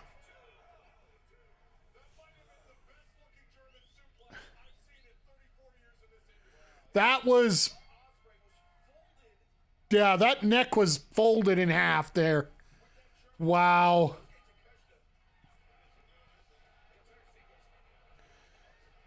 They're definitely getting the time to work, that's for sure.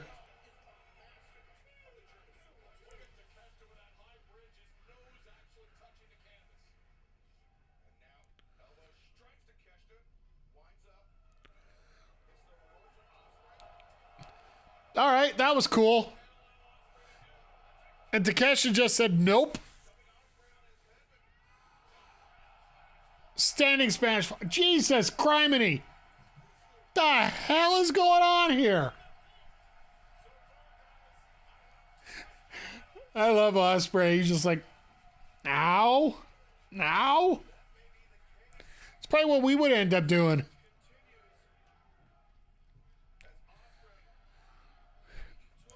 But I have to say tonight, like, this is gravy. Like, we've had such a great show so far. And it's just, yeah, it just shows up that every other match has just been an extra little bit of gravy, extra little sauce on it.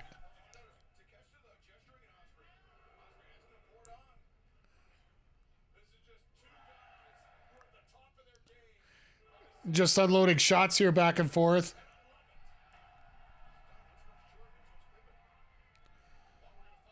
All right, we're going to get this back and forth. I'd have to say probably another 5 minutes of this, and then we'll finish it off here. for this match. Like I said, we still got 2 more matches to go yet. An AEW pay-per-view is a marathon. It is not a sprint, even though you're running very fast through most of them here.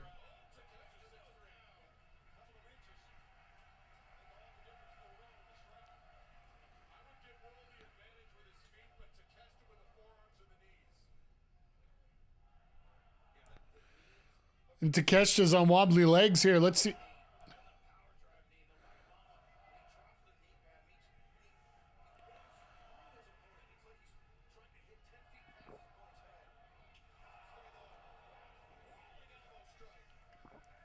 Kris Hero, eat your heart out.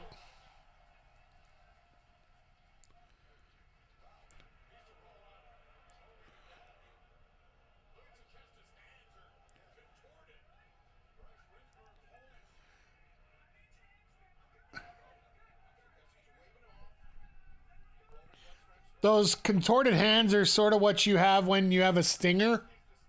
That's why he's doing those.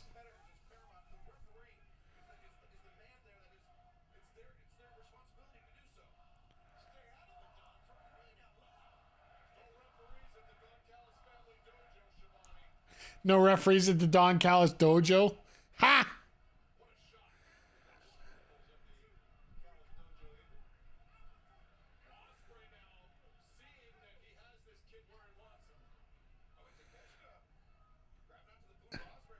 So what's he doing now?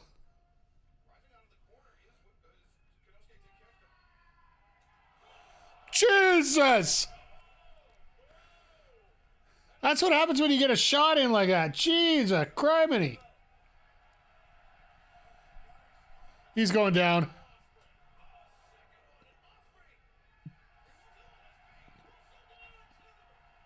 The hell is Ospreay doing?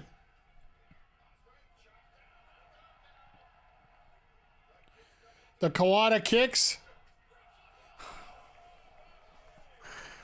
Let's just go for some bombs right now, just for the hell of it, right?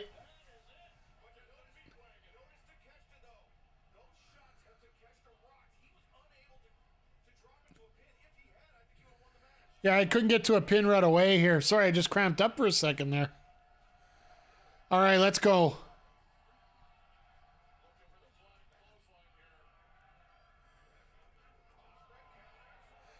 That doesn't surprise me, Ospreay kicking his head off.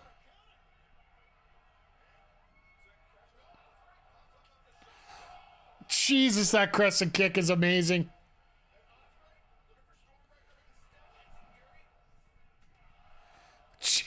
They don't fool around. It's so funny these guys can just literally turn it on like a dime here. Turn it on a dime, and this crowd is eating it up like nothing. Like absolutely nothing. Bam! Oscutter into the... Jesus.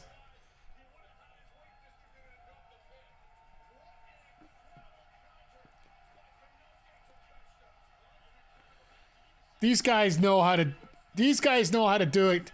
This is Takeshita's coming out party. I know that he beat Omega, but that was with Callis. This is just straight up one-on-one.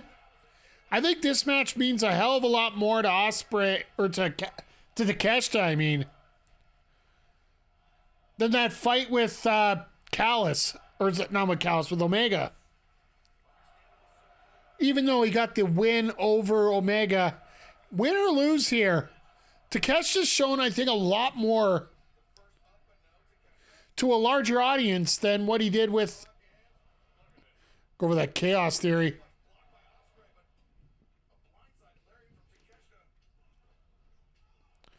Three kicks in about 2 seconds. Blocked again. There it is. Out of nowhere.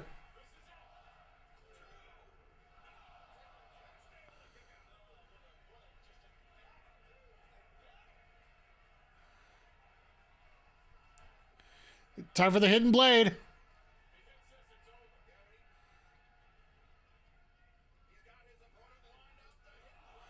And Takeshita says no. Wow. Literally just rolled it up.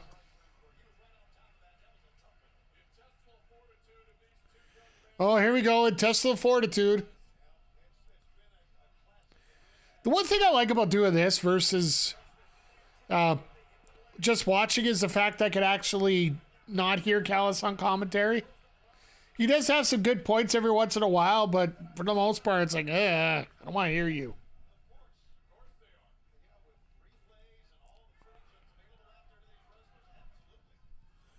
So much scouting here.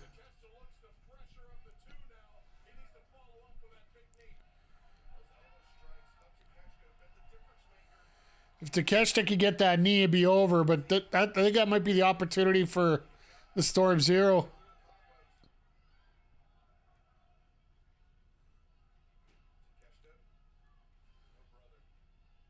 Or the Skybreaker, sorry. Got the last match of this match here backwards here.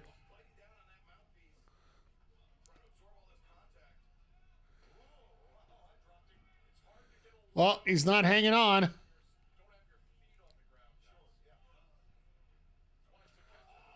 Jesus! Oh, here we go. Chicken Nando's.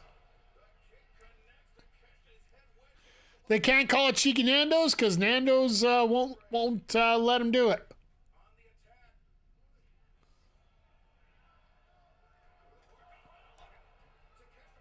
Nice block. Jesus!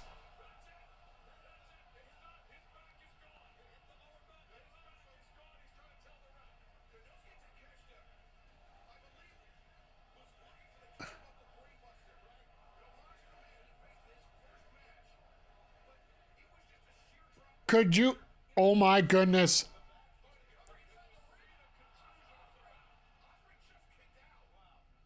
Ospreay kicked out of that?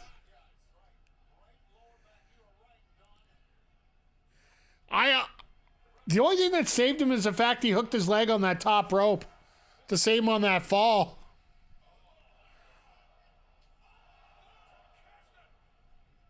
Wow. Ospreay just rolls his shoulder up again.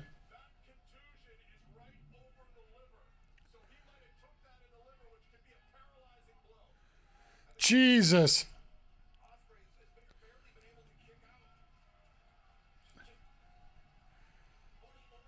I want to see. It has to be. McGee, I'm with you. He has to be a robot. There's a reason why Will Ospreay is known as the best wrestler in the world right now.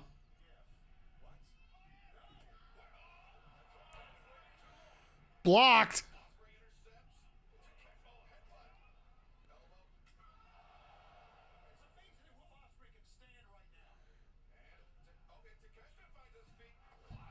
On it. There we go. Oh, the internet's told you to do a million different things. Here we go. Missed the Stormbreaker. Uh-oh. Damn! Damn! Ospreay with the hidden blade. This crowd is going nuts. This is... And everybody's on their feet.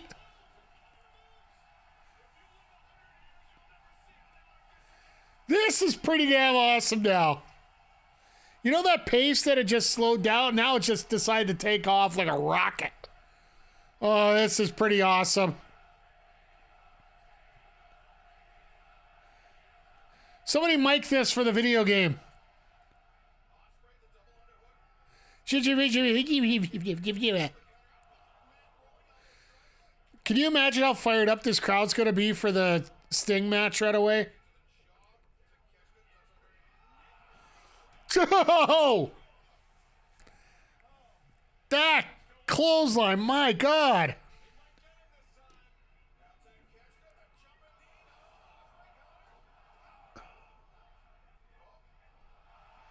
Oh no!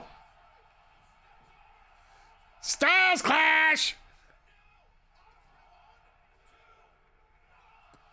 Wow!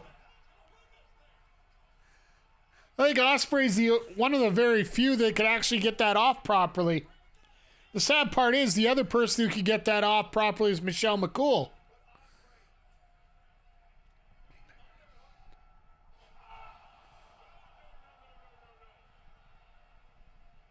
That Tiger Driver 91. There's a hidden blade. That'll end it. Wow.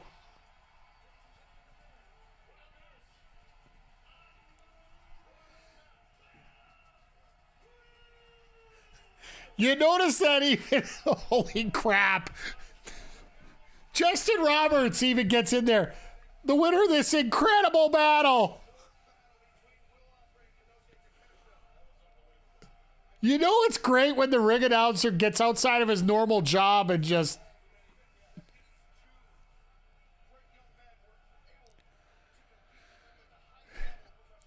Seriously, that was amazing.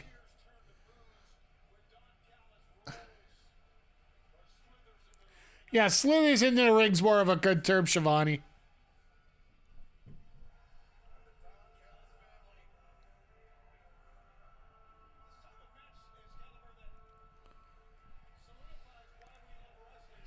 Oh, Fletcher's back.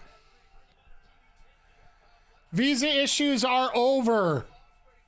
Need a smoke after that? I don't blame you, my friend.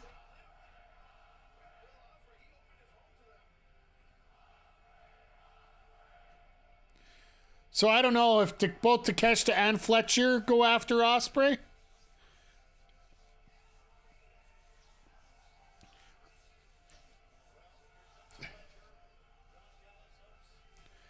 I'd expect some kind of turn here, but...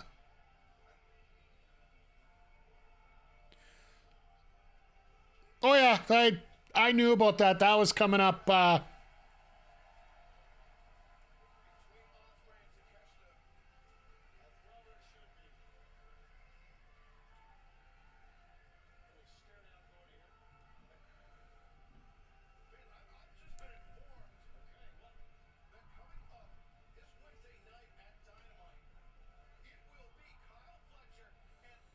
Really? Fletcher and Ospreay one-on-one on Wednesday. Let's go! And I love that new logo. I got a copy of it sent to me. Thanks to Ed Fries for the hookup. I have to get, like I said, I have to get the new graphics done up for Dynamite and Collision coming up here, so... And that was part of it, the new AEW logo. And I love the new colors because they're going yellow and purple. Looks like they're going like the LA Laker colors.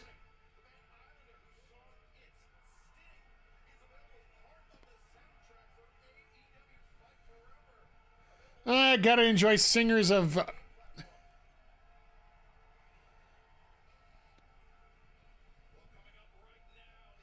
Thank God they put this in the right order. Thank God. Oh my. I feel so relieved right now because everybody was saying the main event was going to be the heavyweight title match. I really don't want to see that.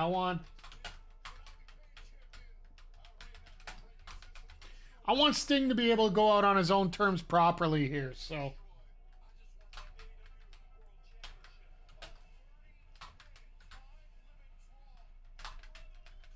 Let me get the next... All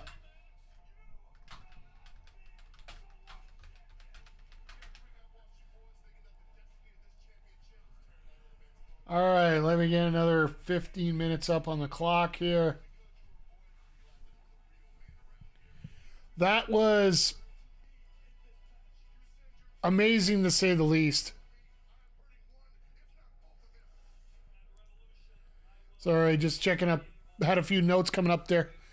As we're getting into this, I just want to remind everybody, just thank you for stopping by. This is the first time I've chosen to go into doing this sidecast on a pay-per-view rather than hosting an event tonight, and I feel it's been worthwhile here tonight, hanging out with all of you and having a great time here. And just a reminder, even though I have to fix the graphic, we are doing AEW Dynamite and Collision this week. And then starting on Saturday, we're going to be doing WWE 2K24 GM mode. Season 2, I'm calling it, just because we did it last year. As we get back into it, the most important part of the night. Everybody's always asking about this. Jim Ross is here for the last part of the night. I love it. And I swerve when I drive, and I swerve when I drive, and I got a title match, and I gotta hit the patch, cause Joe's gonna burn, and I'm gonna get deserved, and... Alright, that was good for on the fly. I know that's what you guys come for every week here.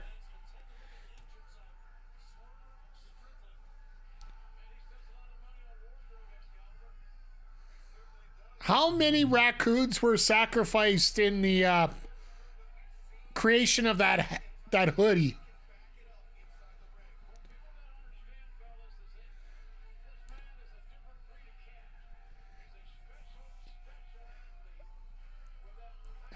I love that they're giving JR 2 matches tonight. Just giving him enough just to power through here.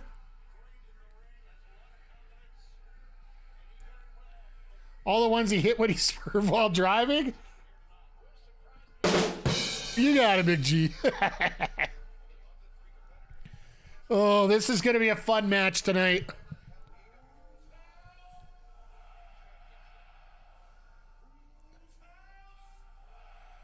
First time that Swerve's going to get a chance to heavyweight championship. Now, here's the question for you, chat. I will say this is number 3 in terms of my take advantage of a situation. Not that I want to put extra salt on, but I will. Do you think there was any chance in hell that Swerve was going to get a shot at the WWE Championship? Either one? He might have had a shot at Rollins, maybe. Maybe. But I honestly don't think there was a chance in hell for it to happen.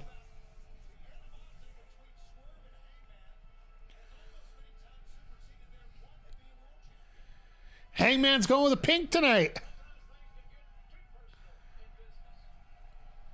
Can't wait to see what the lower third says for him. Even though I might have missed it already. I assume that they're going to get the...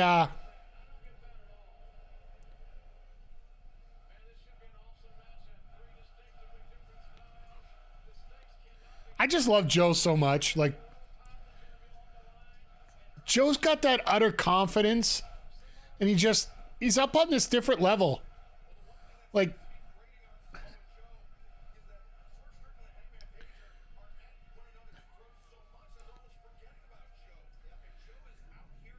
Joe's got a great chance here just to, sit back, let the two of them beat the hell out of each other.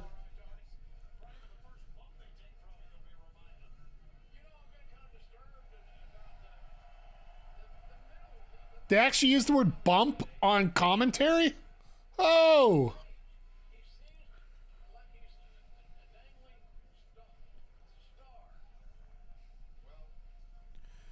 I don't think Swerve wins tonight, but you guys can throw in your predictions here for what you think. And I see $5,000 already on Swerve. I think Swerve gets it at either Dynasty or Double or Nothing. Orange Cassie just tweet. Yeah, I saw that quickly pop up on my phone here. Earned first shot at the AEW Championship. I want to see what they say about Hangman here. Is it going to be serious or going to be goofy? has absolutely lost it. Shout out to the production staff again. And I love the camera work where they're shooting from the bottom up. Makes them look bigger than they actually are.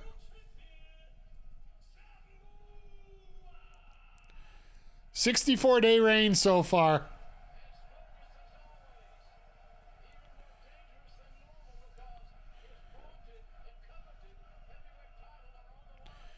Like, you think about it here tonight. You got 3 different people here that, like, they've proven each that in main event matches they can go and they can show off better than anybody. This is going to be a fun match. My personal prediction, now that we're getting going here, I know you guys are going to have to throw in. Oh, we got 1,000 on Joe now.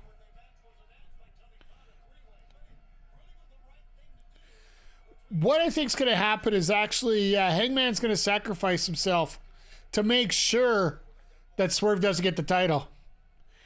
That will solidify your spot as a heel, right?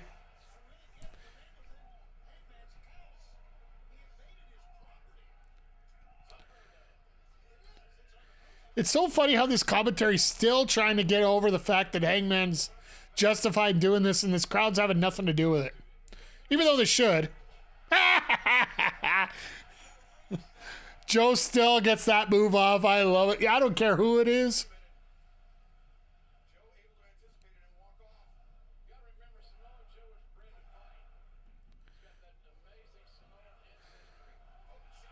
Like, Joe's been absolutely amazing ever since his TNA days. Interception on the 20-yard line. Joe knows these guys better than they know themselves, most of them.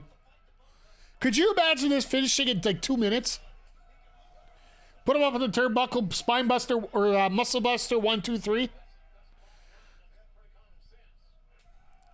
That would... I think it might actually piss off the crowd more than just excite them.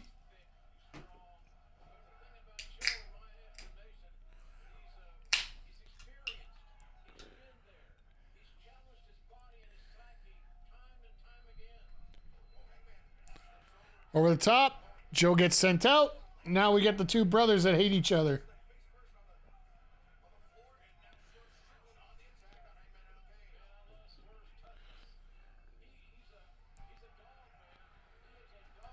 He's a dog, man. D-A-W-G, dog.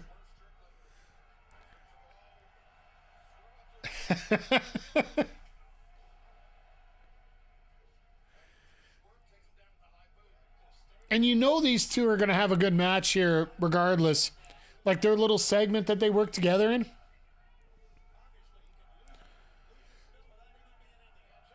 What I feel is like a match like this with a 3-way, they're always going to have their little mini matches where the one guy's on the outside, right? That's just the way they set up, right?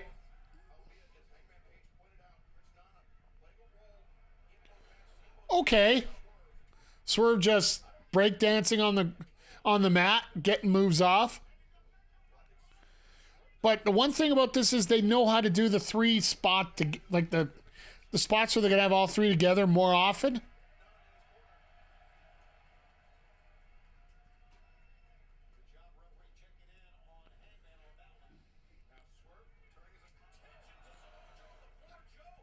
Nice little back elbow there. Yeah, you definitely want to keep Joe down as much as possible.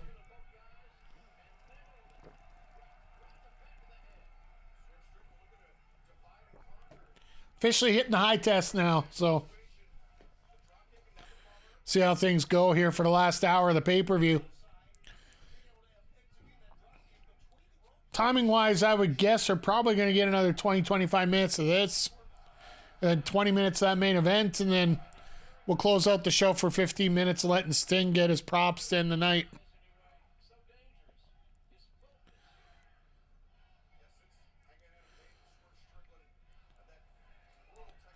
It'd be hilarious if they just did Sting at the press conference and that's it, right? It'd be very deserved as well, but...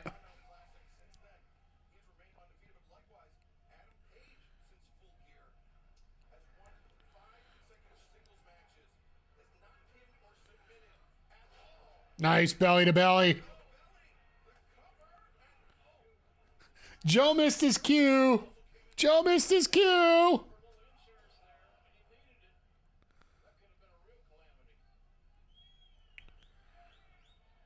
I love that JR's using some bigger words. Calamity.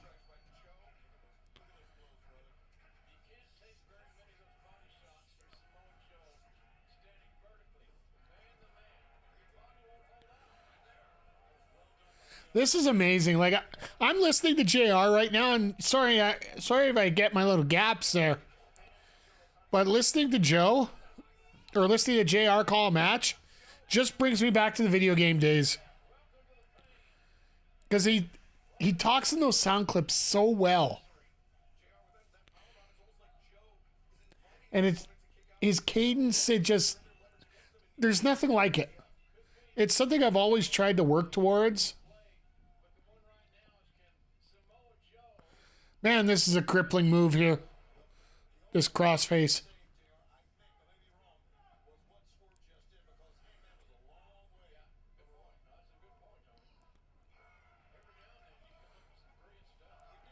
These guys are not slowing down, that's for sure.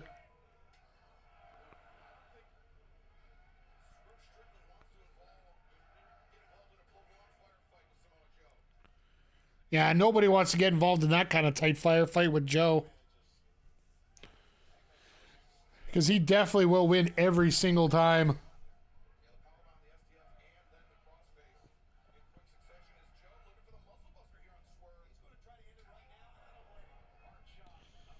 We'll have to see sometime we get Keegs in here.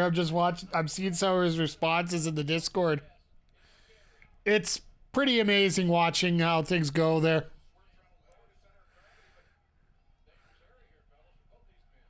AEW pay-per-views are an experience. Because they're not the same as WWE. You don't have that pacing. You don't have that 10-minute gap in between matches.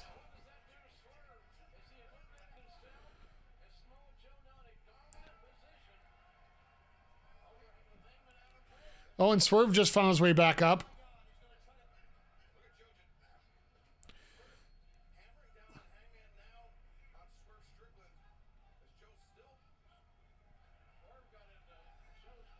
Swerve tried to grab the rope by mistake, and Joe just... Oh, never mind.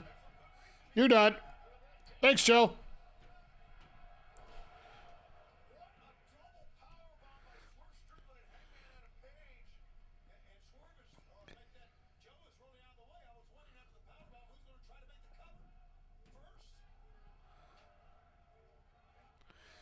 Now they see each other, and now we're going to get a brawl again.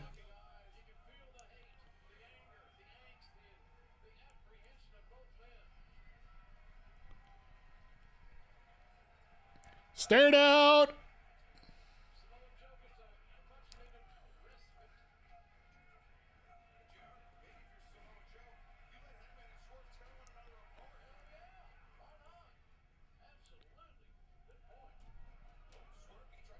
Tried to block it. Paige knew all about the block and just countered. These guys know each other so well. It's just such a great story that they're telling right now. This almost feels like it's a culmination, but not a culmination of their feud.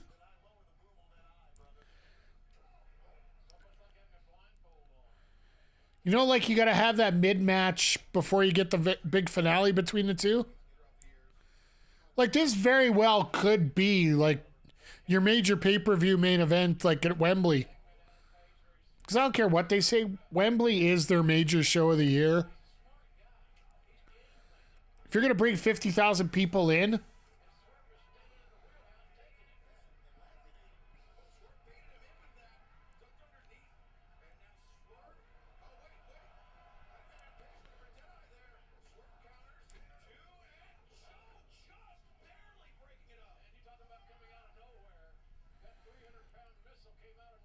Joe literally had to get in there and break that up at her. Oh, there we go.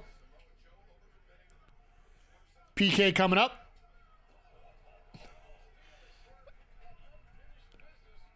So predictable sometimes, but sometimes predictable isn't a bad thing. And Swerve's cut open. Hope they got a third canvas ready.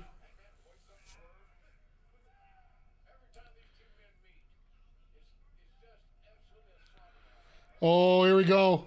Tombstone. Who's going to hit the tombstone? Oh, no, never mind. Roll through. I don't think enough people give Hangman Page the credit he deserves.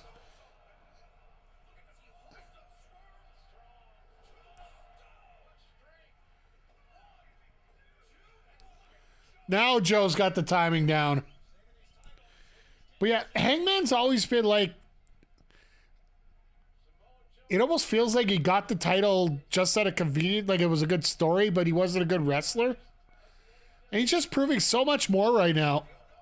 Oh, nice reversal. Vintage Joe doesn't get vintaged.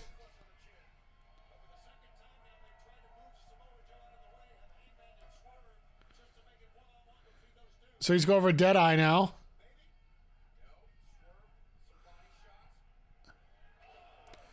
There's a nice reversal. All the greatest hits coming out right now. Sort of like the Oilers taking apart the Penguins. So glad I'm not watching that right now. That's a bloody massacre right now. 6-0 on the board.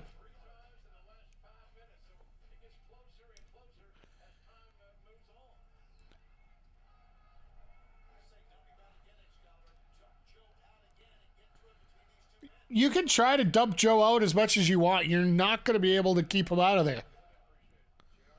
That title just means way too much to too many people.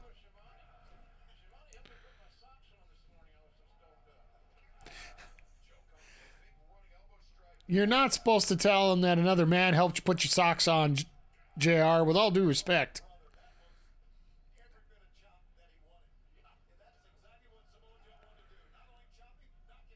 Here we go, muscle buster time. If he hits this,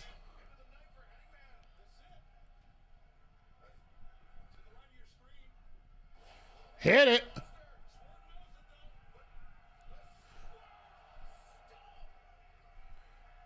Swerve, if you're going to finish it, finish it.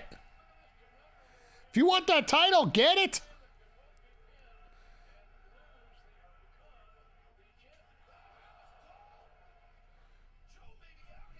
Pin somebody. See, this is where the whole screw up thing comes in.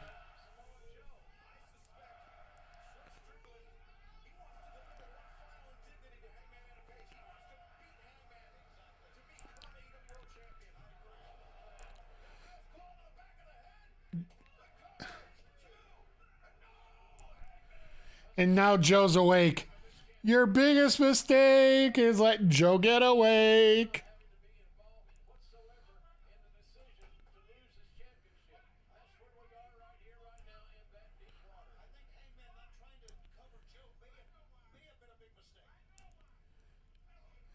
There's a shot. All right, these guys, we're starting to get slowly to a crescendo here. We're starting to hit some finishers.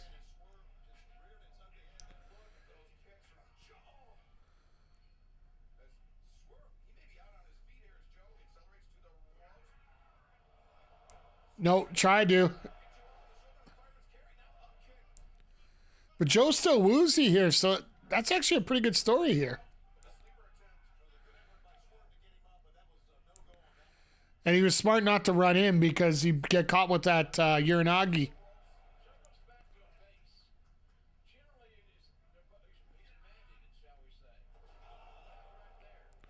That's a good way to hook up a DDT.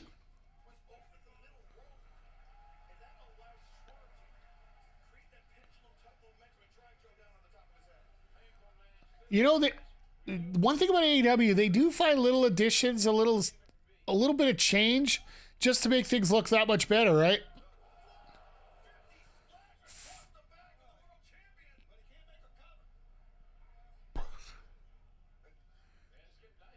What happened to Swerve? He should be...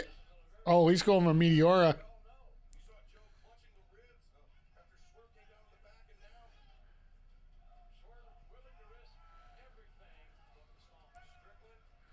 If he hits that stomp. There it is.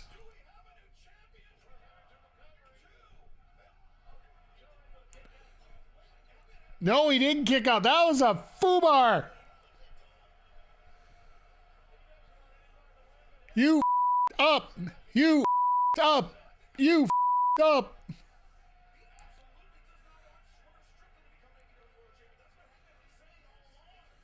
That was... Why is the heavyweight title match cursed? That's the biggest thing I'm worried about. Why is the heavyweight title match cursed? There's always got to be something that just to it.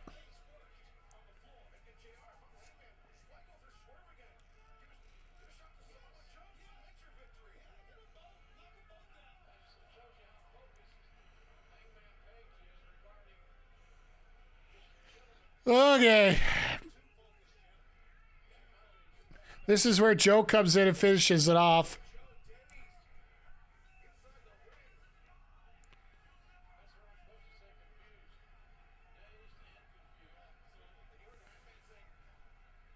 Hangman gets back in the ring, goes for the buckshot, didn't seem to bother the crowd too much, yeah. They read it the right way. I think in many ways they accept that these things are going to happen. There's no ref.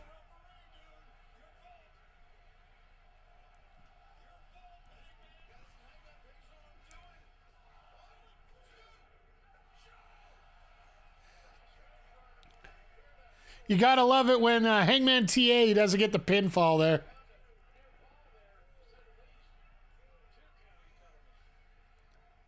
Remsburg's enforcing. It is a 2. Are you sure it's 2?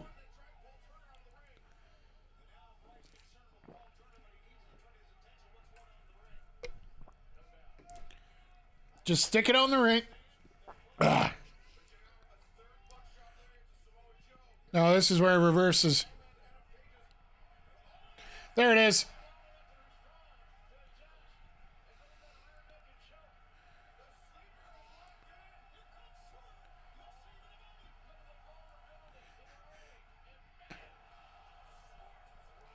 They actually called it. They spoiled the spot. Shivani spoiled the spot there. So you'll see him in a minute.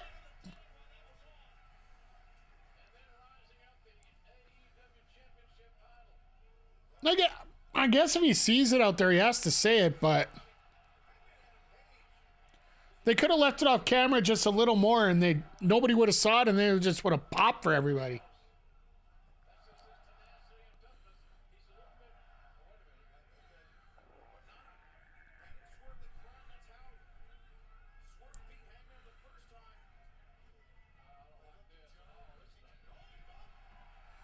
Swerve's got full face.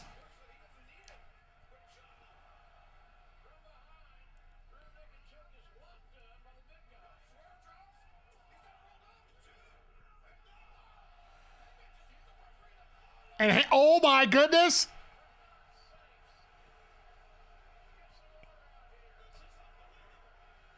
And Hangman just, yeah, he snapped. So we've had Joe with a tap up. Joe would have had a win. Swerve would have had a win.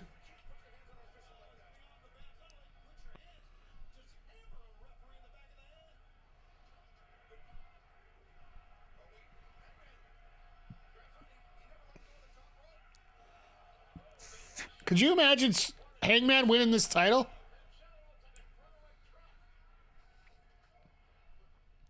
And Joe's had enough of this. Hopefully we can get a third referee out here and finish this off.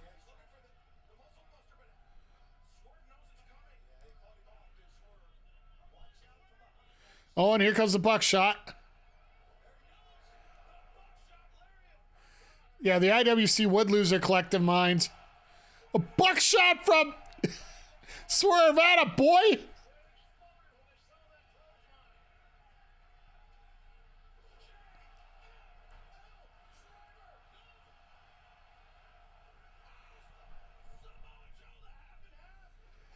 Half and half. Oh, there it is.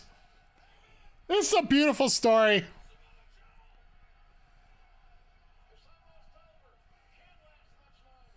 No, before Swerve gets over to break it up, he'll tap out. Yep. That's what I would do if I was Hangman. If I'm that nuts, that's what I do. See, if Swerve makes the save,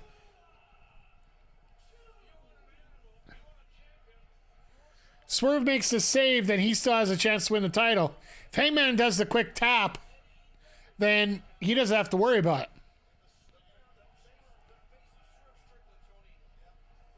And McGee, congratulations on your 6,000 you just won. Or the 5,000 you gained.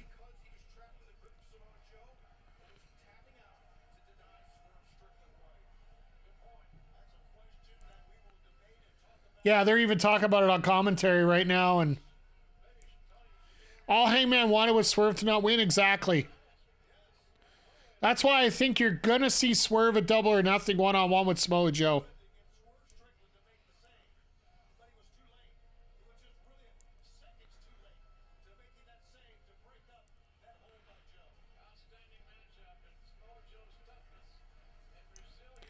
But now we get to play off this feud one more time here.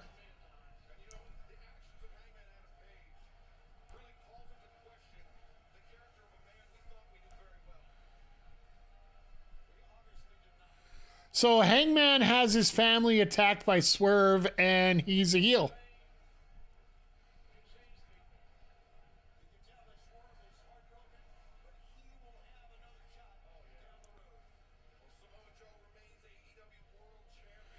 The only thing that would have made this better is if you got Hangman outside the ring just giggling. There's the confirmation, April 21st.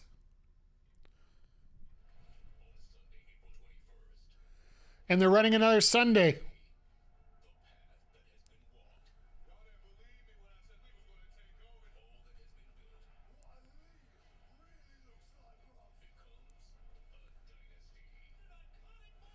So, do they actually come up with the Dynasty theme from the soap opera? All right, so we got another Sunday pay-per-view in the box here. I'm looking forward to it.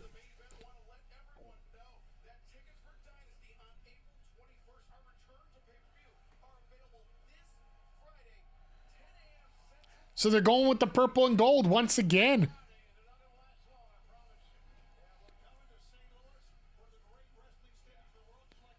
And there you see JR with his cane there, right? I'm just glad he's here. And just a reminder before we get to our main event here. Coming up this Wednesday, we'll have our AEW Dynamite Sidecast. And then starting on Saturday, we have our AEW Collision Sidecast. And starting Saturday, immediately following, we will have WWE 2K24, the GM mode. We will be getting into that. Probably covered week 1, including the draft. So we're going to have some fun there. Next time I'm going to be on stream is actually tomorrow afternoon as we debut a new game as part of the rotation here. And it's a big one. Legend of Zelda, Tears of the Kingdom.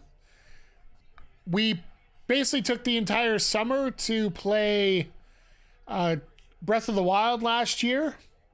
So now we are getting to experience that once again. And probably a little bit more because there's a little bit more involved in this one compared to what we had before. Apparently there's 3 levels. I've seen a bit of it. I haven't seen all of it. So I've been trying to... I'm not avoiding spoilers directly, but for the last year, I've been sort of just not paying attention a whole lot. Just as we get ready for it. So we're going to have that Tuesday, we're going to have Mortal Kombat 1. I was supposed to do that yesterday, but frankly, I was just way too tired to be able to do it. So we're going to get that streaming on Tuesday night, probably around 10 o'clock Eastern, 8 o'clock Mountain. We got to find a way to play with John Cena a little bit, maybe beat him up a little bit. Maybe get his head taken off a few times. And then back to it on Wednesday. So let me get this prediction up as we get the intros done.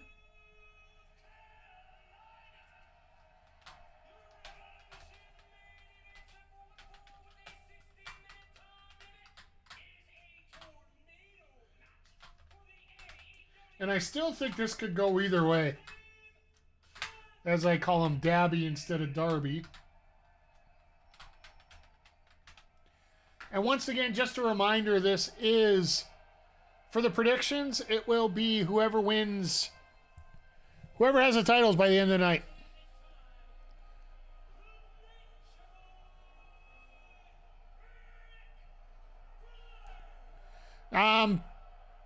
Special guest timekeeper.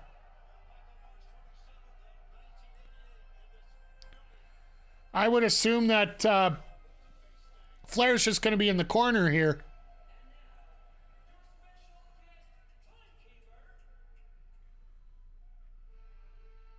Wow. All right. I like this one.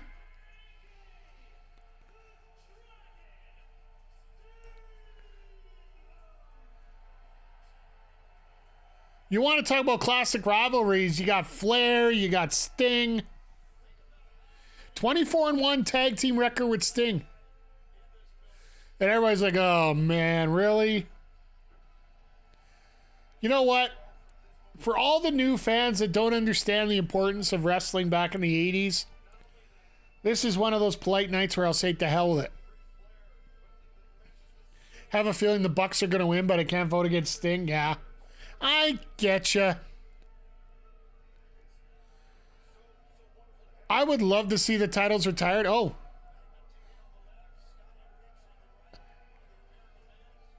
That's Scotty Riggs? Holy crap. He's still looking in great shape.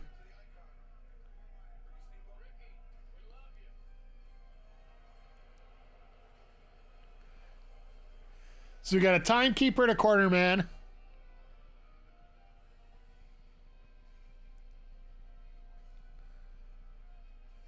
And they're using the Cody Vader.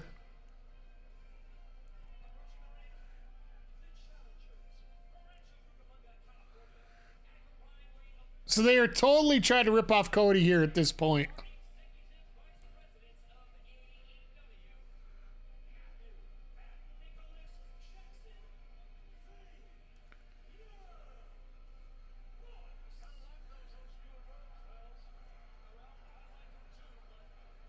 I'd like the old school roads, but they don't fit.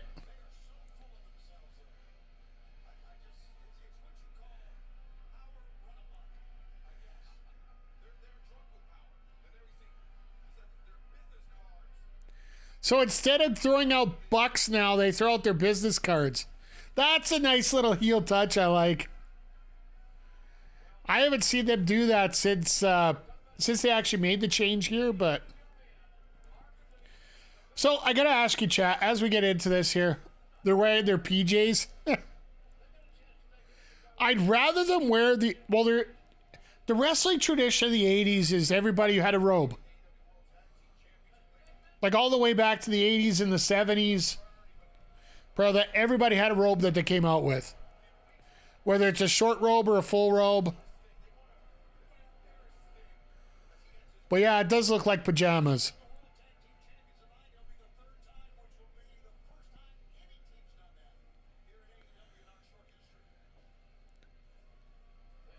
Oh, those look like classy suits, actually. Well, this will be... I'm really happy that they're letting JR call this match.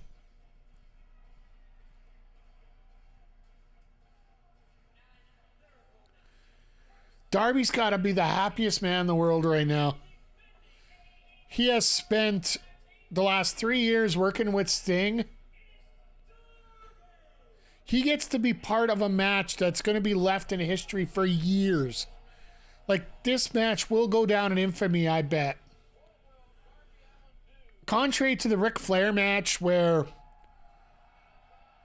a lot of people can't even remember the 3 people that were with him in that match. This match will be a little different story.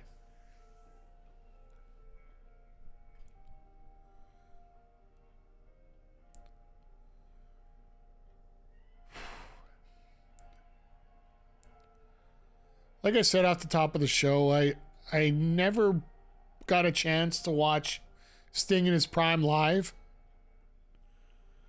But at the same time, you know, you can just feel the expectation. You can feel the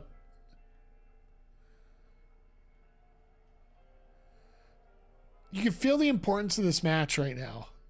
There's just such a different vibe to it. There's such a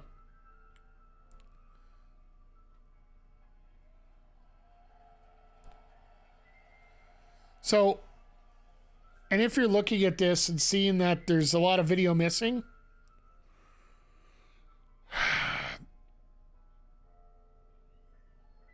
I hate to be a dick. I really do. But WWE refused to allow AEW to have any kind of footage on Sting for this tribute match, for his final match. Like, the only pictures they were allowed to have are the ones that Pro Wrestling Illustrated took or somebody else. They weren't actually allowed to have any of the footage. And so, as far as I'm concerned, fuck the Fed. Just like you said, McGee. I don't want to be tribalistic. I think WWE does a lot of good things, but on this one, they were straight up wrong. I'm sorry. There's no arguing it. They just did wrong.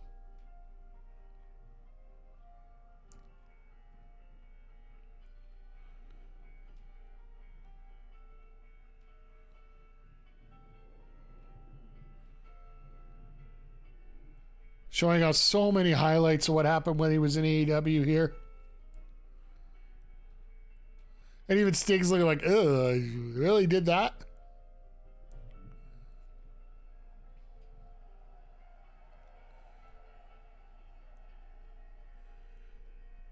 Getting a chance to perform in front of 80,000 people at Wembley.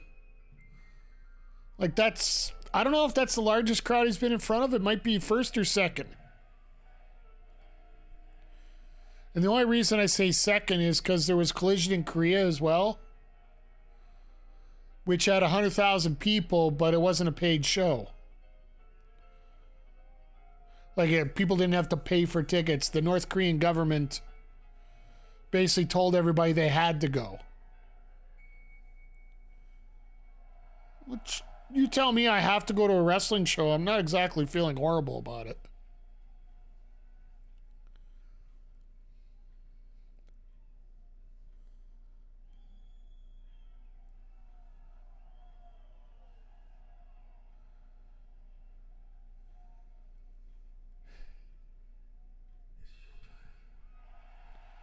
Please tell me that you seek and destroy tonight.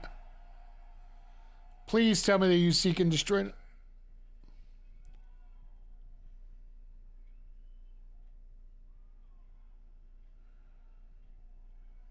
Sorry, folks. I gotta soak this in.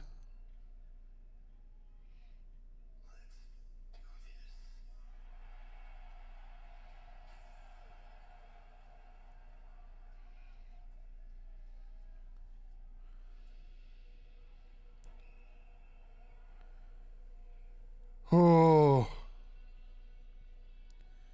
it's a lot. It's a lot here right now. Like, yes, it's old Sting. Oh, that's his son. I got caught again. I got caught again. Damn it. And his other son gets to play NWO Sting. That is cool.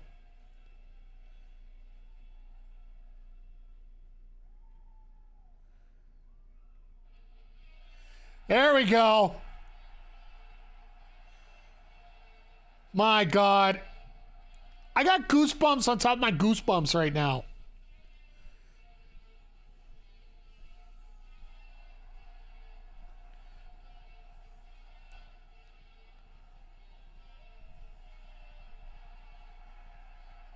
So he gets to come out there with his sons on his final match. That is so freaking cool.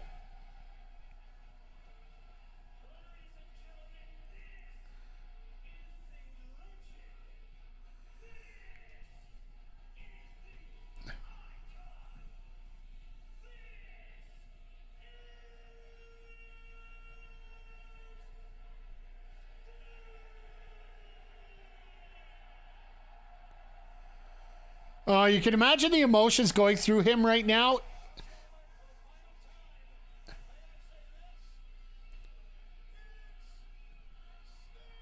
Watch it be a squash match. That would be... I think people would riot.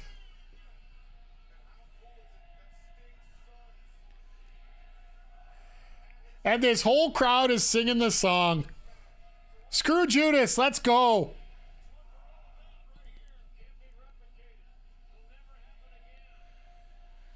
Truth be known, small little fact here: the original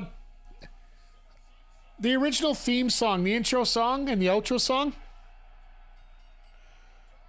was "Seek and Destroy" for the Blown Call show that I originally started in 2011. Oh, here we go. So throw it out in the chat, folks. What's your...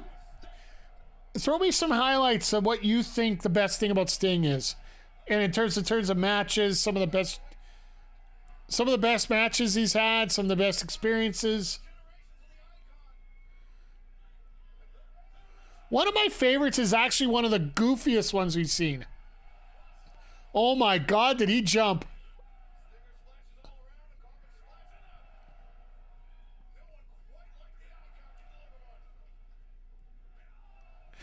Everybody just line up for him. It's like they're all basketball players here.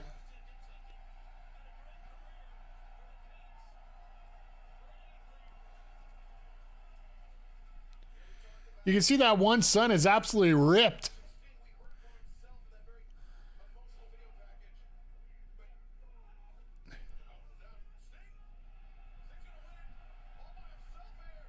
Remember Surfer Sting watching those old matches? They're so much fun. One of my favorite moments.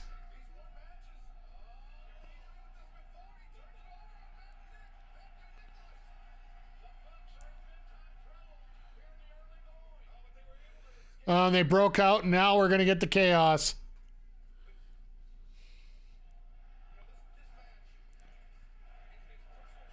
Now we're going to get... My favorite moment actually was a really goofy one. It was the moment in TNA. Sting's in the crowd in a Sting mask. And he gets fouled as a... Like, don't get me wrong. The matches were absolutely... Some of the matches are absolutely great. One of the things I remember the most about Sting is the one time he got screwed. I'll be frank. The one time he got screwed. And that was the infamous Bret Hart match. Where he restarted the match for no reason.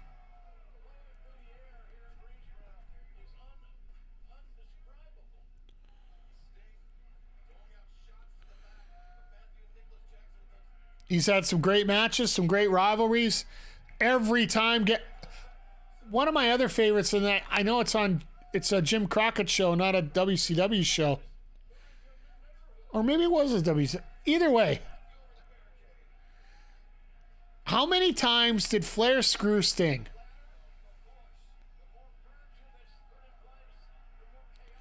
Literally, I've seen times where Sting would be coming in for the hot tag to Flair. Flair would come in and just straight poke Sting in the eye. Oh, I'm so glad he missed the stairs there.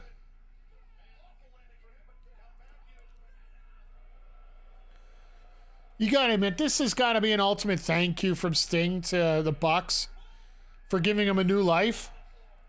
Like, everybody can have their excuse about why they did this. All right, so Sting and Darby have had their finishers. Knox, what are you doing? It's a tornado tag.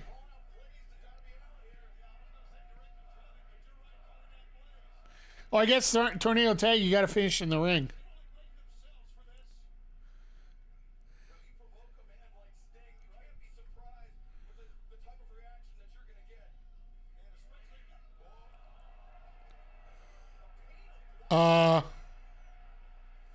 Excuse me.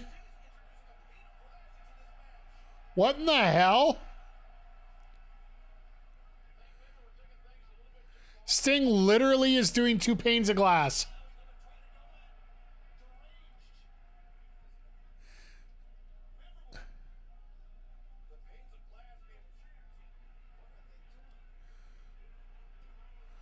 Oh no. There's definitely some thought put into this.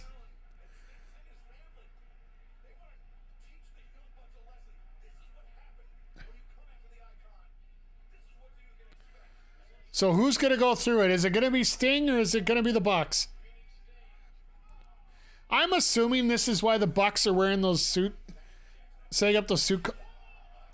Jesus!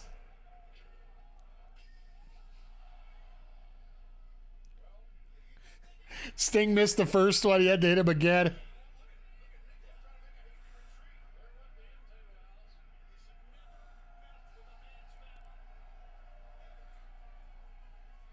All right, you're like, yeah, no, we're going in the crowd now.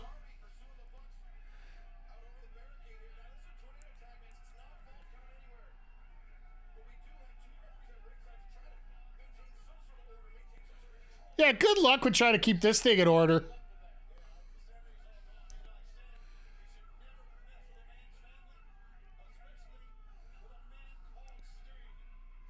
And you got Swerve's girls at ringside. Oh, this is hilarious. This is brilliant.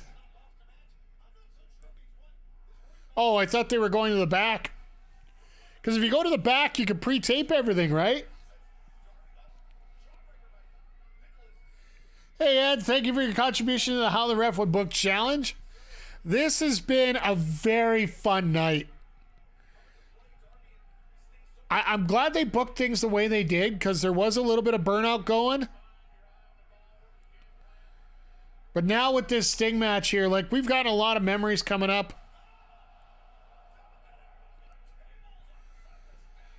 Wow. At least Sting doesn't have to worry about, you know, being in shape after this.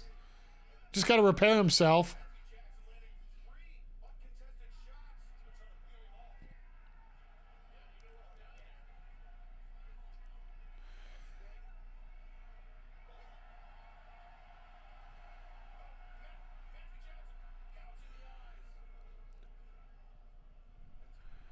Oh no.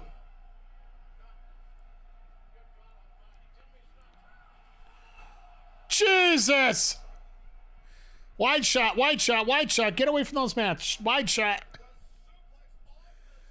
Oh, man. I don't care if there's a mat there. That's freaking gonna hurt.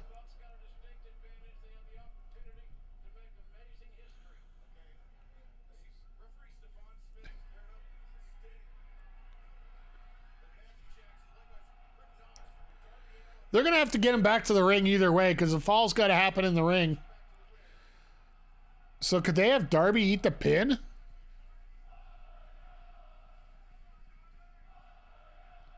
Well, the crowd's at least expressing a very valuable opinion here.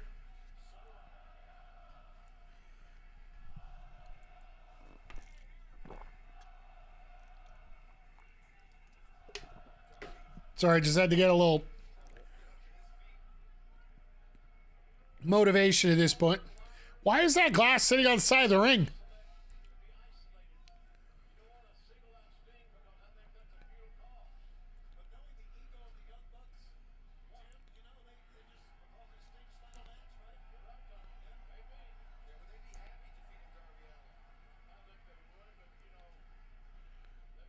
Uh-oh, it looks like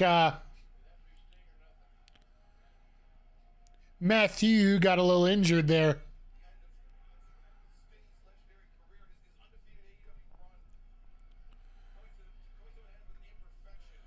Unless he's selling really good. And just think, he is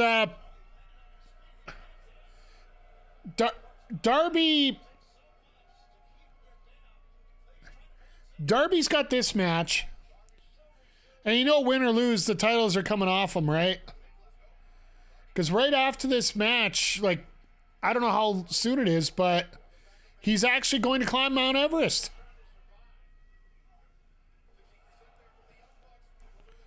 All right, well, now it's isolated, one-on-one. Why are you not going for the guy that's inside?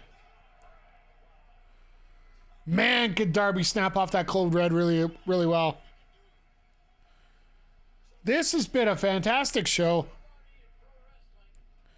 Once again, everybody, thank you for stopping by. I know that AEW pay-per-views are long, but this one means a lot to a lot of people, and I feel that this might be one of his best ones ever.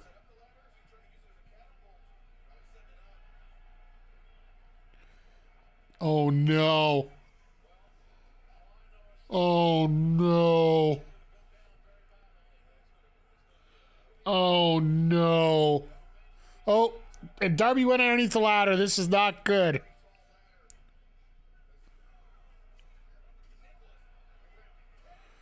Yeah, I wonder how... I'm just going to get one of these out right now ahead of time. Because, yeah, it's...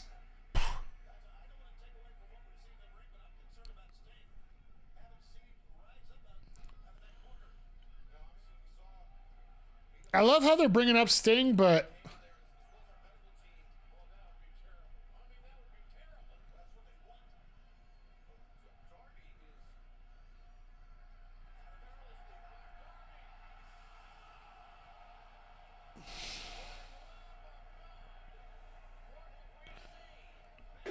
Wow. Look at Darby's back. Like, he's literally a pincushion. Like, seriously, this is like one of the most cringe...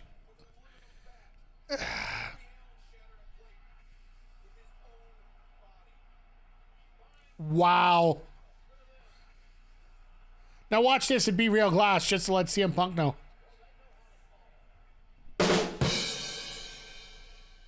Knowing Darby, he'll be back up and doing it again. Yeah, well, like we said, he's going to do a mountain soon. Oh, I hate this much blood. This is half the reason why I don't usually watch. That's why I wasn't doing the watch-alongs a lot of it, because, like, hell, I wouldn't have lasted the Swerve Hangman match last time.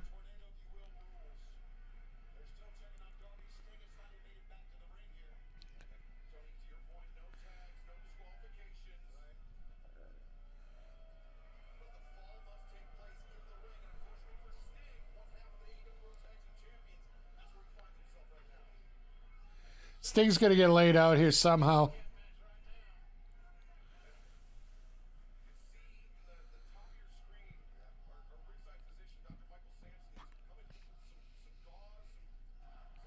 Well, of course he's going to come out with gauze. What are you going to do for that back?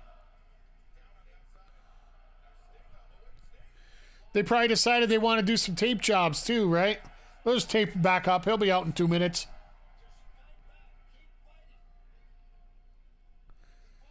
I appreciate you, McGee, being on the up and up, sort of warning me as things are coming across here.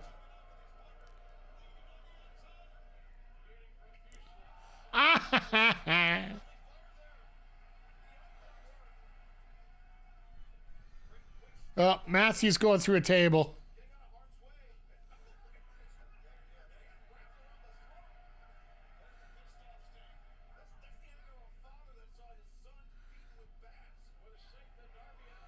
No way.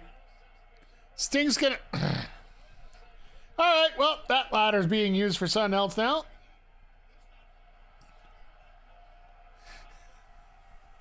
Oh my God.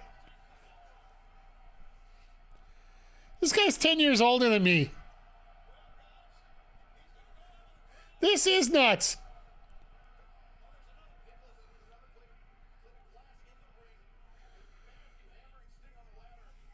Somebody's going through that glass there. That's... Just pin him. No way. The Sting no sell. Atta boy.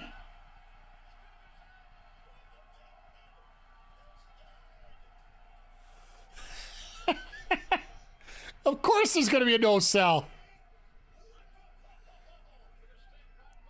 The only difference between Sting and Hogan is it was...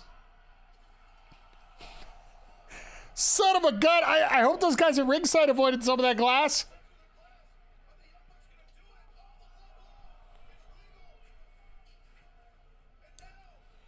Oh, no.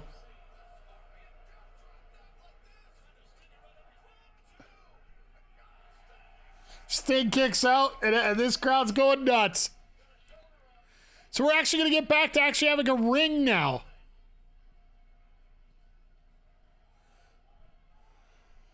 My God.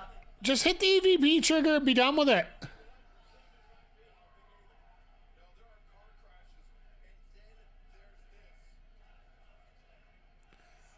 I can just imagine Sting winning this. Like, as much as I'd like to add some interesting commentary, this is just freaking nuts. They're going for Ricky.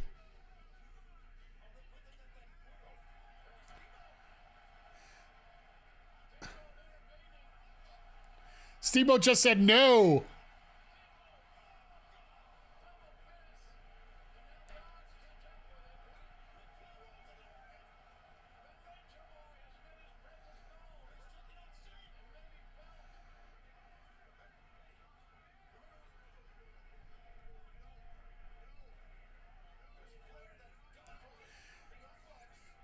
Matthew will not hit Flair. But of course there has to be one last turn, right?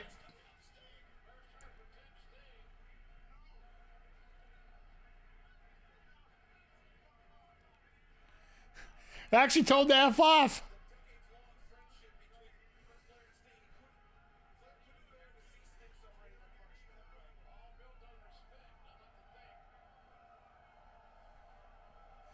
We got to have one last turn here. See, outside of this moment right now in this arena, he would have been the biggest face in the company. They would have been the biggest faces in the company for doing that.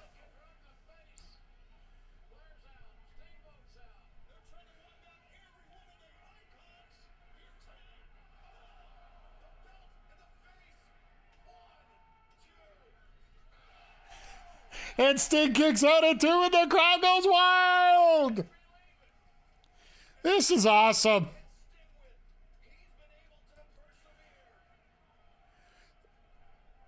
You're not getting a fight forever chant because Darby's dead at ringside.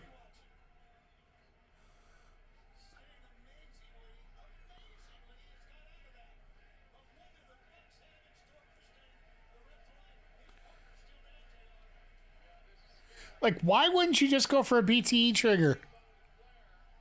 Because you gotta have more drama in this one, right?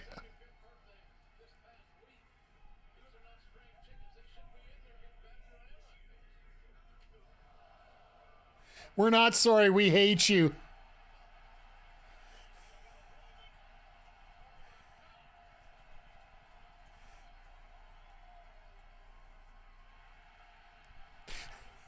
Oh, the stinger pop again.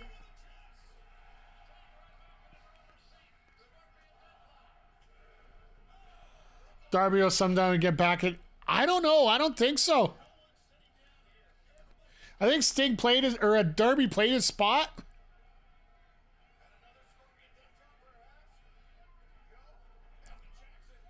Oh, there it is.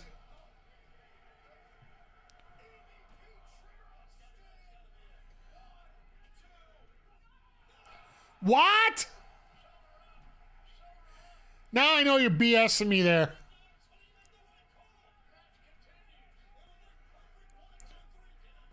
Knox is getting knocked out. Knox is the personal referee of the Bucks.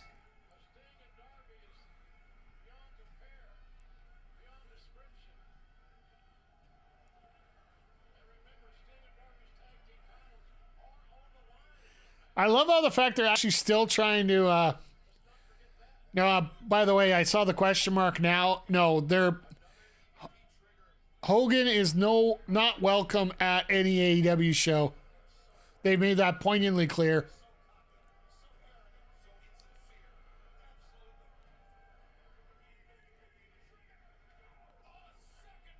That's got to do it. Kick out at 0. Jesus, criminy.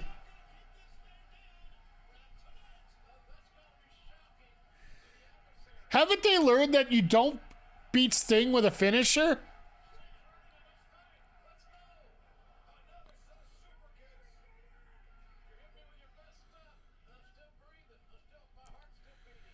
All right, now we got to go with the EVP driver.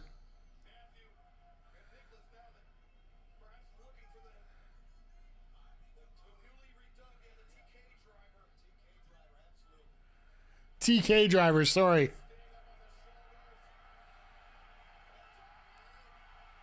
And there goes the table.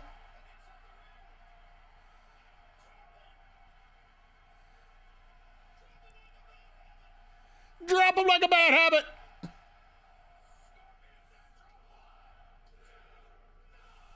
Whoa.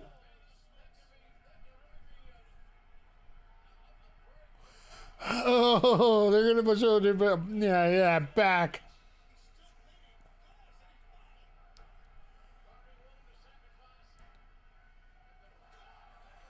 That's got to hurt.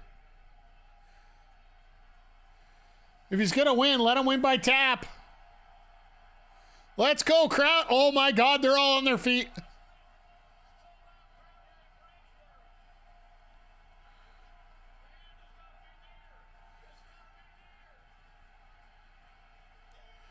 Wow!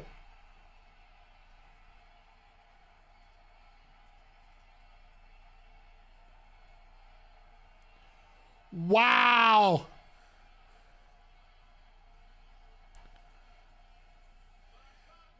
What a finish!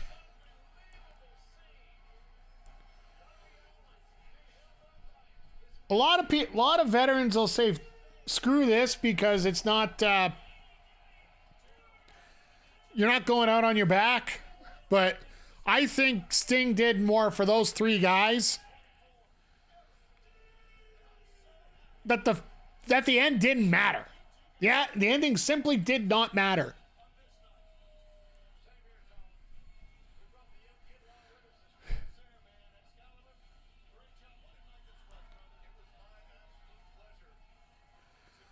Sting's whole family.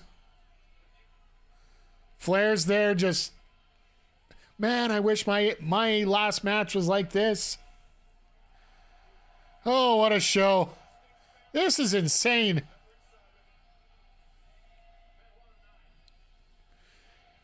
Glad they're going to give it another 5 minutes here just to let this crowd feel it.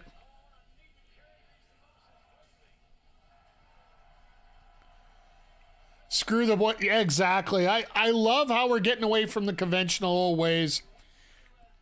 Everybody thinks the old ways are the best. I get it. The veterans are important. But AEW is not about the old ways. They're about the right ways. And Sting is one of those guys that has been so loyal to so many people for so long that he deserves to go out the way he wants to go out. And I'm sorry, if you're Sting, what better way for you to go out than this? 16,000 people in a stadium that you basically made famous. And the two other people that helped you are right there at ringside with you. Finishing on top of the championship.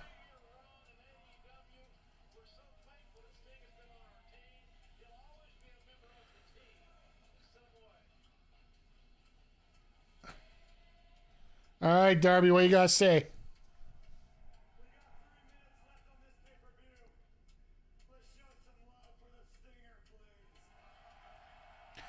Got 3 minutes.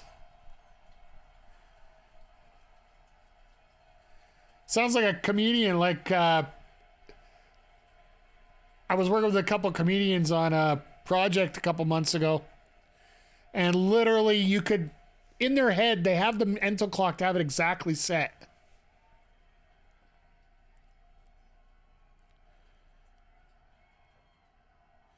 Sting just wants to talk. Darby wants to talk, but Sting's going to talk.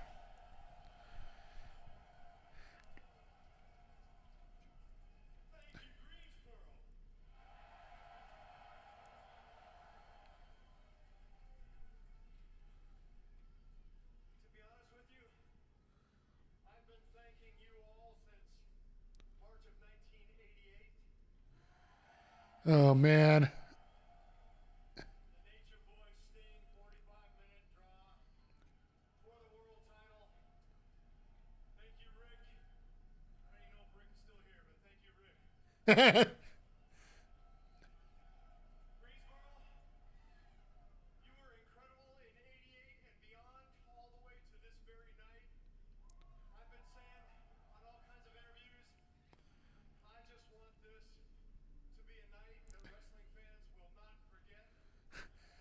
I have to say, this may be the best AEW pay-per-view A through Z that they've ever had.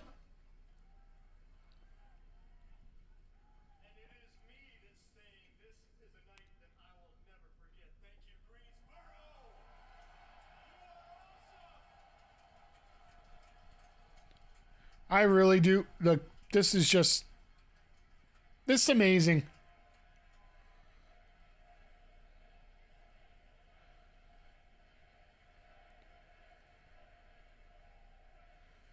We're going to get taken off the air here, I bet, but... This is definitely a time to give thanks for sure. Thank you to one of the greatest tag team partner I've ever had, Darby Darby's Allin. like, look at the duct tape on his back. I wonder how many stitches this is going to require tonight. I said I would die in your last match, but I'm still breathing. Yeah, fair enough.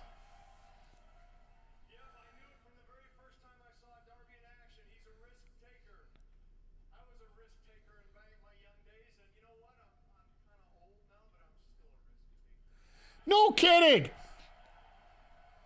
Going off a ladder through a table.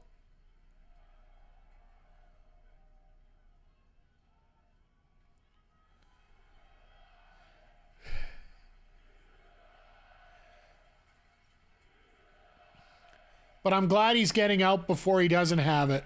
That, to me, that's the biggest thing right now.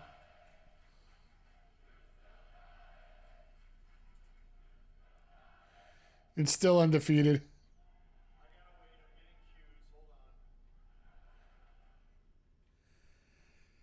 And they fade to black.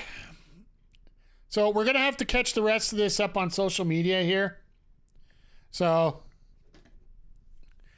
at least Sting's honest about it. Yeah. What a card. Top to bottom, probably one of the... I would have to say probably the best card that I've seen at AEW. Like, this is going to be right on the range of 2001 when it comes to, or 2021, sorry. All In, I think it was All In that was the main show there that year. Gonna have to wait for the high and everything to pass after all this, but absolutely a fantastic show that, you know, there wasn't a match on the card that you consider bad. There's no flubs. There was no... Yeah, all out. Yeah. And I still think that. I don't know about you guys. What do you guys think? I would have to say honestly that I feel that this show probably is going to... this one's going to be the tops, if not if it's not top one, it's definitely top two, without a doubt. All the way from the opening matchup here with Christian versus Daniel Garcia, which feels like it was 12 hours ago, all the way up to the main event here, everything in between. Even the pre-show stepped up. It's almost like everybody in the locker room just said, we're going to do this for Sting. And they did. It was amazing.